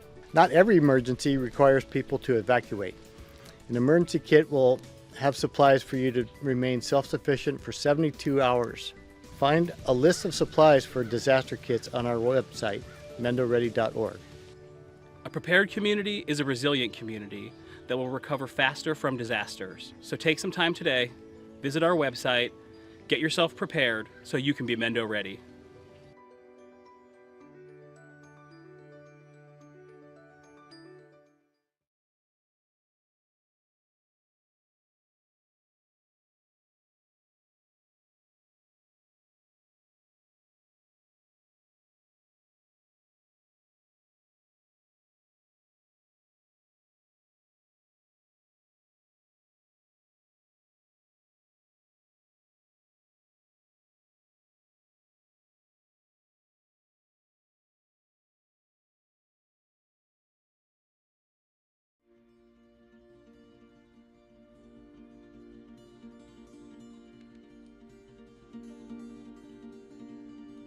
Personally, I think everybody could benefit from the home visiting programs. I think that as a parent now, I'm grateful for support more than I was before. I filled out that form not knowing what I was doing. I am very, very grateful that I did it because it's really helping me a lot. Bueno, creo que por mi parte esperaba algo totalmente diferente, como un programa más más frío, por decir algo, no tan cercano a la familia. Y a través del programa nos hemos dado cuenta que también pasa a ser una familia con nosotros porque nos apoya en los momentos difíciles o cuando nos hemos visto en dificultades. Well, I was a new mom and I had no experience taking care of a newborn. There isn't like a book on how to raise a kid. We come from like a lot of family history of, drugs, violence, alcoholism, so we didn't want our daughter to experience any of that. The thought that a parent was supposed to be loving, nurturing, supposed to be there for their kid, provide food, shelter, joy, and going in, becoming a parent for her, I had no clue how to provide that. Cómo pensar educarla, ajá. Cómo educar a un hijo porque pues nosotros nunca, es la primera vez que íbamos a ser padres. What I think parents should know about home visiting is that you can learn a lot of new things and tips and tricks, how to take care of the baby and what to do, and if you're, stuck in a routine and everything being monotonous, like they give you new resources and new tools how to handle parenthood. It was nice to have them kind of guiding me, even though I was not a first-time mom. I felt like a first-time mom. It totally blew my mind over time. So much information that I had no idea about. She was straightforward when, teaching me this stuff and answered any of my questions. It's just a really positive experience. What I think that parents could benefit with the program is just having someone here for you, especially for first-time parents. It can be very isolating and it can be very lonely, and having the home visitor changes that and it feels very good. For me, having a home visitor is like having a second mom there. A lot has changed. I'm definitely more knowledgeable taking care of her, and I know that anytime I need advice or help from somebody, I can just call her. It's just that little positive nudge to, hey, I'm noticing something, let's find a way how to change it. And she's like, you know what, Amanda, let's pick you up, dust you off, and let's go over to, see about either getting your driver's license or seeing about, going to college, see if we can start something for you. It's totally worth it. Like, even if you're on the fence at first, you don't feel like having a stranger coming in your house and teaching you about your little one, do it anyway. You get the help that you need. You get professional advice on things you may not know about your child. The fact that the program has no fees or anything, it's all totally free, is fantastic.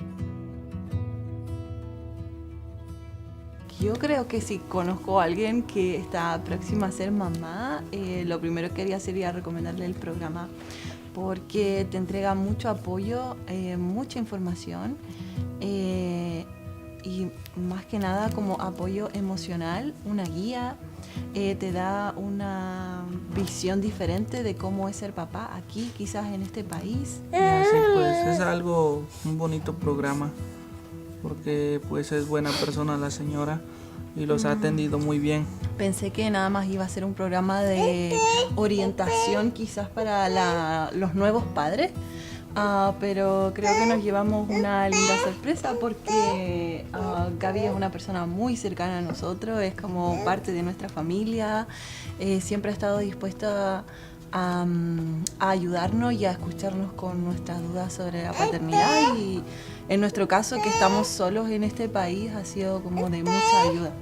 Es un gran apoyo para nuevos padres, y más aún si están en nuestra situación, que somos extranjeros, que nuestra familia y amigos, como dice Carla, están en otro país, lejos. Entonces sí, viene muy bien el programa para apoyarse tanto emocional y como anímicamente, y bueno, en varios aspectos del programa que nos ayuda a seguir adelante con esta nueva aventura.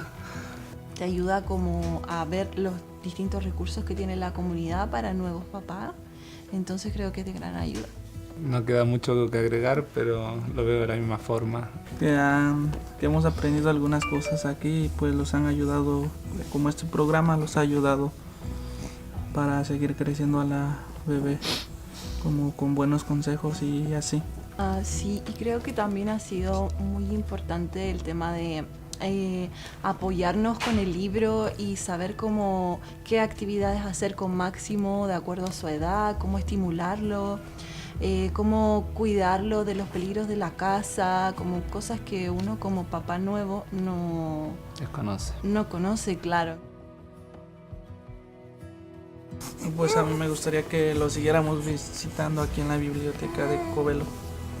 Está tranquilo y muy bonito aquí.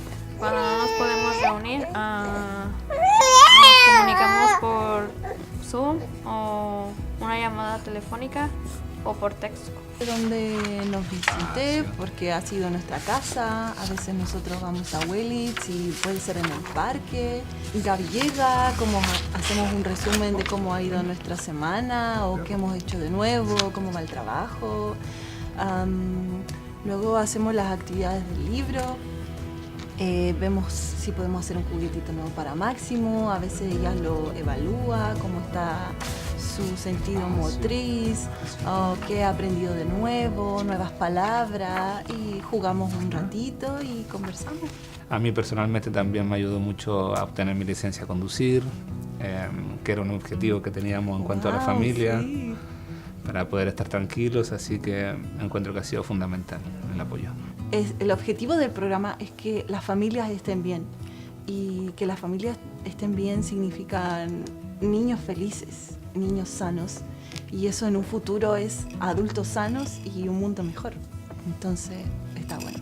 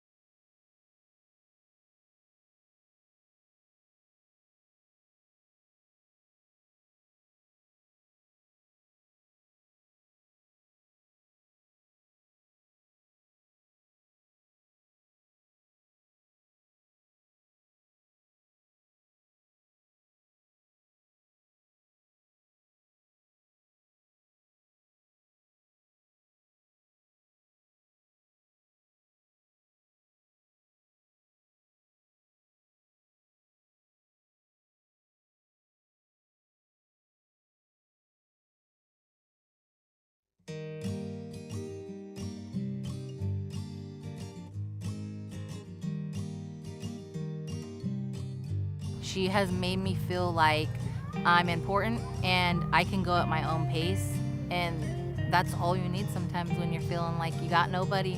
It was helpful to have somebody there kind of holding my hand and guiding me and letting me know this is kind of the normal.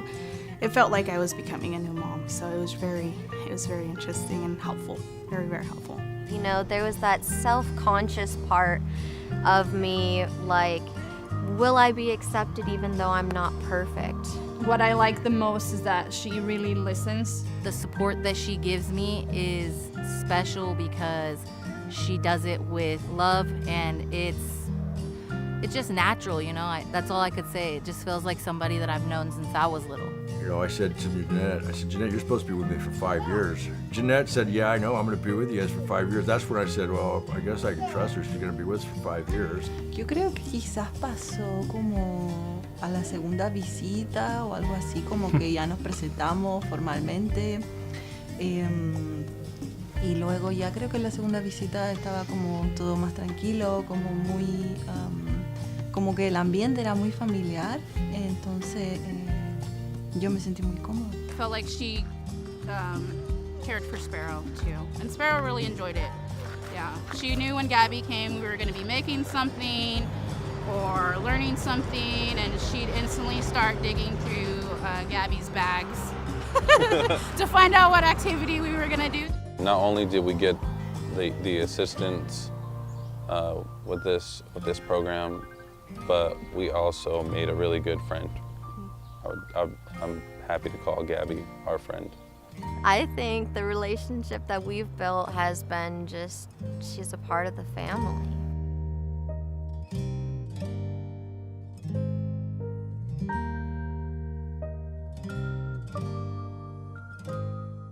Are you prepared? We're the Office of Emergency Services, and we're committed to providing the most up-to-date and accurate information so that you and your family can stay safe during an emergency. Visit MendoReady.org. It's our one-stop shop for emergency information. You can sign up for emergency alerts, find your pre-established evacuation zone on our current emergencies map, and find hazard and preparedness information. Imagine you're faced with a disaster such as a wildfire and you're ordered to evacuate. I'll bet you wish you had more time in that moment. Now's your chance to buy yourself that time. Sign up for Nixle and Mendo Alerts on our website, MendoReady.org. Do it today. If you want your family to be as resilient as possible, it's important to take some time today and visit MendoReady.org, where you can look up your pre-established evacuation zones on our current emergencies map. You can also find important tools to help maintain your situational awareness, such as the Alert California wildfire cameras and the Caltrans road conditions cameras. We hope you'll take some time today to prepare so that your family can be Mendo ready. Thank you.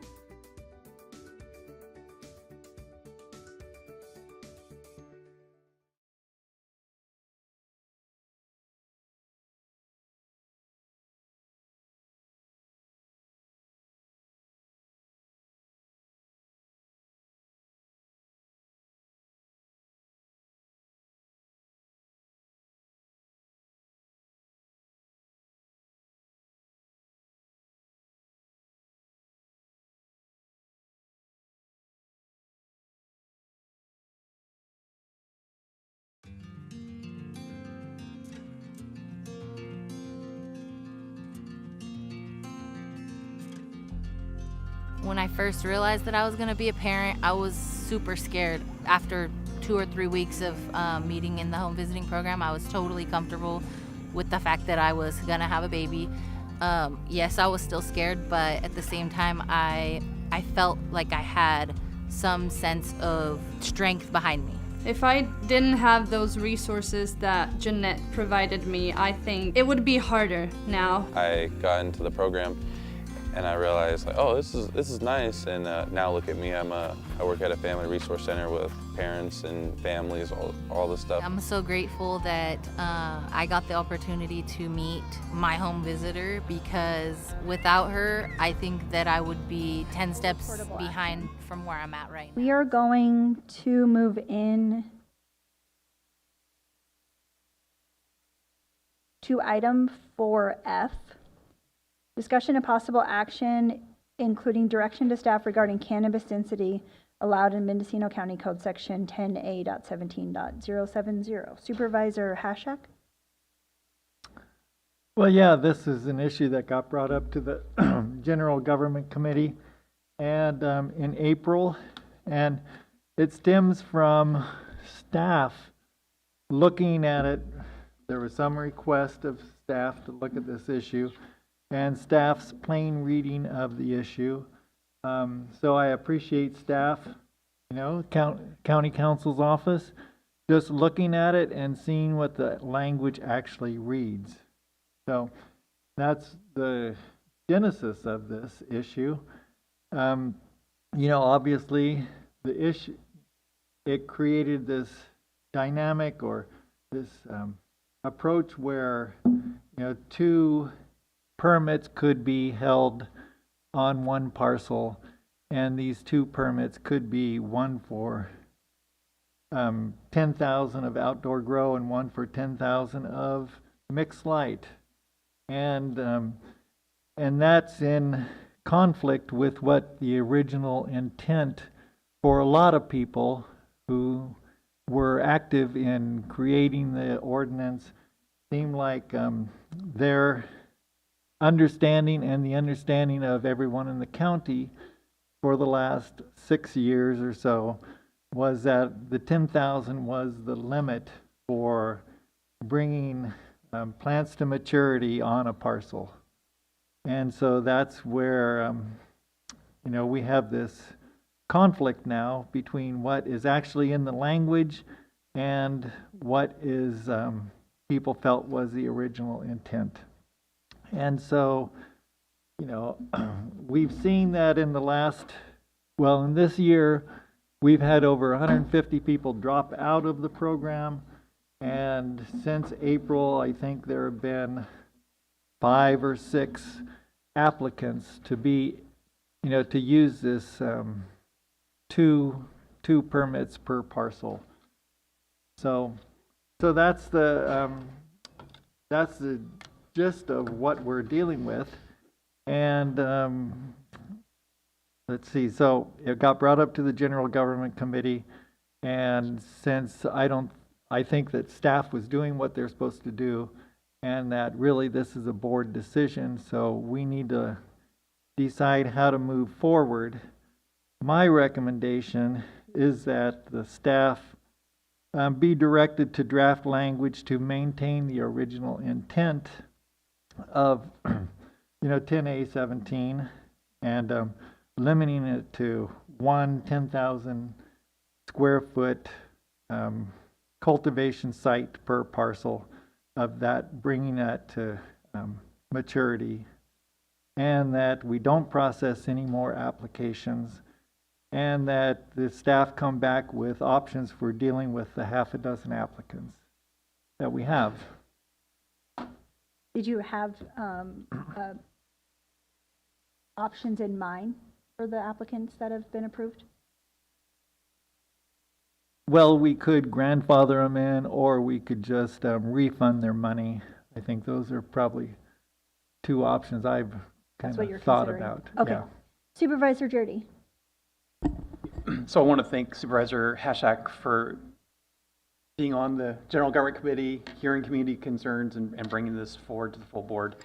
I agree. I mean, I'm not a land use lawyer, but I don't think it would withstand criticism to say that our California Environmental Quality Act analysis, which really was about 10,000 square feet, unless it was a nursery, could now be reinterpreted as covering 20,000 square feet of full mature plants. I think it just doesn't pass the smell test. I mean, and this has nothing to do with cannabis, this is just, you look at the impact of raising any plant to full maturity, and we're talking about plants that are 10 feet tall and in so much in diameter. There's so much more biomass with plants of this size in 10,000 square feet than there is in biomass in nursery plants in 22,000 square feet. So I think when you look at the amount of water, other issues that pertain to any crop, it's just a bigger impact that wasn't analyzed with the original CEQA analysis, and I don't think it's what the public thought that the board was approving. And in fact, it wasn't what was being implemented up until recently. So I think for all those reasons, I think we should kind of button this up and totally open-minded, and I probably won't even be on the board when the board decides what happens with the 6 or so people who are in the system. That's, in my mind, a separate issue, and there's probably a way of mitigating that on a case-by-case basis or through some general policy. Are there any other board members that have comments before I open the public comment? Supervisor McGordy? It's pretty clear to all the constituents, and that I've talked to, well, I should say about 90% of the constituents that I've talked to really favor keeping it at 10,000 square feet. Some commercial growers would like to have the option of being able to expand their operation if the market conditions warrant it, but, and I kind of respect that as somebody who's involved in agriculture. However, the overwhelming support is against increasing the size of the grow beyond 10,000 square feet from most of the people I've talked to.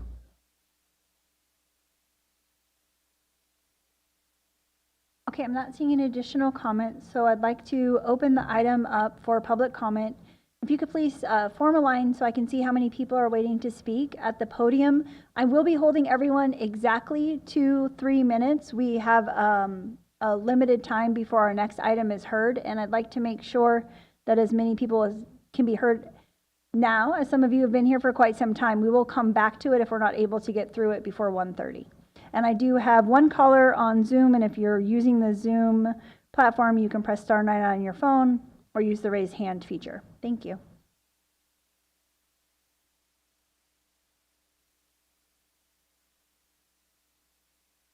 Members of the board, my name is Ellen Drell, and I want to thank Supervisor Hadchek also for bringing this to the board. I really appreciate it. Hearing the comments from Supervisor Jurdy and McGordy, I can take a little of the angst out of my voice, I guess.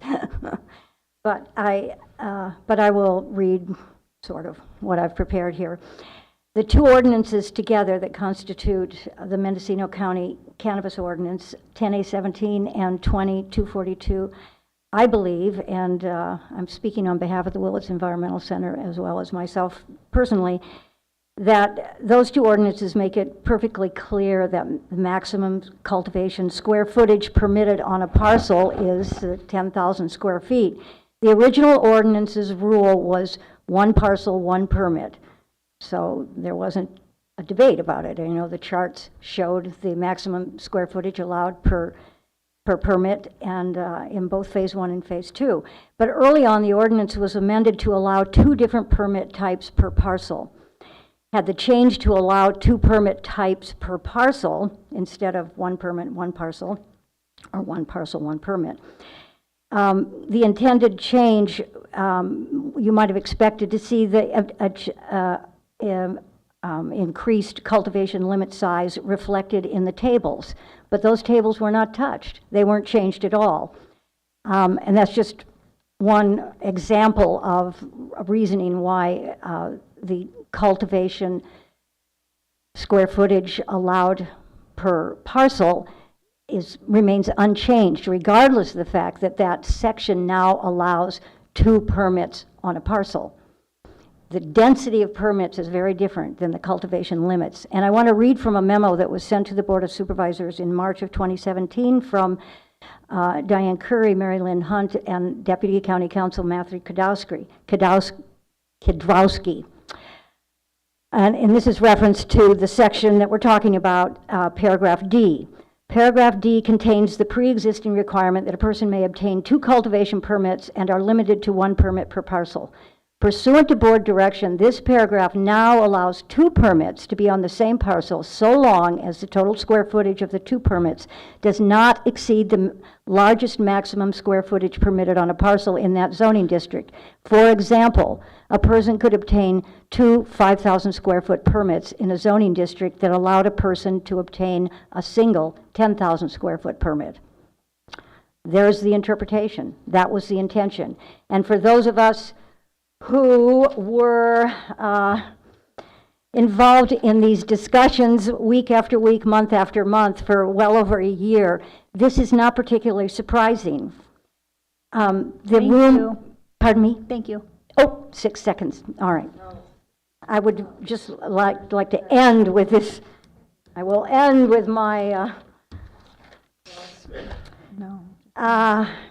this reinterpretation is simply wrong. It doesn't reflect the intent of the ordinance or the will of the people. Thank you. Thank you.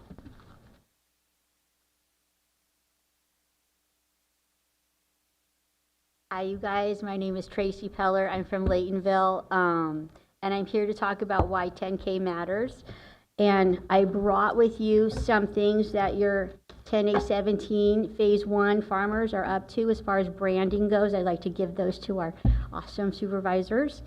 Why 10K is important to us. It was chosen on purpose by the growers, the environmentalists, and many other community members and stakeholders. Back when we were crafting our ordinance, the BOS acted quite strongly to protect our county from environmental exploitation and to cover our existing small farmers with a county MND that would take care of the CEQA requirement.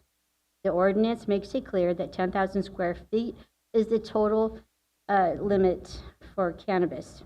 10K is the middle road size and plenty big enough. It is way too big for a mom and pop such as myself, like no way.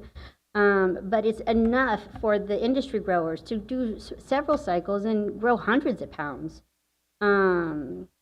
Expansion has always been here. We didn't even finish barely crafting 10A17, and they're like, open up the rangeland, make it bigger, make it bigger. And there are some farmers who really want to actually brand Mendocino as the county that cares, that holds it down. We're not just cannabis, we're everything. Like I've been saying, Jordy, we're honey, we're wool, we're wine.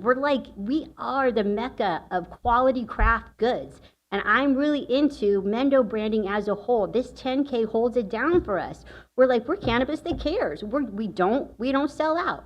So that's why I'm here. I think we have a beautiful future ahead being 10K. It's just gonna take some work because we don't yet have a seat at the table. So far, we don't get paid for what we do. It's the problem. So that's what we're working on. And maybe I think with county branding, we could do bigger, better things. Now that Gavin Newsom's on board too, he's, so he says, we'll see. But I believe in us. Thank you. Thank you.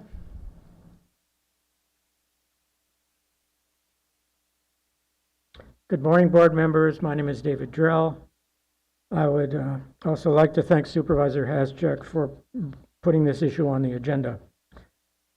I'm going to reduce my comments that I have wrote, but I think it's important to explore the question of the flawed process which led the cannabis staff, county council, and members of the executive staff, without consulting with the board, to create a flawed reinterpretation of the cannabis ordinances and then go on to independently implement their reinterpretation. Like Supervisor Williams, I agree that the board's main responsibility is to create policy, which the staff is asked to implement. In this case, staff changed existing policy and then implemented their own policy. The public and the General Government Committee only learned of the new staff policy at the April 24th meeting. Staff presented the General Government Committee with the new policy, and when supervisors questioned whether this was a good time to make significant changes to the cannabis ordinance, the supervisors were told by staff that the reinterpretation was already being implemented and that this information was being presented just to let the committee and the public know what staff had done. In my opinion, 3 significant violations of the role of staff in county government has occurred here. Number 1, cannabis staff and others unilaterally altered board policy. Number 2, staff unilaterally engaged county council to concoct a reinterpretation of the cannabis ordinances. And 3, without consulting with the full board, the staff implemented their own policy change and then informed the General Government Committee and the public. It seems important, in order to restore the confidence of the public and their elected representatives, for the board to find out who asked staff to reinterpret the cannabis ordinance, who ordered county council to create this flawed reinterpretation. In addition, who decided that staff could alter and then implement a reinterpretation of the 7-year-old policy and then inform the public. Without finding out these details and then making it clear to staff that they should never again attempt to replace the board as the policy-making arm of county government. Mendocino County government must only be directed by people elected by the public, not by staff. Thank you. Thank you. My name is Kate Marion Child, and I wish to say ditto to the words of the previous three speakers. As one of the lead organizers of the successful referendum on cannabis expansion on the ordinance adopted by you supervisors in June of 2021, I'm shocked and dismayed by county staff's attempt to increase cannabis grow size limits without any notice to the public and without doing their own due diligence. If they had carefully examined county records regarding the provisions of Ordinance 10A17, they would have realized that the stated intent of this ordinance is to restrict grow sizes to 10,000 square feet per permitted parcel. They would have also found proof that 10,000 square feet was universally understood by cannabis cultivators and the public alike to be the upper size limit for grow sites. In 2001, I was on the street and in front of stores collecting signatures in support of that referendum on the cannabis expansion ordinance. As I collected signatures, I made sure that all potential signers understood that repeal of that ordinance, the new ordinance adopted by you, would keep cannabis grow sites to the 10,000 square foot cap as provided in Ordinance 10A17. And I can guarantee that a majority of citizens in this county would oppose this reinterpretation of the ordinance if they knew about it.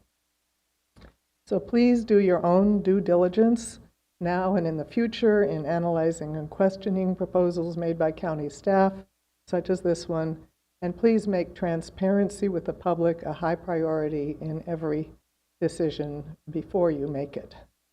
Thank you.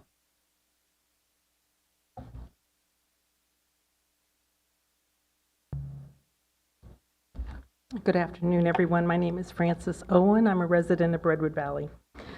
I believe I'm speaking on behalf of many, if not a 2/3 majority of Redwood Valley residents today, when I say that because many of us rely on well water only for our homes, we are very concerned about this reinterpretation of the cannabis ordinance, which would lead to larger cannabis grows in our residential neighborhoods. We know well permits have been approved for some of these large grows, and some nearby residential wells have suffered greatly, even during this past winter with heavy rainfall. We encourage you to think about not only what you perceive as the monetary benefits of larger marijuana grows, but consider the further deleterious effects on our water resources and environment. You need to listen to the majority of your constituents. Do some serious homework. For example, why are well permits being approved for properties with commercial endeavors in these heavily populated areas? And then make your decisions. We do not support this reinterpretation of the ordinance or expansion of grows. Thank you. Supervisor Williams, did you have a question for the? Yeah, a question for the chair. Is it possible to ask, is anybody against the proposed action today? This is time we're not going to get back. We got one. Thanks, that's all I wanted to know. Hello, my name's Kevin Parker, and I live in Laytonville. Thank you for your services, I appreciate it. We have a small grow in Laytonville. We've been in the system for 7 years, 17 I guess was when we started. We have a smaller than a 10,000 square foot grow. Now we have two licenses, one for a mixed light and one for a nursery. If you take one away from the other, we have nothing, okay? We've built our own brand. We've worked very hard for this, and I don't understand why they're trying to take one of our pieces away. I mean, it's like a liquor store losing their alcohol license. You know, you're out of business, okay?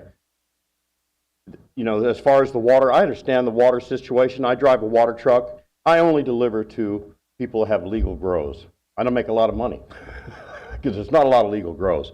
But, you know, people around me, the problem is illegal grows are hurting everybody. It's not the legal guy that's trying to do everything right. We're trying to do everything right, and we got people bucking from the side over here and bucking from the side over there.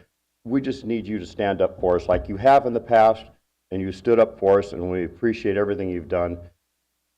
That's all I really got to say. Supervisor Hashak or Williams? Well, if you have 2 permits, one for mixed light and one for nursery. Yes. This would not affect it. It will not affect it? No. Okay. So then because we're under 10,000 square foot or what? Right, and you could go up to 22,000 square feet. Right, but we don't want to. We Right. don't want to destroy the land. We But want to use what we have. What we're discussing today won't have an effect on you, really. Great. Okay, this is what I was concerned about. My son and I do this together, and I'm here to make sure that that doesn't happen, because that would just shut us down. Yeah. Thank you very much. Yeah, I just wondered, just to speed this up, I feel bad, we're wasting everybody's time with this. Could I move the recommended action? We could be done really quick. I don't see anybody that's in opposition. Well, I believe you can move the recommended action, but we still need to finish public comment. I know, but if we know where we're going, there may be less public comment. I just say, let's get it Thank over you, with. Mr. Parker. Thank you. County Council Scott. I just want to clarify, the recommended action was just discussion and possible direction to staff, so you'd want to be more specific. Thank you. The motion would be to have the board to provide clarification that 10,000 square feet is the maximum for any cannabis site under 10A17. Well, there's a couple more parts to that. You want to add to it, John? Yeah, direction would be for staff to draft language to maintain the original intent of 10A17 being, 10,000 square feet of, bringing plants to maturity, for staff not to process any more applications using the new way, and to bring back options for dealing with the applicants that have already submitted. The maker agrees. Well, I'll second it. If we could have brief public comment based on the motion on the floor, I think that would be helpful.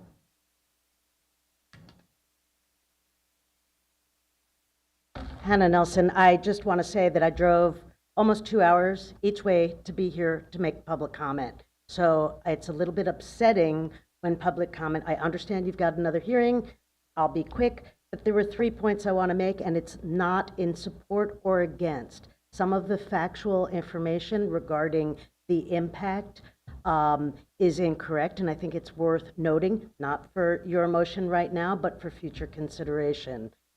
Currently, nursery licenses can grow up to 12,000 square feet, and 10,000 of which can go to maturity. So it's the same impact in that regard. Second, there's an EIR underway, which would further analyze the actual impacts, at least for when you're getting a state license, and you wouldn't be able to cultivate it all until both the local and state annual license is granted. But second, I really want to support just the culture of staff trying to come up with solutions to support the local licensed cultivators. I completely understand and respect that it needs to go through a process. I think that it was understood that it did by virtue of the government committee, but I just want to applaud this staff. Not only are they being incredibly efficient at processing, but to have dynamic ideas and bring them forward to discussion shouldn't be squelched in this effort. And then lastly, I think that focusing on issues that can really help people stay, remember these are the diehards who have weathered all of this stuff, by bringing up issues related to tax restructuring, other tweaks that might benefit them, and by eventually, hopefully, we can have a discussion about voting on cannabis as ag. Thank you very much. Thank you, and thank you for coming today. I'd like to go online. I'm going to start with call-in user number 4. If you could please state your name for the record, and then go to Jim Shields and Matt Humphrey.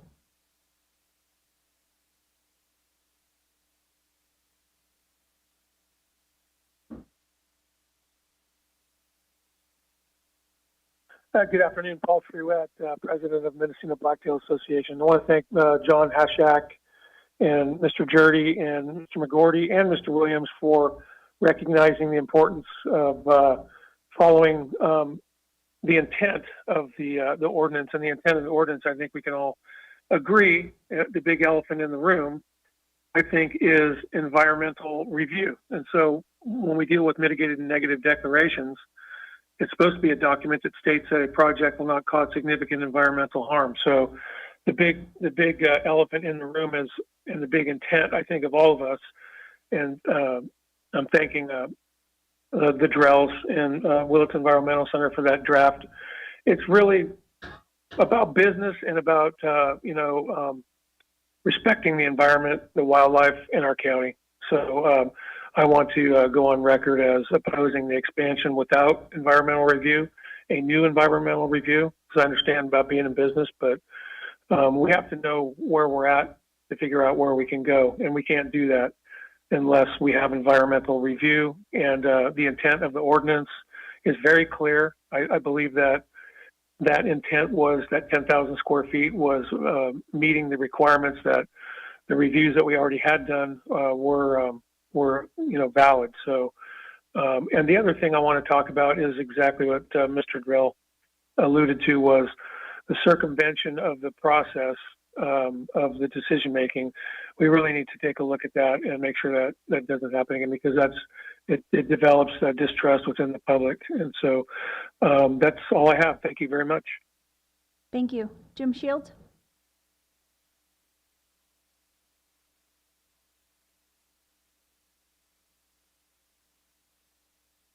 There, I think I'm unmuted now.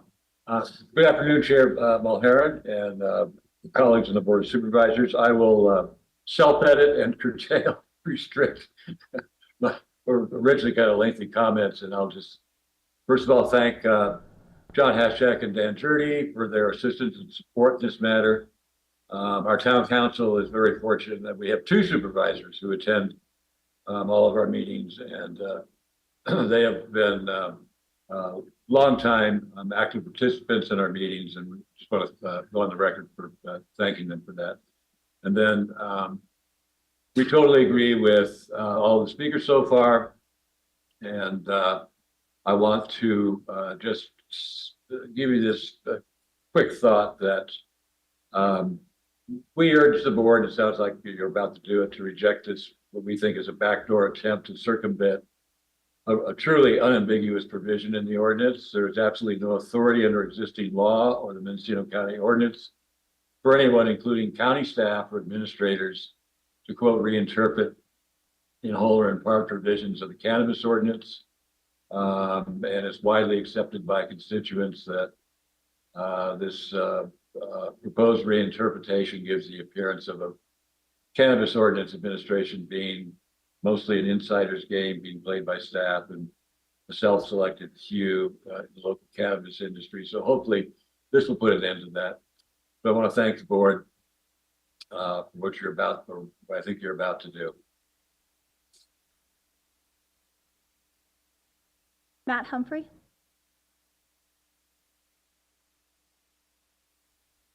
Hi, thank you very much.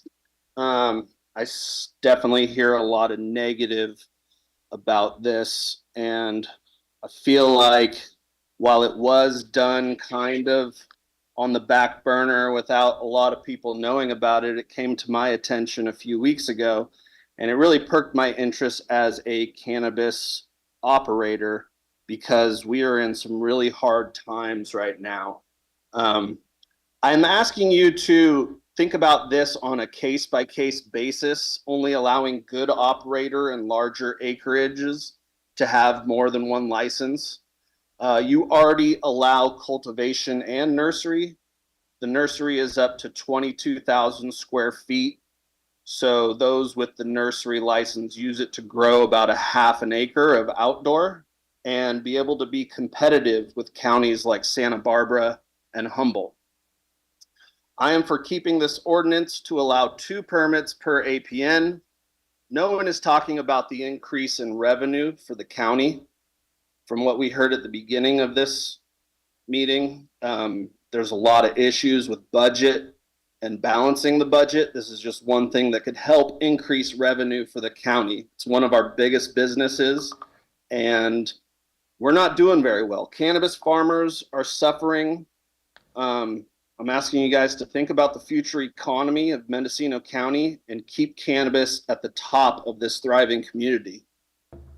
Again, I think we should do this in a case-by-case basis. I am not for mega farms going up next to residential areas, next to smaller acreage. I'm not for drilling new wells and tapping into people's water for their residences. I think that is completely wrong. I think things should be done with the utmost respect for our land and water resources, and this should be opened up to all current cannabis cultivators that are in good standing. Thank you. Okay, I don't have anybody else coming forward in the room. I do have one more person coming forward in the room, and I have no hands raised on Zoom, so please proceed. Thank you. My name is Corinne Powell. I am a cultivator, and I am in support of what I hope will be the board's action. I just wanted to bring a couple of things to your attention because it has to do with developing county policy. And I was able to have the cannabis department give me some current data since we haven't had a report from them since June. So I would like to just run through a couple of numbers for you, and you can do your own math if you want, or you can trust mine. But in phase 1 and phase 2, we had, I think, 668, let me get that completely right, 663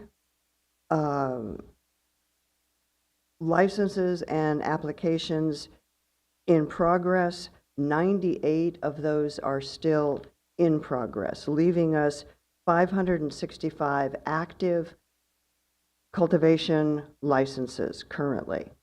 There are also 87 current nursery licenses. There are 23 phase 3 licenses. So if we start moving those numbers around, if we have 565 actives and we take the number of CBLs from phase 3 that would potentially be able to apply for another license, and the 87 nursery licenses that could potentially be converted, we're at a possibility of 19% of all potential licensees right now could have availed themselves of another permit. However, if you take into consideration that there are 153 rangeland, TPZ, and timber production resource permits, which cannot be expanded in any way, I would guess that a number of those nursery licenses are combined with resource license cultivation permits. If you assume that there's what, maybe 50%, 60% of mutual cultivation nursery licenses that might be availed of this new program, and you imagine that 11% of the existing licensees would be then potentially available for a second license. So if you even think about, oh, I'm over. Yeah, how thank many people can and cannot apply for this? It's approximately 5 to 10% that it would have benefited. And I think that's a significant issue of poor policy for anything. If only 5 to 10% of those who are involved in that industry can participate in something different, that's bad policy. Thank you. Thank you.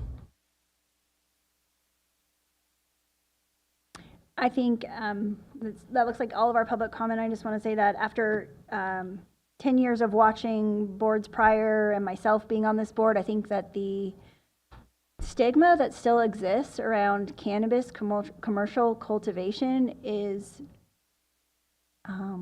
it's very sad to me when we talk about our neighbors, the people that we grew up with, the people that we see at the farmers market, the people that have been cultivating cannabis, are jumping through the hoops, are trying to do the right thing. This market has changed.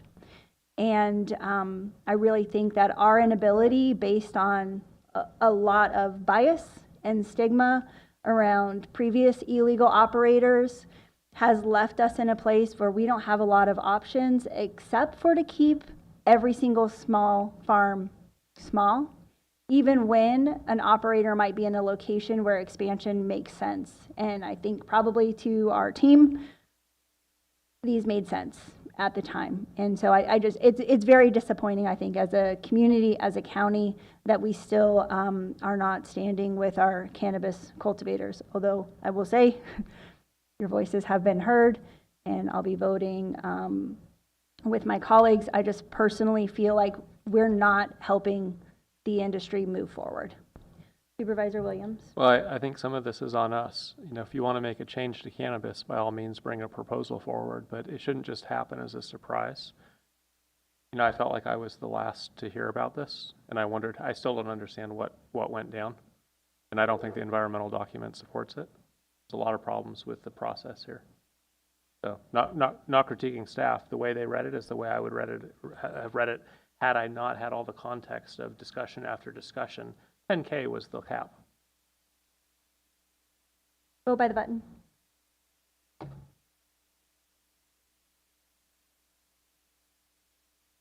The motion carries unanimously. Thank you. This time we will move on to item 4G, a notice public hearing. Discussion and possible action, including review and consideration of the report and recommendation of the Planning Commission on the proposed adoption of amendments to Division 1 of Title 20 of Mendocino County Code, the Inland Zoning Code update, adoption of a resolution adopting an addendum to the environmental impact reports for the Mendocino County General Plan and the Ukiah Valley Area Plan for the Inland Zoning Code update, and adopt an ordinance adopting the Inland Zoning Code update, making amendments to Division 1 of Title 20 of the Mendocino County Code. Clerk, has proper notice been established? Proper notice has been established and all correspondence has been sent to your emails. Okay, the way that this process will work is that we will start with staff presentation and then board comment, and then we'll open up the public comment, board comments or questions. Staff, do you need another minute, or are you ready to present? Good afternoon, Julia Krog, Planning and Building Services. I'm ready to go. Ready to proceed. Yes, please go ahead. Okay, great. So I will give a sort of brief overview here, and of course, if the board members have any questions, feel free to ask me. I'll run through it, but hopefully I can just go through this presentation quickly and then go to questions after that. So a quick overview. So the current ordinance was adopted in 1987, and other than some very minor updates made over time, it has not been updated holistically since it was originally adopted in 1997.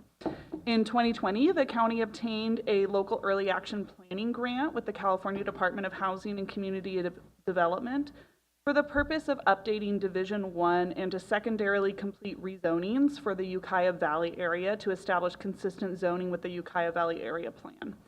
We were awarded $150,000 from HCD, and then we did include a local county match of $46,500 in order to proceed with this Inland Zoning Code update. I do want to note that we did end up revising the overall scope of the grant with HCD when we first had gone out to bid essentially for our consultant for preparing the update and learning that the cost was going to be much higher than the $150,000. So the rezonings for the Ukiah Valley Area Plan are coming forward as a separate item, and that's department sponsored and will be coming forward following the zoning code adoption, so as a separate item. So next, I'm going to talk a little bit about what's included within the proposed amendments and also the chapters proposed for repeal. And then I'll talk a little bit about the Planning Commission's recommendations too. and I'll kind of be covering those as I go through the various section. So starting off, there's chapters that are proposed for repeal as part of this zoning code update. Those include the airport height combining districts, the AV or airport districts combining district, the special hazards combining district. And I'll first stop there just to mention about those combining districts, as is detailed in the staff memorandum. Either these are duplicative combining districts in the airport height and airport districts combining districts. There's already an airport zone combining district, so we had these 2 additional districts that really all provide the same intended purpose. So all of that will be consolidated to one AZ zoning district, combining district. And then the special hazards combining district, there are actually no properties in our county that are zoned with this combining district. And it looks like it was something that was possibly intended to be applied to particular properties that may have potential hazards, but it was never applied to such. In addition, staff is recommending, and the Planning Commission supports that as well, the repeal of Chapter 20.148 for supplemental limitations on use. And this, again, there really are very limited exceptions inside this chapter, and we've included those elsewhere within the code or determined that they're inapplicable. And then there's a couple cleanup items. So we had Chapter 20.206 that's proposed for repeal, which was about the Clean Slate and Blur 2 applicants, and it was repealed by itself and just never was removed from the code.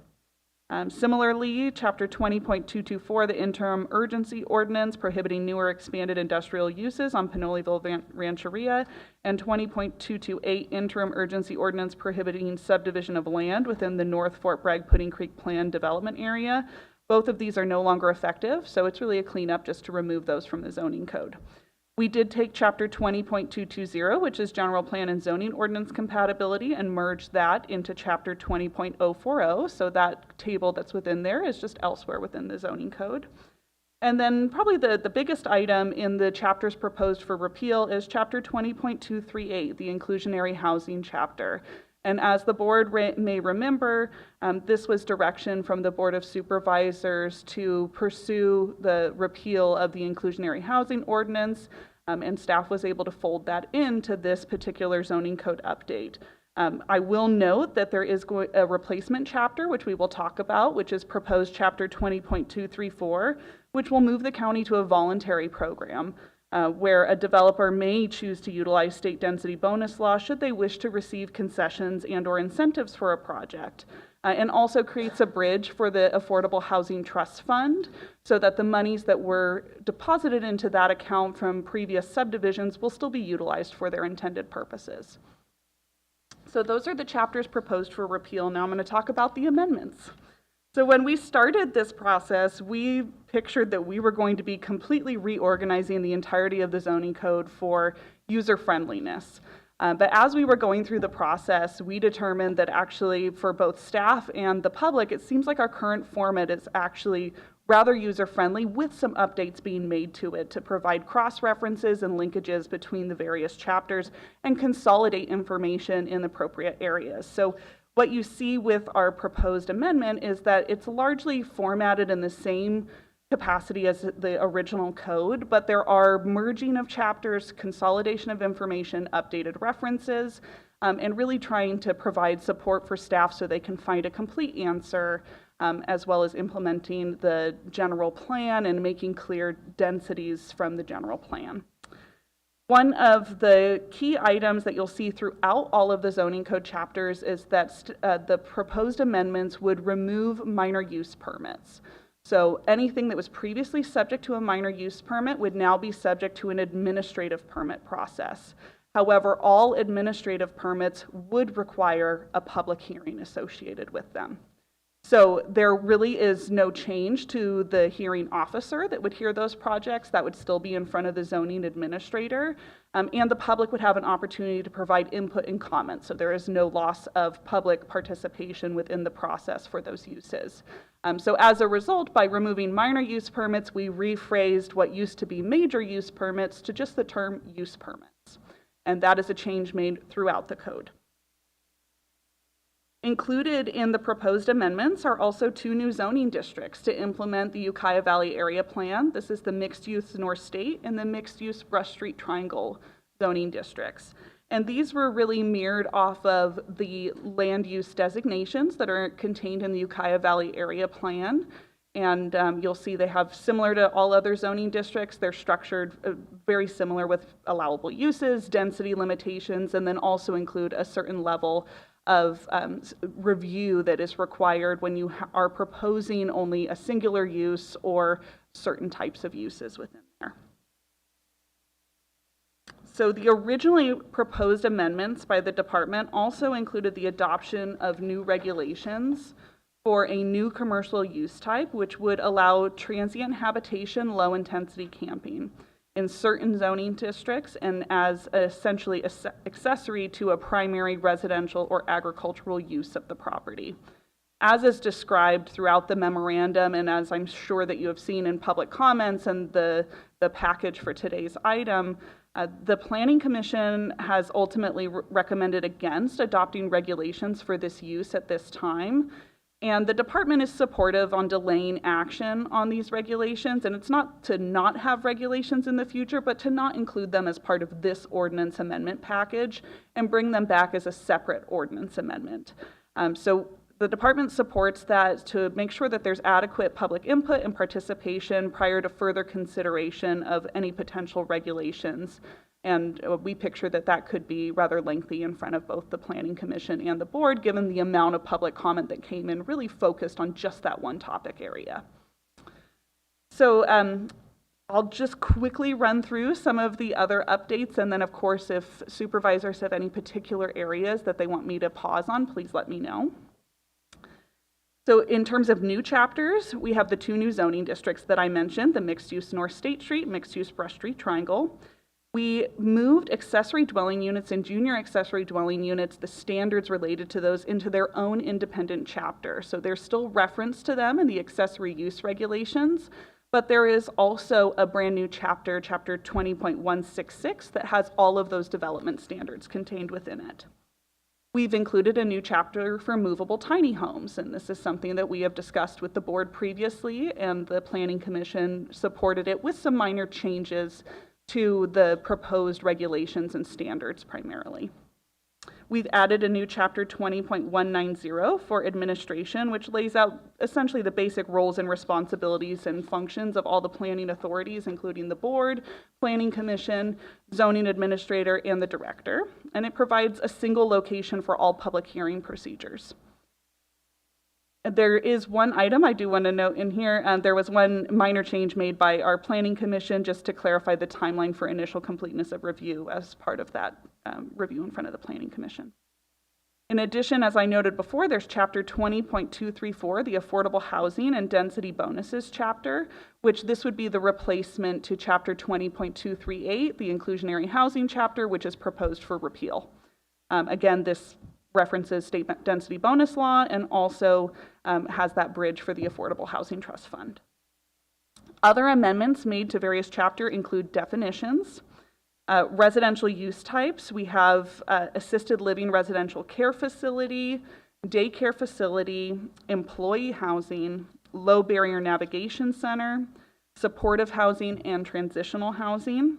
And I'll just pause to note that the updates made to these sections were really to bring us into conformance with state law surrounding these use types. There were some changes recommended by our Planning Commission as part of daycare facilities, which is detailed in the memorandum. So I won't go over that in much detail here unless the board has any questions on that after I'm done here.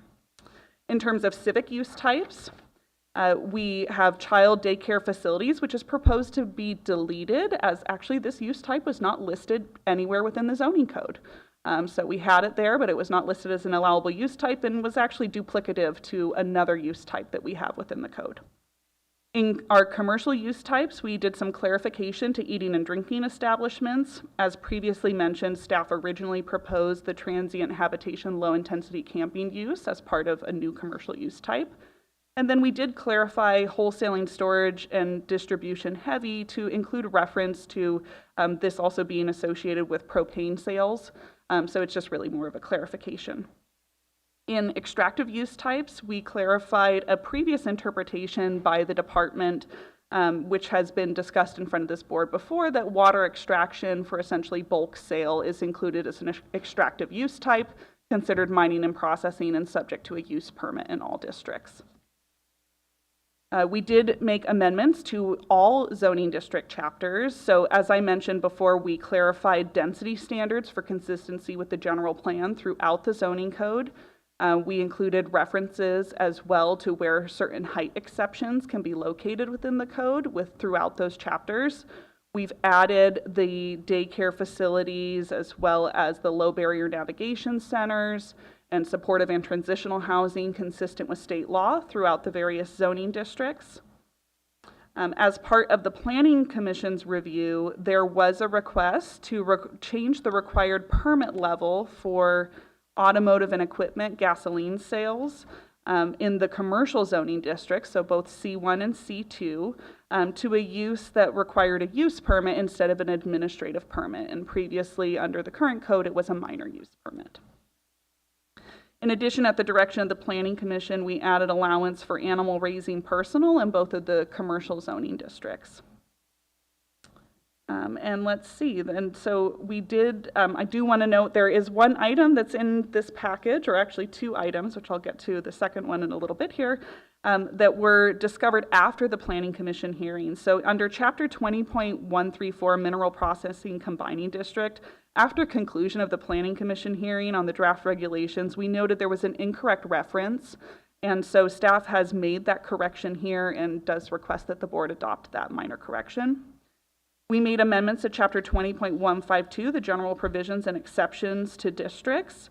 And this is really to clarify where all yard and setback exceptions are, height exceptions, and pulling all of them into one comprehensive chapter. Previously, they were located in different chapters throughout the code.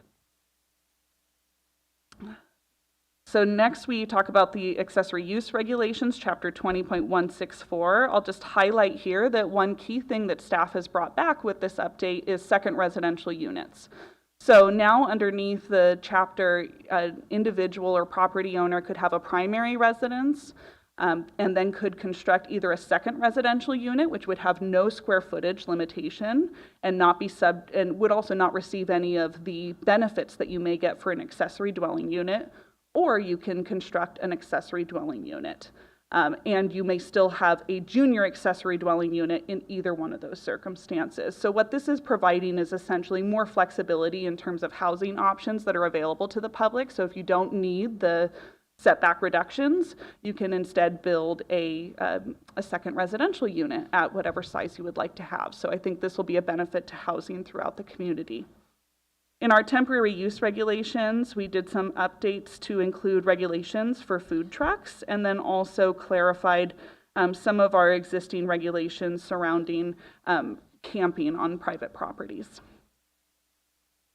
In Chapter 20.172, there were amendments proposed to remove a section that had a minimum square footage requirement for individual mobile homes, which is actually in conflict with state law. So we did get that corrected as part of this.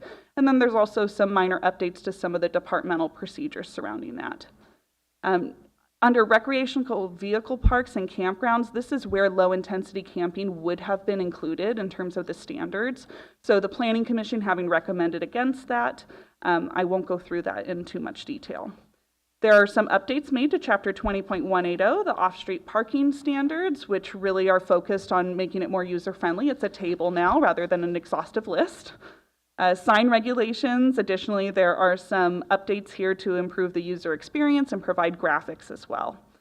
And Chapters 20.192 for administrative permits, 196 for use permits, and 20.200 for variances were all updated to align more closely together with establishing required findings that are consistent and consistent procedures.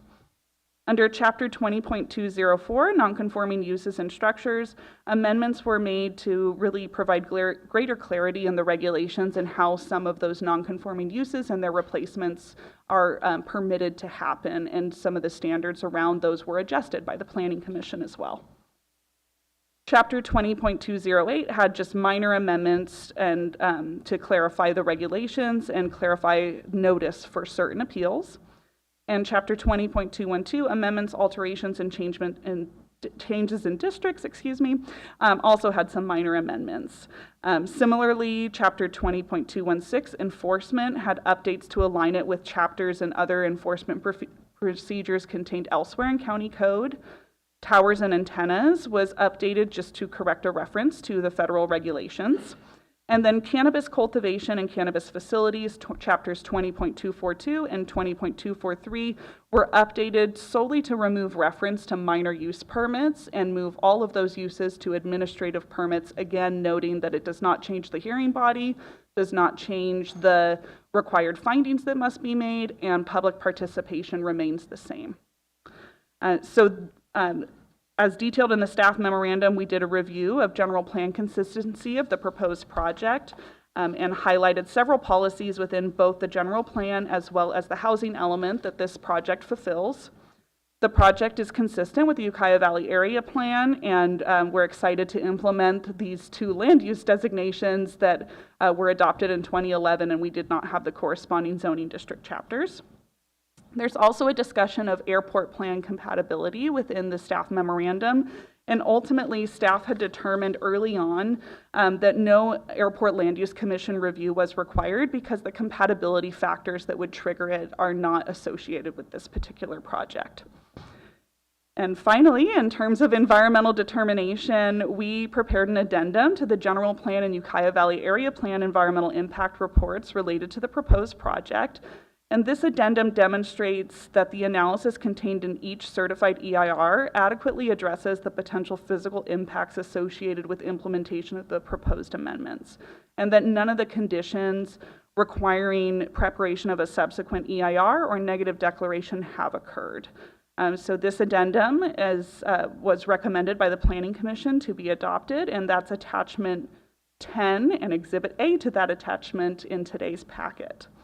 So our recommended motion for the board is to adopt a resolution adopting an addendum to the EIRs for both the Mendocino County General Plan and Ukiah Valley Area Plan, and also to adopt an ordinance adopting the Inland Zoning Code update and making the corresponding amendments to Division 1 of Title 20 of County Code.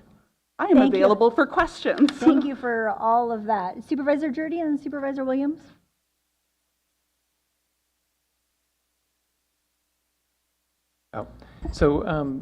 Julia, I've seen where the state law allows for cities, counties to amend their ordinance relating to junior accessory dwelling units.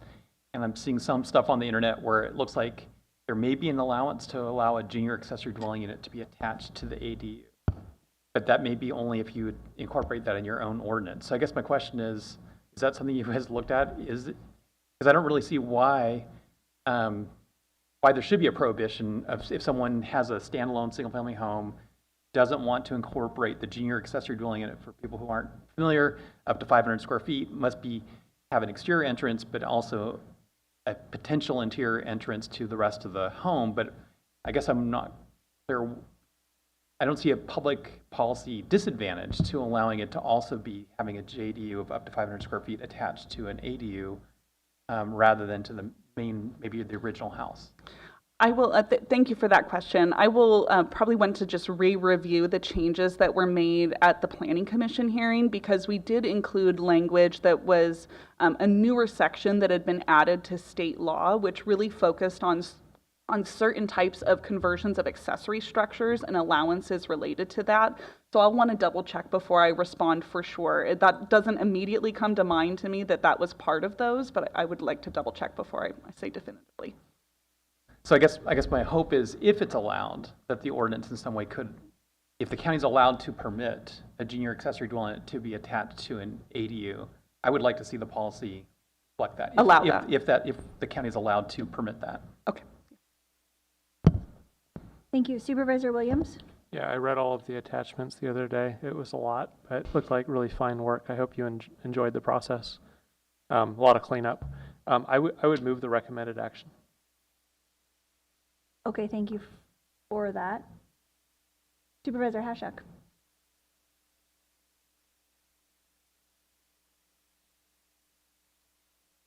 Thank you, Chair. So, one is about the minor use permits going to administrative permits. Now, will the cost for those be reflective of that administrative permit? Yes. So what this department pictures is we used to have a more sort of robust fee schedule, I would say, with many more fee lines as well. So we'll be wanting to make sure that any fees that are collected for permits for particular use types, that the costs are fully recovered.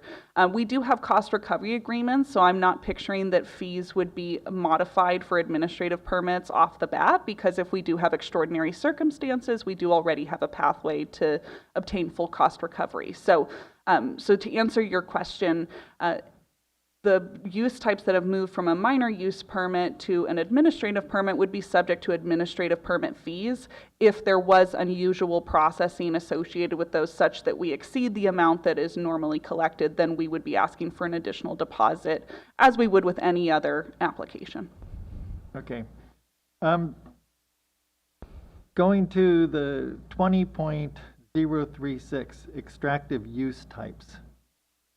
And that's talking about water being considered along with the oil and gas and minerals. It's page 12 of the memo.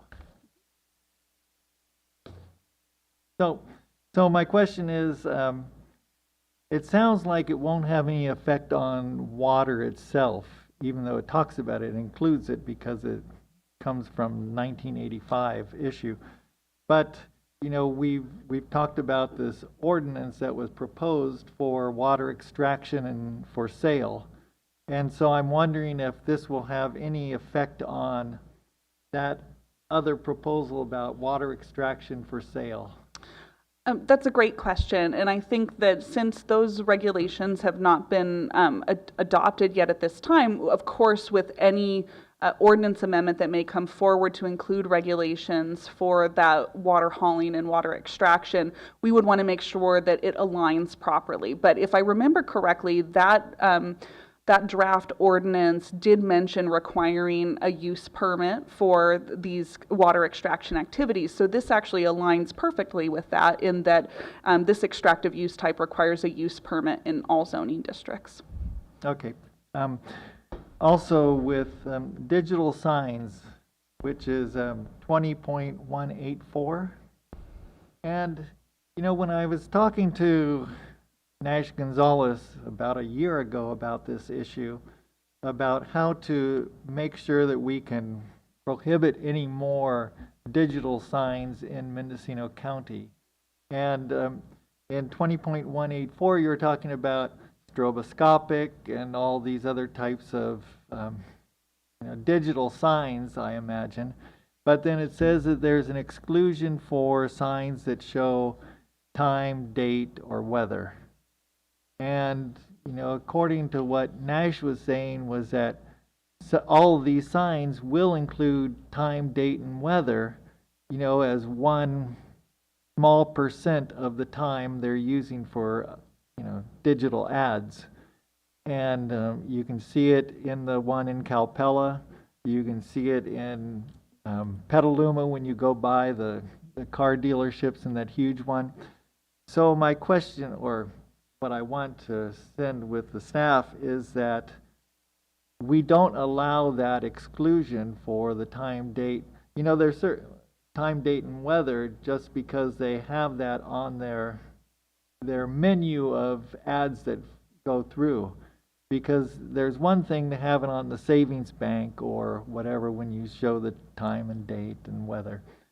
But it's another thing to kind of game the system with digital signs when you add that as 1% of the time or whatever the regulation is. So I just wanted to make sure that that is put out there, because what I hear from the people in Mendocino County is that we don't want more digital signs. Thank you for that that comment. And so as part of the Planning Commission's recommendation, they did suggest that the board also direct staff to come back with amendments to certain other chapters as a separate ordinance amendment. And one of those was the sign regulations chapter. So I have no concerns with coming back with updates to the sign regulations and specifically addressing your comment as well as part of that. Because I think I would want to do a little bit of additional research into what some of these other jurisdictions that may have prohibited this, how they got to that point, and what kind of regulations they had included that prevented those signs from coming forward. Yeah, and I think Humboldt County has done a lot of work on this, so that might be a good first step. And then lastly, it's the low-intensity camping, and I've attended quite a few of the Planning Commission hearings about this issue, and I understand that there's been a split in the board on it, but we have to push this forward because there are lots of people who are dependent upon this kind of camping. They want it, and it's a way to regulate what's already going on and also bring in some revenue for the county and allow people to earn some extra income. So, whether it's bifurcating, inland, real inland from, the coastal area, at one point there was a buffer zone for the real coastal area versus that's considered inland. Maybe we need to look at some of those issues. I think that, I've heard about a cap that we could put on the number of permits. There's just a lot of misinformation going on out there. I was at an event the other day and someone said, well, why are you trying to allow 50 RVs in the lot across the street from me? Well, that's not what we're doing. We're looking at one or two or just a very limited number of campsites for people to come and enjoy, and not in a commercial setting, but in a rather, more of a home-like or a true Mendocino County setting. So I think that if we could look at some of those kind of things, and I don't want this to go on for, I think that, you said it would take a long time, but I would certainly want this to come back to the board and be moved on before next camping season, because a lot of people are depending on this income.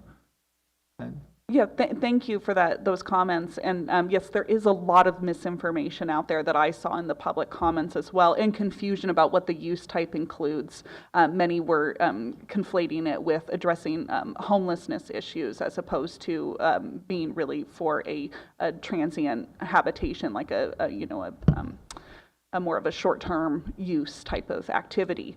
But what I will say, if the board does not include regulations at this time, staff already has the direction to be pursuing these regulations. So we would be continuing forward under a separate ordinance amendment pathway just to be addressing the transient habitation low-intensity camping use type, including having additional informational sessions with the public, and probably several workshops with our planning commission, because they were sort of grappling with how's the best approach for this. And I think you spoke to it well, that there was a bit of a split on the planning commission, where several of them felt that really the coastal zone needed different regulations, or areas in proximity to the coastal zone needed a different set of regulations than areas that are more inland. They felt like the geographic areas have different needs and different requirements that need to be established for those areas. So that is what also led staff to agree with the Planning Commission's recommendation that regulations for low-intensity camping not be adopted yet at this time, to allow for that additional review and consideration before coming back with proposed regulations. And one last idea was, if we have to do an administrative permit, my understanding is that it would cost $1,141 just to get that permit for a person who has one little campsite on their property. And we might explore the home occupation business license, which would be $180. I think that would, what we're trying to do is lower the entry requirements for some of these people to get in. And if you're only making $30, $40 a night or whatever, it's hard to charge over $1,000 for the permit. So. Okay, thank you for all the work you've done on this. Thank you. Thank you all for the work that you did. I watched the planning commission meetings, and I appreciate how staff has tracked all of the board conversations, especially as it relates to housing and improving opportunities to add housing in Mendocino County. I think we're able to move forward and be proud of trying to bring in more housing to our community. I understand the concerns about the low intensity camping. I still support low intensity camping. If we are moving forward, if the board decides to move forward with leaving that out of today's motion for now and gathering more community input, I would love to see, because there was so much information, because there continues to be so much misinformation, some type of mapping and infographics and the tables that you've included now. These types of things might help people better understand a soundbite of the action that's being proposed, so that certain opinions don't get blown out of proportion. So I wanted to thank you for all the incorporation of the conversations, that, at least that I've been having for the last 3.5 years, have been included. And I do support low intensity camping and would like to see that ball continue to roll. I do understand the concerns of the folks on the coast and appreciate staff's willingness to work a little bit more to inform the community as we have those outreach sessions. Supervisor Williams? Yeah, Director, have you seen Humboldt's sign ordinance? If not, I could forward it to you and the board, but I think that might be a good starting point. I think that might be what Supervisor Haschak was referencing. Maybe we could just adopt it wholesale. Yeah. If I may, through the chair, I don't think that we can adopt it wholesale at this time, but I certainly would be happy to take direction from the board to bring that back as a separate ordinance amendment, which is already direction from the Planning Commission, because quite frankly, we need to make sure that we've gone through the proper CEQA review for anything that's included in there as well. So. We can't borrow that from Humboldt as well? I'm sorry, but it is going to be ordinance amendment specific. So. Okay, I am not seeing any additional pins, so at this time I'd like to open up to public comment, first in the room, and then we'll go to Zoom. If you're on Zoom, you can use the raise hand feature or press *9 on your phone. And if you can form a line, it helps me see how many speakers we have. We do have a 3-minute time limit, so we appreciate you keeping within that as much as possible. Is it my turn? Please go ahead if you could state your name for the record. My name is Greg Nelson. I would like to encourage you to consider and pass the low intensity ordinance today. It's wonderful that you are developing new ordinance for temporary camping, and I'm especially interested on agricultural land. I believe it will bring many benefits to the community, the county, and landowners. In addition to providing supplemental income for landowners, I believe it would also bring more customers to our local businesses, and it should also create more taxes for the county. In our situation, the campsites are widely dispersed, providing privacy for the campers. The nearest house is half a mile from the campsites. We are catering to self-contained RVs, so no water, septic, or power are needed. Fires are not permitted, and for these reasons, we don't allow tent camping. We live on the ranch, so we can quickly deal with any issues that might arise. We have 6 campsites on approximately 6 acres. This pasture consists of 360 acres. About 60 acres are level enough for campsites. We regularly grade the road, mow the grass around the campsites, and check for litter. Campers check in at the tasting room, where they get the gate code, a packet of information, and a map. Campers are a very important income for us, or were a very important income for us during COVID, and are still important as it helps us to introduce campers to our wines. It seems that the permitting process would be pretty simple and inexpensive for these conditions compared to the typical densely populated campground with full services that is now required of us to get a permit for. The $7,000+ permitting cost is pretty steep when you're trying to get started. We've had campers since COVID arrived. They have always been respectful, courteous, and responsible. And I have never found a piece of trash. The most I found is somebody lost their handkerchief. A limit on the number of campers per acre would work for us. We would not want to limit on the total number of campers. Please don't hesitate to contact me. And if you have any questions, I'm available to answer them now. Thank you. Supervisor McGordy, do you have a question for the speaker? Just a quick comment. I see Mr. Nelson's, one of his campsites, and I concur with everything he said. Very low impact. Campers are quiet. And if everything was like that, we wouldn't have any problem with our low density camping. We have to be especially careful because Supervisor McGordy is within eyesight of our campground. Thank you very much. Thank you. Supervisor Jordy, did you have a question for Mr. Nelson? Yeah, just a follow-up question. I'm trying to understand what your suggestion was. I think I heard you say that you wanted no upper limit on the total number of campsites. I know you have a larger parcel than most people. But could you explain that? Because the principal use of your property, I assume, is agricultural purposes. So what do you have in mind in terms of? I apologize. This is a cattle pasture where we have both cattle and camping. And so if there were a limit per acre, then we could live with that very easily. But we would prefer to have the option of having more than the 6 campsites. Okay. And do you have any suggestions? I know you were on the planning commission for years. Do you have any particular suggestions on when you say so many per acre or so many acres per campsite? I'm not sure what your thoughts are. So, well, like I said, we have 6 campsites on about 6 acres. So 1 or 2 campsites per acre would, cut down on the overburdening of the property and on the nuisance for neighbors versus a absolute number of campsites. Does that answer your question? Well, but if someone has 1,000 acres, that now becomes 2,000 campsites. I mean, I'm just trying to understand what's the scope of. Well, why not? My point I'm trying to make is why not if there isn't an environmental or a neighborly impact?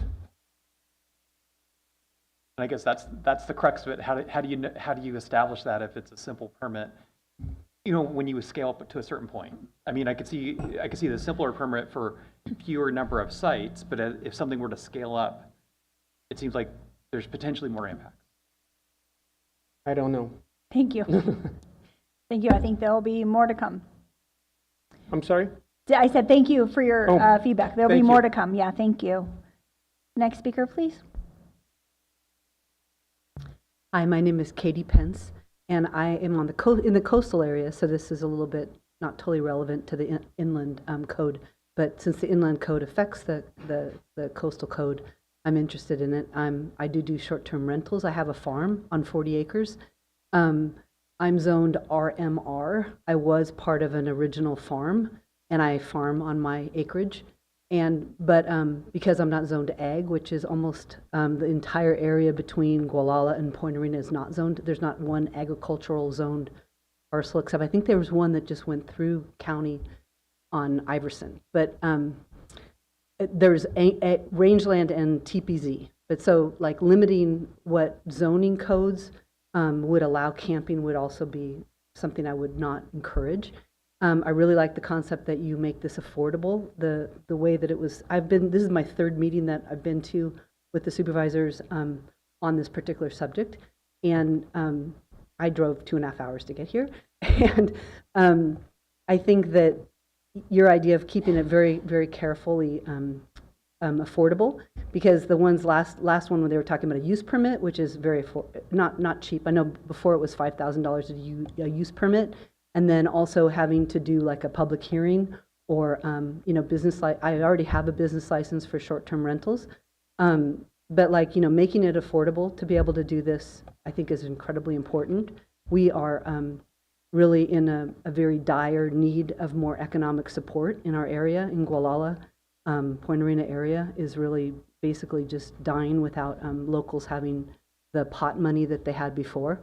And I highly encourage this movement for short-term rentals. And I also think the tiny house idea for affordable housing or making it the ability for a tiny house to be a primary residence, which I understand San Diego has allowed. And that would really change also the ability for people to be able to relatively easily develop a parcel of land, because you could afford to buy a tiny house and put it on and put a septic and a well and get permits for it, and then maybe develop another house later when you could afford it. Anyway, I think that's kind of everything I wanted to say. Thank So you. thank you very much. If you have any questions, you can ask me. Thank you. I don't see any questions for you. Thank you. Hi, everyone. I hope you're well. Good My name's afternoon. Taylor Pedersen. My husband and I have 180 acres up on Logat. We just acquired our neighbor's property who had an illegal grow there. We took down 4 hoop houses, pulled out all the concrete, restored the fields.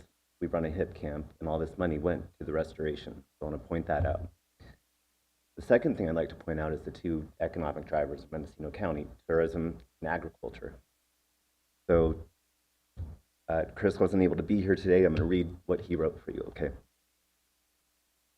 Writing to express my strong support for allowing low-intensity camping on private land in Mendocino County. We've been residents here since 2007. We currently reside in District 5, and we've got businesses in District 2 and 3, and we operate the hip camp in District 5.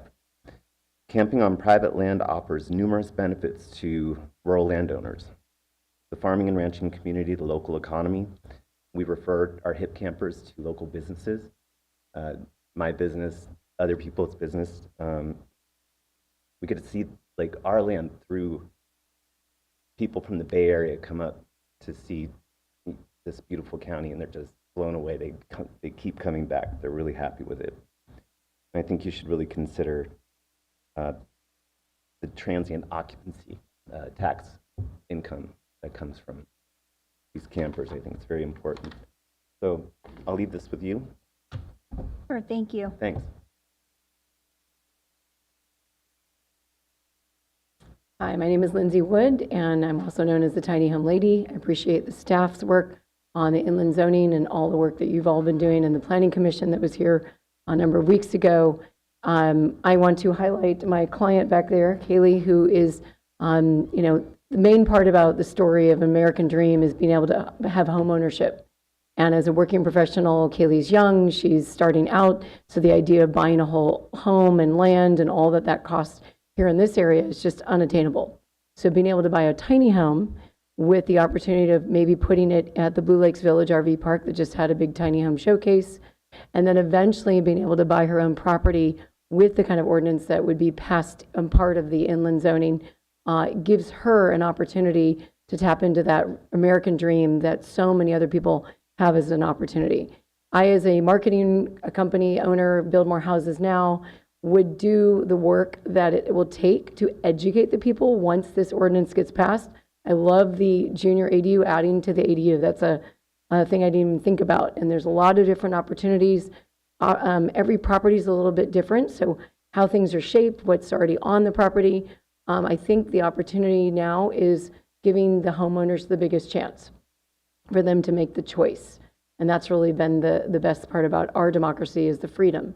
And so what I really like about what the Planning Commission's done and what you're about to do in saying yes to this inland zoning update, that's going to be a part of really giving our homeowners and the opportunity for people that want to buy into here, into Mendocino County and stay here, because a lot of people have to move out of the county if they can't afford to live here. So those opportunities are wonderful. Thank you so much for moving forward and all that. And I will do my best to usher in all the questions that will come after this ordinance gets passed.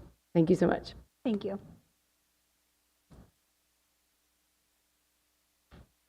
Hello, everybody. I hope you guys are doing well today. It's been a long day.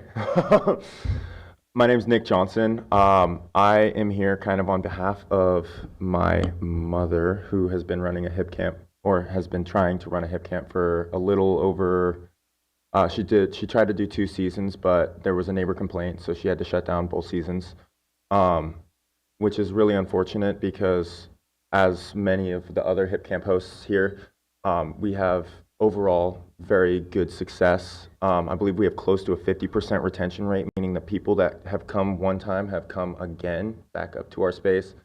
And again, as Taylor said, we give like a packet of not only like go check out these businesses in downtown, but we also work closely with them to, hey, not only go check this business out, but here's a little coupon, here's an encouragement to go. So I, as well as many others that I represent, are in full support of low impact camping.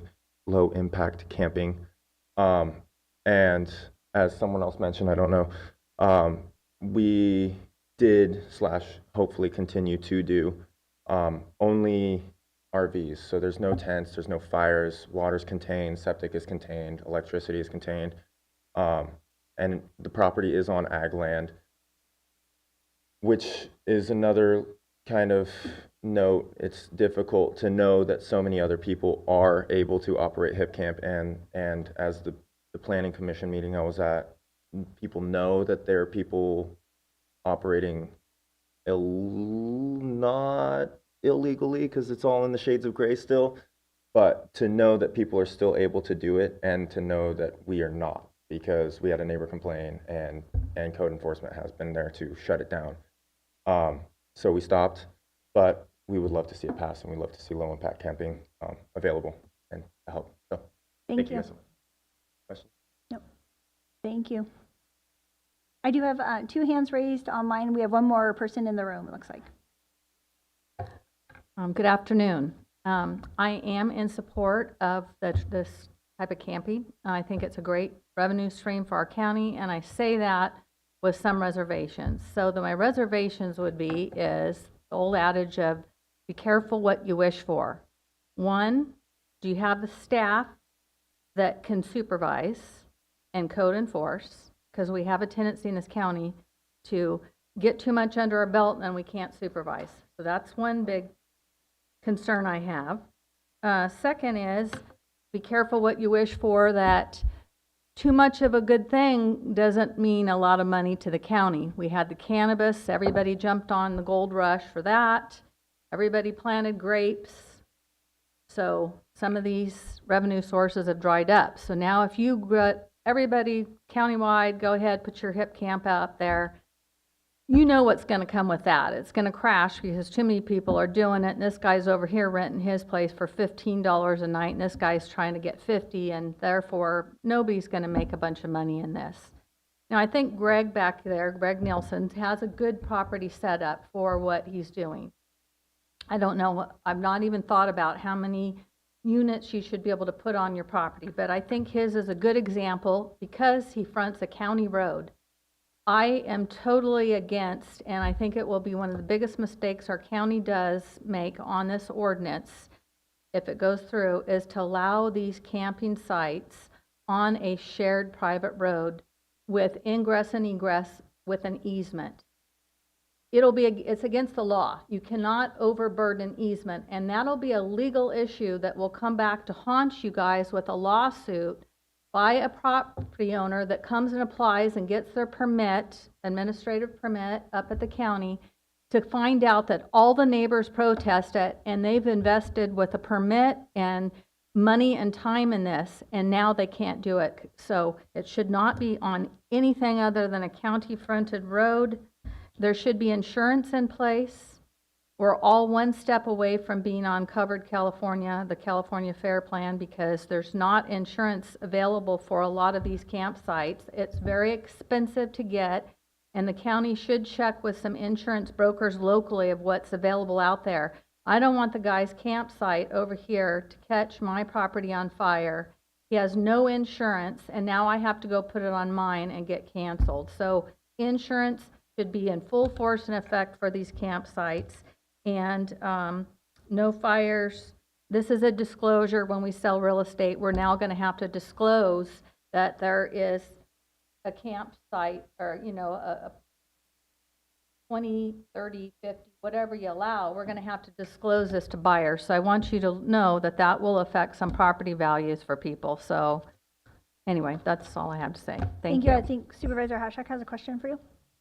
Well, I just wanted to clear it up, is that with this low-intensity camping, we're not talking 40, 50 camping. We're talking, the maximum was that they're considering is 8, but really, we're talking 1 or 2 for the most part.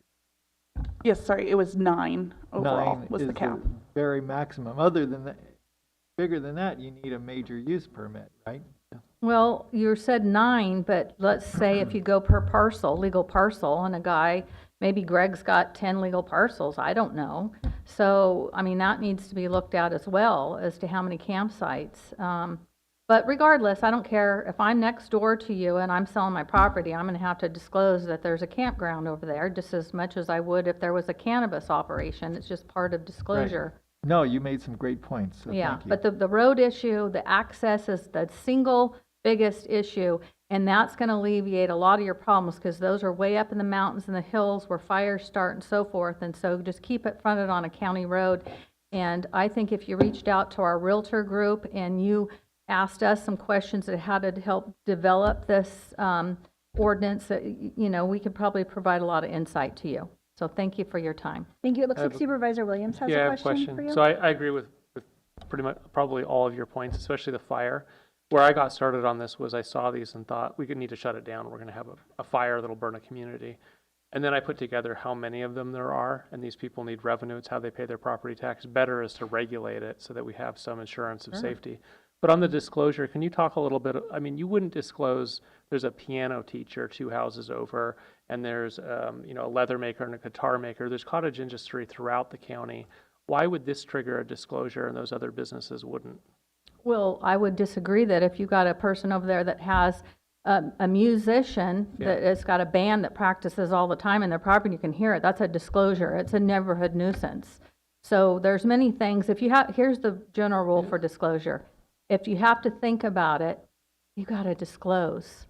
And so did you get impacted from these 9 vehicles that sometimes people are going to campground, they're not taking 1 car, 2 or 3 or 4 or 5 or 6 cars that go in per campground to the site? Could that be a problem for you as a neighbor, that there's all this traffic going by there? If you thought about it, it's a disclosure. Now, I'm not saying that it's a bad thing, but I'm just saying we need to be careful about this. And the biggest issue is going to be if you have people that aren't on site as the manager for this campsite to monitor what their campers are doing, so they're not trespassing and so forth. That's where all the problems start. And therefore, if I had people wandering on my property because there's not a fence line or something, then yes, I'm going to have to disclose to a buyer when I sell my property that guy's campers are always over here in my creek or whatever. So those are the things. So I know Greg can pull off a professional site that doesn't create a nuisance. I know there are other people who will create a nuisance, and so I'm looking at what are the rules that we put in place. It's really hard to legislate that courtesy for the neighborhood, but we have to try to approximate it. Do you have any other thoughts on, it doesn't have to be now, but I think keep the ideas flowing to the board. What's not helpful is the don't allow it anywhere or the allow it everywhere. What's helpful is the suggestions of here's how to do it in a way that will be compatible with the character of the neighborhoods. I'd be happy to provide that information. I want to just still say I'm in support of it. I think it's a good revenue stream for our county. I think it could be done in the right places. And again, don't overdo it and everywhere, because then the income stream won't be there anyway in the big picture. Thanks. Thank you. Looks like we have another speaker in the room, and then I have several online. Dee Pallison, District 5. I would just like to reiterate Mrs. Vaugh's point about not allowing these low-density campsites when access is through a legal easement on a private road. That just opens up so much liability and problems. We could talk about it forever, but I think that a public access, a public road should be part of the recommendations or requirements for this type of campsite, and not allow when the only access is through a private road with a legal easement. You have so many property owners involved. It's people from the city who aren't used to driving on a dirt road that goes for miles. They end up on other people's property. They get lost. It's a nuisance, and then they pull into, and they're with their catalytic converters and pull into tall grass when they see somebody coming toward them on the road. It just opens up so much areas of liability. And I don't think it should be allowed on a private road. Thank you.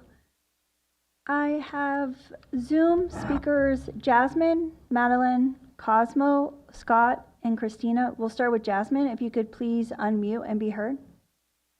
Yeah, hi, my name is Jasmine Randall, and I'm with the Mendocino County Farm Bureau.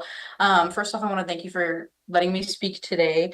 I do want to preface this by saying how much we appreciate Greg Nelson's comments to show the large benefit of low-intensity camping on ag land when done properly. But I'm not sure if you were able to read our previous letters that we submitted, but as shared with the Planning Commission, our membership doesn't have a united viewpoint on the implementation of low-intensity camping, just because of regulatory issues and how much we want ag land to stay ag land. But once again, we do see the benefit of, agritourism and bringing more people in to, go to the wine tasting rooms and things like that. We would also like to emphasize that there's a lack of discussion on how the land uses within this document will impact the Williamson Act properties. And if the Board of Supervisors look to not follow the recommendations provided by the Planning Commission, we encourage the discussion amongst the board regarding the Williamson Act properties and increased discussions on regulatory and compliance issues. Following that, I do want to talk about the daycare facilities topic on here. We are concerned with the proposed changes to allow daycare facilities as permitted use on ag zone land, along with the assisted living and residential care facilities.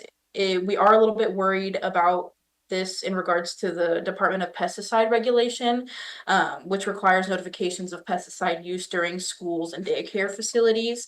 And we just want to encourage the Board of Supervisors to consult with the Ag Commissioner to discuss how the proposed changes to ag zoning regarding daycare facilities and small schools could affect the existing regulation requirements. And lastly, I want to speak on the Mixed Use North State District, which is Chapter 20.086. And we're just generally concerned about the potential impact of rezoning these parcels to the MUNS designation on the adjacent forestry and agricultural activities. And we encourage the Board of Supervisors to carefully consider these factors when discussing these areas. But overall, we just look for you guys to kind of hopefully take into great consideration all these aspects and how agriculture will be impacted based off of the implementation of this. Thank you. Thank you. Madeline Hurst?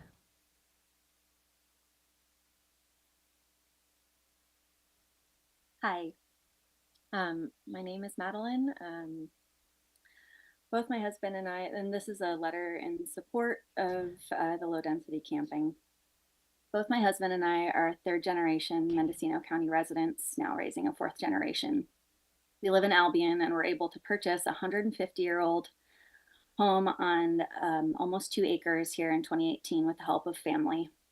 The property, which at the time was roughly half the current average home cost in our area, and is still a humongous ongoing project of rehabilitation, cleanup of buried trash, ancient infrastructure, clearing for fire safety, and acting as good land stewards and neighbors.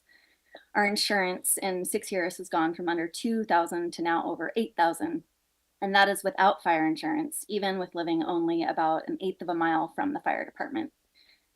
We each own and operate our own sole proprietor landscaping and event coordination businesses and are raising 2 children. My husband is a former volunteer firefighter and longtime sports coach. We are both deeply invested in our community, but the juggle here is so real. Simply put, being allowed to have a campsite and or rustic accommodation available via Hip Camp or other hosting platform allows us to be able to afford to stay on our land. From the meetings and letters I've seen, people seem to be confused about the scale of most Hip Camps in the area. We are neither aiming to become a campground with numerous vehicles and sites, nor are we in any way impacting housing stock, as the space we're providing is not suitable for long-term habitation, just a sleeping space out of the elements. What we are offering is affordable, mindful, and simple accommodations for travelers who want to tread lightly and also understand that their money is going to real community members rather than a hotel with offices based in a city or perhaps even out of state. We recommend local restaurants and shops to them to support, and they do. We ask them to compost and conserve every drop of water, and they do. because it is not an anonymous experience of being at a hotel and not caring about the water as you luxuriate and letting the hot water run. You are literally staying in someone's home meadow and you can see that the land is dry. On that note, we have a fire pit and go to great lengths to make sure that people are fire safe. But honestly, we've forbid fires during the fire season and people are completely respectful, and I would be happy to just not include it. There is no scheme to get rich. We are just trying to safely cover our mortgage, utilities, and the highest inflation of grocery costs in history. I think it is also worth mentioning that many of the names I recognize in letters and comments who are in opposition are an older generation who seem to simply not understand how expensive life has become for anyone younger and trying to own a home here without cannabis, timber, fisheries, or any other viable source of sustainable income. Not to mention the newest round of incredibly well-resourced young folks moving from urban areas who are buying up the last bits of housing stock of funky old fixer-upper cabins and no local family can now afford. Please create a legal, straightforward, and affordable way for us to host on our land and continue caring for it for the benefit of future generations. It is truly that simple. Thank you for your time, energy, and effort to hear us as fellow community members. Your work is appreciated and important. Thank you. Thank you. Cosmo, you are next. If you could please state your name for the record. Hi, I'm Cosmo. I live out here in Compchi, and I've been I've been hosting campers for the past 40 years. I just recently realized you could get paid for it. Never caught any fires. I think I'd like to talk about timberland in particular. Maybe a little selfishly, but I mean, timberland is ideal for campground. I think it's actually one of the uses for timberland other than timber production. And it's practically industrial. You know, I have a yarder starts up every morning at 6 o'clock and chainsaws falling, and I support that. Timberland certainly can support hip camps. I think that I only have 4 campsites on my 30 acres, and that's how I like it. Small, mellow. It's really helped me in a lot of ways. I pay my transient tax. I gave them $650 last quarter because I made $6,500. No more marijuana. It's crucial, but I really think that some of these naysayers so the planning department, I listened to their meeting, and why weren't they made aware of this? I mean, wow, we've been working on this for quite some time. It just kind of blows my mind that it's all new to them, and they're calling these transients like, oh, we're not moving all the homeless folks here. We're moving the affluent folks here, and we're taking their money. It's a symbiotic relationship, only for good in my region. I think that it should be get her done. I mean, this has been taking a while. That's about it. Thanks. Thank you. I've several additional hands raised on Zoom. Scott, if you could please state your full name for the record.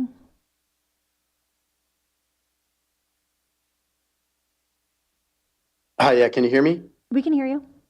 Okay, yeah. My name's Scott, and I have around 30 acres in the Anderson Valley, and I've been hosting campers as well through Hip Camp, and it's worked out really well. Everyone's happy.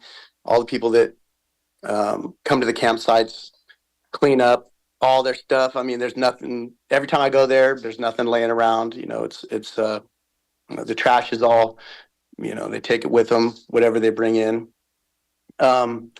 And I don't have any areas for fires or anything. We prohibit no fires at all. So that's not an issue. We communicate with the neighbors so that they know that we have some campers. I only have 4 sites out of the 30 acres as well. And it's quite peaceful. And everyone that comes up there is really considerate and they enjoy it. So I don't see any, negative, no reason to not push this through. It should be allowed. And I think that everyone that goes and everyone. Yeah, yeah, we're more conscious landowners and also we do refer them to the local businesses as well, and they go out and explore, the areas. Most of the people are from the cities, and they just want to come out and explore these new outdoor areas. So, yeah, I think it's a great thing. So, pass it. Thank you for your feedback. Christina, you could please state your full name for the record.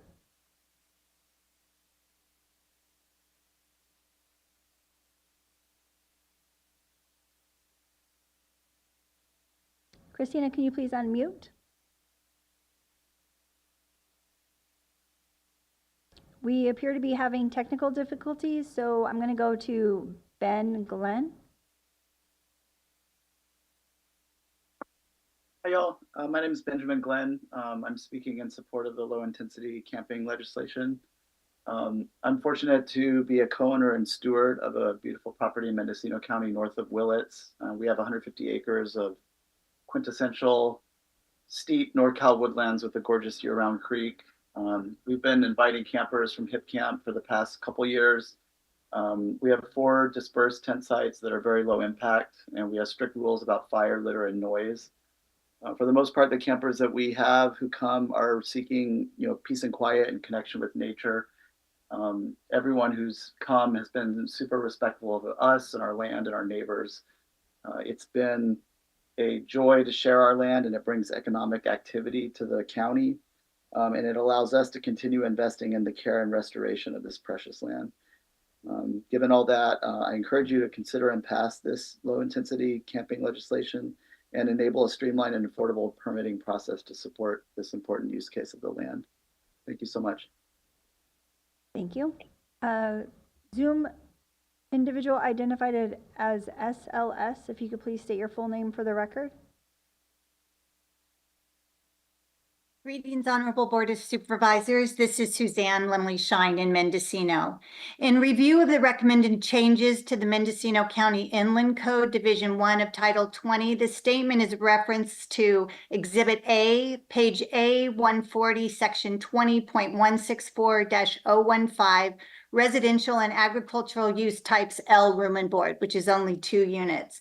Inland room and board is an allowed residential use. However, inland room and board located on a private road, non-publicly maintained, is the only situation in all of Mendocino County Code where an allowed use is strictly limited by the road type, and then excessively and unnecessarily requires a costly and onerous use permit equivalent to a major use permit.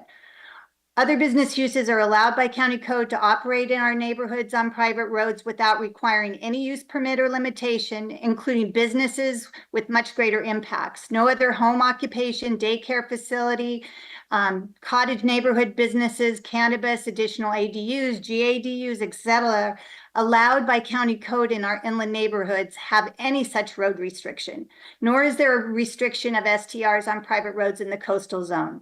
The Board of Supervisors approved new cannabis business codes without limitation on private roads despite potential road impacts of the nature of cannabis businesses, citing private roads were civil matters. And that's referenced to the 8/8/2017 Board of Supervisors meeting, file 17-062. Private road matters are civil matters as established by California Civil Code, Division 2, Part 2, Title 3, Chapter 2, Section 845.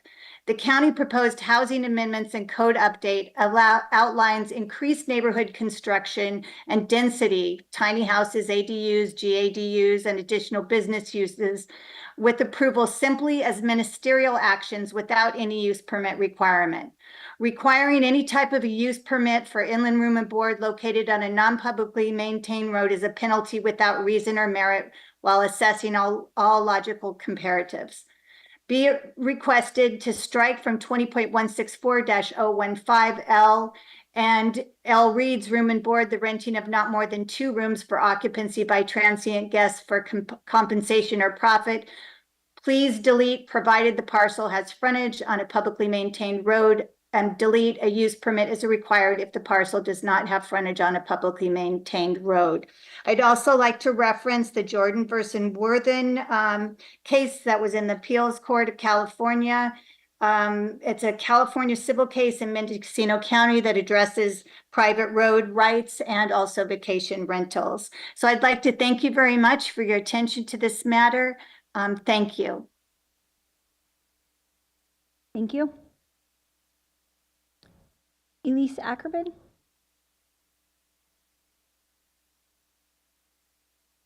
Hi, I'm neutral on this issue. However, I do think that there's been a lot of misinformation. And one of the things that I have done is pull all of the HIP camps that are in operation in Mendocino County. There are just 70. I fact-checked this with the HIP camp company in San Francisco who has been lobbying for this amendment. And they said, well, there's 80, but people don't always, they take their HIP camps on and off the listing. As you've heard from today, there are the majority of these HIP camps that are listed are above 10 acres. They range from 600 acres, between 10 and 600 acres. And I was at a HIP camp on out the Navarro Ridge Road over the weekend. There was a memorial for Bob Ayers, and it was really a beautiful place to stay. And it didn't look like it would, it was far from the neighbors. It was well maintained. They have other events on the property. I would assume that they have all of the permits necessary to have a HIP camp and event on the property. There is a problem with HIP camps, these small HIP camps in these densely populated areas, and the board has recognized that when you have the zoning RR, where you have 1 acre, and then 3 acres, that this can that these areas, the neighbors are pretty much on top of each other. And when you put a HIP camp on 1 acre next to somebody who is next to another property, you get nonstop nuisance activity.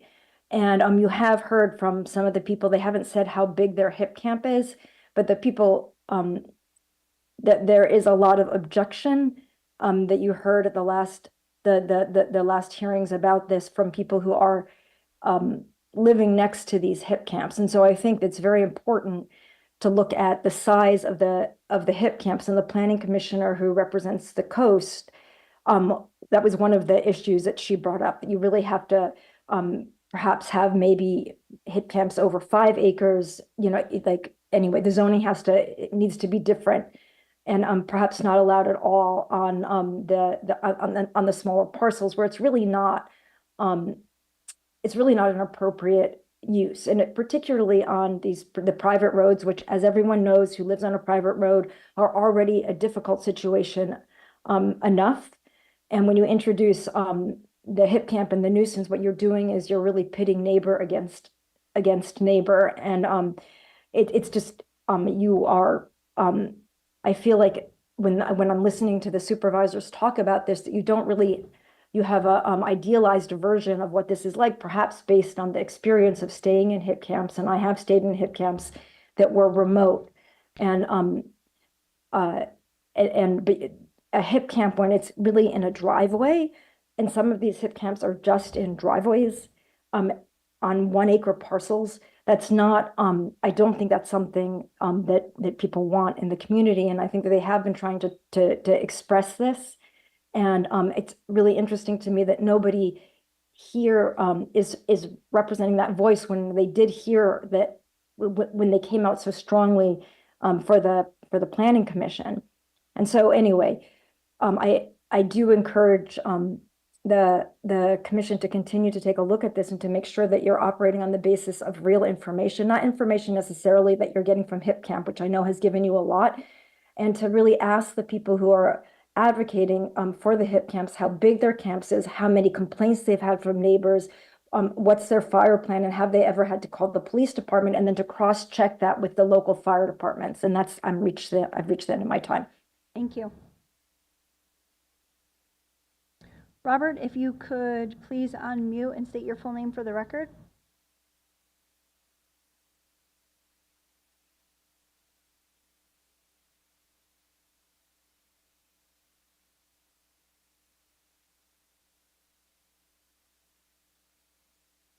Robert, can you please unmute?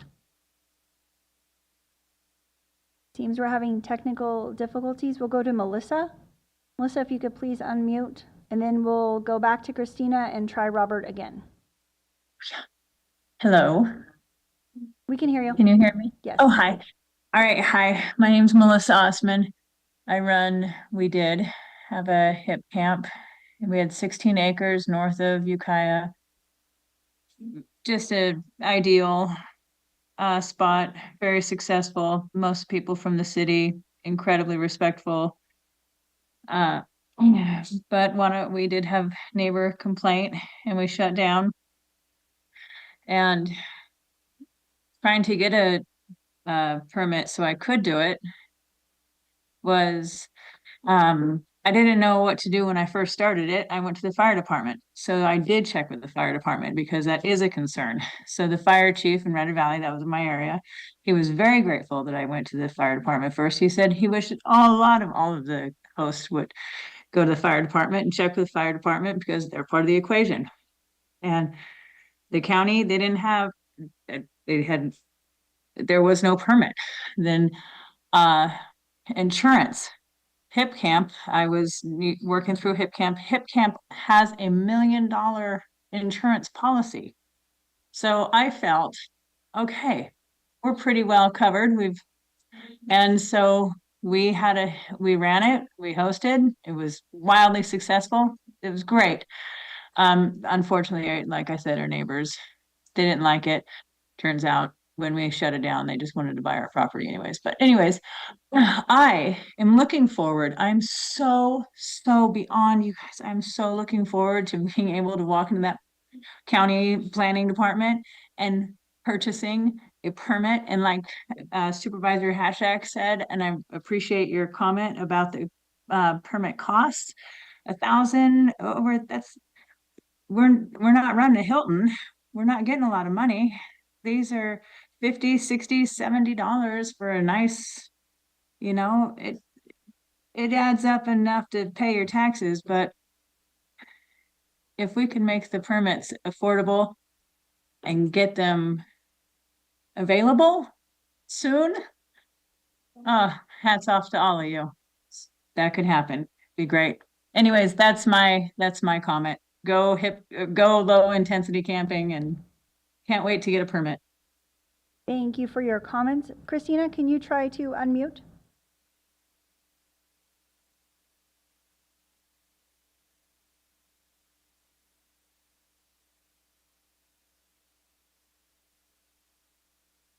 Can you see?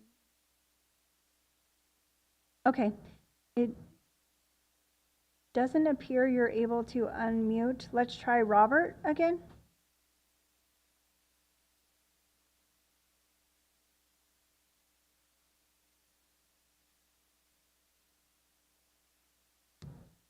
Okay, I have a Zoom caller identified as S. Lee.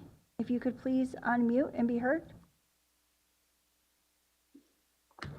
Hi, yes, my name is Sojo Lee, and we have a nonprofit that has 28 acres, and we have found that we could have a few people come through Hip Camp. We use it as an educational time to look at our agricultural easement, our biointensive gardening. We want people to connect with nature, to get out of the heat, to enjoy what they can, to appreciate ecological healing, and to go away with some sense of a greater peace and a greater understanding of what it takes to grow food and to live in safety and to contribute to what's happening in our world today with climate change. So we've been managing this in a way that people come, they are respectful. We tell them, always tell them to drive very, very slowly, to enjoy the vibe, to relax, to be calm. There's a small amount of road that they would need to go on. We ask them to keep the dust down, and we find that we've had no neighbors complaining. We have other neighbors that have other things going on in their properties, rentals, Airbnb, and we just have not had complaints. We do keep it small, and I really appreciate that this is what is supporting us right now, our revenue. It helps us immensely, and we also feel that it is a valuable offering. And I believe that there's one more thing, is that as we become more and more, sorry about that. As we become more and more in trouble here with our climate, and we have people and refugees coming here, we do need to be able to provide them places from smoke, from heat, from fire. And I feel like that this is, as a public hub for Hubs and Roots on our property, we feel like we're able to give people something in the event we're ready for some people to come and to take care of them, our neighbors, visitors, tourists, whatever they are. I just really hope that we can do this without so much bureaucracy and so much cost that it actually puts it outside of our reach. I appreciate you all speaking today and giving me this chance. Thank you. Thank you. If we could try one more time with Robert, if you could please unmute. If you're on a telephone, you can press *6.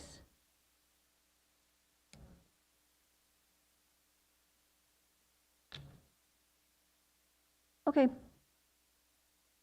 Robert, can you be heard? Okay.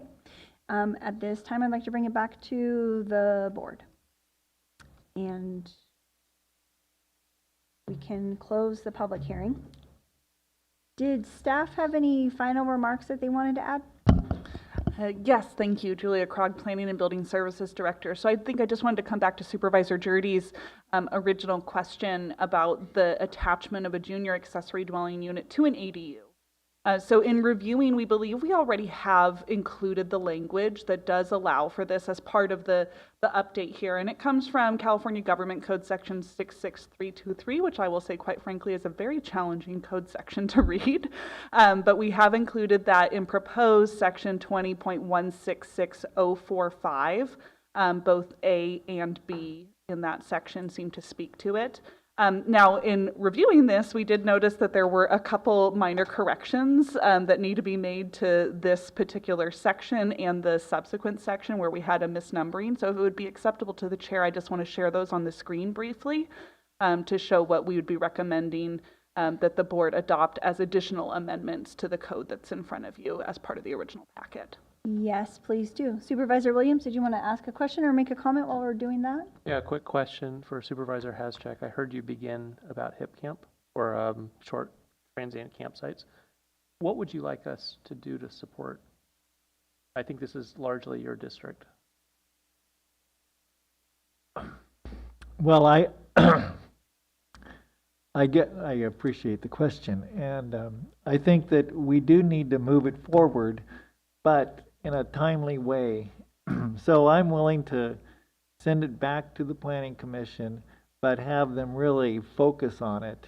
And if they have to separate the two areas, then let's do that. But we can't wait another year for it. We shouldn't attach it to the short-term rentals because that's a real controversial issue too. So I'm willing to send it back to the Planning Commission and have them really focus on it. Okay. And I don't know if my motion died for lack of second or if it did? Mm-hmm. Okay. Do you want to see what's on the screen first and then we could try again for another motion? Yep. So thank you. So as you can see up here, we just corrected the title of this section because as we were looking through it, while it does cover conversion of single-family dwellings or accessory structures, it actually has more than that in there as well. It also has new construction. So revising the section to read accessory dwelling units and junior accessory dwelling units exempt from development standards. And then the specific provision that we believe addresses Supervisor Jurdy's comment from earlier is in subpart B, which talks about one detached new construction accessory dwelling unit that does not exceed 4-foot side and rear yard setbacks for a lot with a proposed or existing single-family dwelling. Accessory dwelling unit may be combined with a junior accessory dwelling unit described in paragraph A. So one important thing to note is that all accessory dwelling units underneath this section, specifically in this chapter, are prohibited from having rentals for a term of longer than 30, have to have a deed restriction recorded prohibiting rentals for a term of shorter than 30 days. So all of them would be required to be for long-term housing. And that's not a provision that the county can amend. That's actually a requirement under section 66323 of California Government Code. Thank you. Thank you for the clarification. Yes, and then, sorry, just one other correction. We just had a duplicate 045, so we just want to correct that section reference to 050 for the following section. Thank you. Supervisor Williams? Yeah, so I would I would move the recommended action amended to have a paren 3 send camping ordinance back to Planning Commission for timely review. Supervisor Haschek, is there anything you'd like to add? Well, I think that was part of the motion that was presented by the Planning Commission, or by Planning and Building. But I would also like to see if there's agreement of the board about the digital billboards, and sending that recommendation to make sure that that ban is like airtight. Do you want to add that? The maker agrees. I don't have enough information about that, and so I don't want to vote no on the entire ordinance because of that. I think staff was bringing something forward, and at that time, I would have more information to make a better informed decision. I don't want to make it based on what I've heard today. Okay. John, are you comfortable pulling that? Well, I'd be comfortable with sending the idea to the Planning Commission that we want to ban digital billboards, and that they can bring it back and we can vote at that time and we can get more information. But that's the idea, the intent. Well, then I'll go ahead and ask for a straw poll because I don't know that I'm in favor of banning digital billboards. I don't have enough information. So I'm in favor of banning all billboards. okay, well, we need to, I think, it sounds like we need to narrow it down because I'm not voting in favor of something I don't have enough information on. Director Krog? If I may, a possible suggestion would be, since the Planning Commission has already recommended that staff come back with amendments to sign regulations, if the board would like, we could certainly schedule some time with the clerk to come back and have a discussion specifically regarding sign regulations within the county, and seek your direction to include in a future ordinance amendment. Okay. Supervisors Williams and Haschek? I'm comfortable leaving the signs out, having it come back as a separate ordinance discussion. And on the campsites to Planning Commission, can we put that to the top of their stack? I'm afraid that we may hear that it'll be heard 7 months from now. You have already this board has already provided direction to us, so it is already essentially at the top of the stack. Okay. So I appreciate, I hear you, and I hear the public very clearly of the desire for these regulations to come back timely. As it is right now, I think that we'd be looking to just continue working forward with the drafts that we previously had, doing some public stakeholder meetings, and then getting back in front of our Planning Commission, ideally before the end of the year, to continue discussions and workshop with them. Thank you for the clarification. But one more piece of clarification. When I look at the recommended action, I don't see the campsites. Am I looking at the wrong item? They were inside the Planning Commission's recommendations, and so that's part of the discussion it begins on page 2, and then their resolution is attachment 1 to the entire packet. Yeah, I see that. I just didn't see it referenced in the recommended action. Deputy County Counsel Matthew Kudrowski. There's no reference to camping in the board's recommended action. The commission's already requested, their recommendation to the board was for camping to be pulled and removed from the ordinance, and that's what's being presented today. This board could have always had undone that, and then the commission separately recommended that camping be brought back as a separate ordinance already. So if the board wants to give direction to staff to do that as a item 3, that's fine. But I think staff didn't include it here because they already had direction from the commission. Got it. Could we read back the motion? And apologies to Chair for me trying to play chair. Clerk? I have the recommended action amended to sending this item back to the Planning Commission for a timely review. For the transient camping. For the transient camping. If I may. Director, yeah. I think the language of that presents a couple challenges because really I think it would need to be more so direction to the department to come back with a separate ordinance amendment regarding low-intensity camping. Otherwise, the way it sounded was that it would be referred back, which would mean not taking full action today. If we just strike 3 and go with the recommended action, I think that gets us what we want. Yeah. You comfortable with that, Supervisor Hessrick? Yeah, I would prefer that this issue of low-intensity camping come back in December while we still have this board that's really knows what, we've been working on it for quite a while. If that's possible, I'd prefer that. Looking towards Director Krog or County Council. If I may, I'll have to look at timelines. I think certainly for additional direction, we could come back. I'm not sure if it could come back as final action, but will do my best to try to meet that timeline. Supervisor Williams? Yeah, if it takes calling a special meeting, can we request that? I will work with I will work with the CEO to talk about that if it does.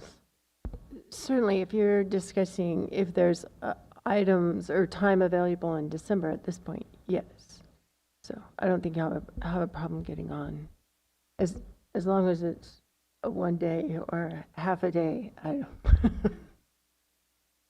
Okay. Through the chair, if I may, for Yes. clarification, you would like the action to read as the recommended action with direction for the low density camping to come back as an item before December for discussion. No. No.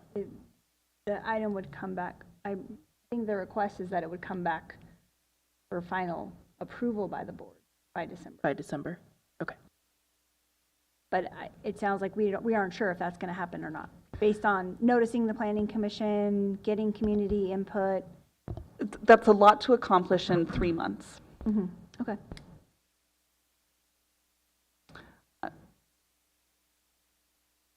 How about as soon as possible?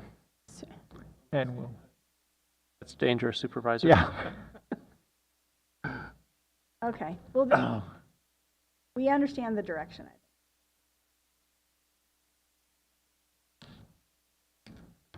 Okay, move by the button. Did you have a question or comment? Deputy County Counsel Matthew Kudrowski, just on the votes, I believe the recommended action is the motion, if I'm correct, but is that amended so the ordinance includes the 2 changes discussed and shown on the screen at today's meeting? Yes, it is. Thank you.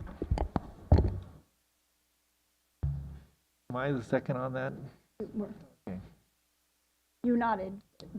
Yeah. Can you verbally concur? Just getting back to the timing of the low-intensity camping, okay, what I'm hearing is that you might not be able to bring back a final ordinance, but you could bring back decision points that the board needs to make.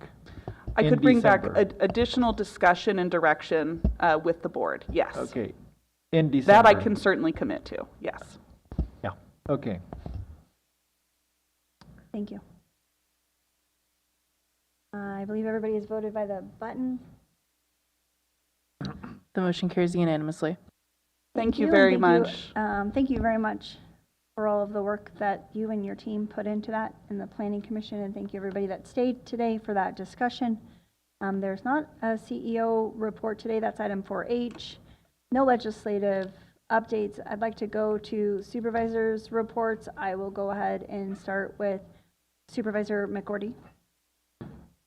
Williams? I'm good. Supervisor Jardy? I don't have my calendar here in front of me, so. Okay. Supervisor Hashak? Hey, well, I have a few things since we haven't had a meeting in over a month. I've attended several of the Planning Commission meetings and the MSARA meetings. Really want to thank Supervisor Jardy, who's our representative there, who got the MSARA board to kind of adapt their strategy to increasing the percent that is being invested in index funds and the subsequent and less that are being actively managed, so it saves the fund several $1 million a year in fees. And so that really is quite an accomplishment, and I appreciate that work on that board. I've attended several CSAC meetings, you know, with the end of the legislative session. There was quite a bit of activity from CSAC trying to lobby for our interest. There was a Redwood Region Rising Economic Development meeting in Willits, looking at kind of the commonalities that we have with Humboldt and Trinity and Lake counties. And so it's just interesting to see that we're all kind of in this Northern California same situation, whether it's healthcare or transportation or roads or just all sorts of economic development issues. We share them. I want to shout out to the Round Valley Library, which was selected as the best small library in America. There is that was by the Library Journal. There was a great story on KZYX this morning. They're going to have a celebration of that on the 14th, Saturday. Is that the 14th? From 1 to 3 at the library in Covelo. So great recognition, and everyone's invited. Okay. Supervisor Mulherin and I attended the graduation for the youth project. It was a youth project at the Animal Care, and that was really kind of a nice end of their program where young people get to work with animals and learn about empathy and caring and all of those other kind of things that you do when you have a pet. Yeah, those were Mendocino County Youth probationers, and that project was presented by the Substance Use Treatment Program for Mendocino County. Yeah, so thank you. There's a lot of work on the legislative front, like I was saying, and cannabis, and certainly updates on what was going on. I really want to appreciate the staff, Kelly Hansen and the CEO, for, you know, a lot of the things at the end of the legislative session were really timely and had to be dealt with in a real quick manner because things were moving so quickly in the governor's proposals and the legislature, and I think we did a great job in representing the interest of Mendocino County, and also Chair Mulherin for responding quickly to those too, because there was a lot of letters like we saw on the consent calendar that were being sent out, and so a lot of good work was done, and it was a very fluid situation. So, Supervisor Jardy and I participated in a couple meetings with MTA and Amtrak San Joaquin, which is the bus service that goes from Humboldt County through Mendocino County down to Martinez to connect with the Amtrak buses. They wanted to cut service to Leggett and Laytonville and Willits, and so we were able to kind of work with them enough that we kept the essential services, kept it so there were stops along the way. There will be some cuts to it, but they weren't as severe as they could have been, so appreciate that collaboration. You know, there's a lot of good things going on in August. There's a Blackberry Festival in Covelo, Roots of Motor Power, which just happened. in Willits and the Claws for a Cause. The Supervisor Mulherin and I attended the groundbreaking of the PUF on August 21st. That's a big step forward for Mendocino County, and just a lot of good things were going on, and we've been very fortunate not to have major fires. So that's about it for my report. Thank you for that. I'll just briefly add that the Russian River cleanup is scheduled for September 28th. This is also in relation to Creek Week and coastal cleanup, and September is really a month that there's a lot of discussions around pollution in our waterways. And I've personally been working on cleaning up some trash in some encampments that are in the 1st and 5th district in the north end of Ukiah. You know, homeless trash in particular is still a challenge that I'm trying to figure out how we tackle as a community. I think it's simple to say that people shouldn't be camping, but they are. And until we come up with a solution, the harm that's being done to our waterways, I think, is really something I would appreciate some support and some focus on. So if there's any supervisors that want to help me with that, I'd just like to put that out there. And with that, we'll adjourn.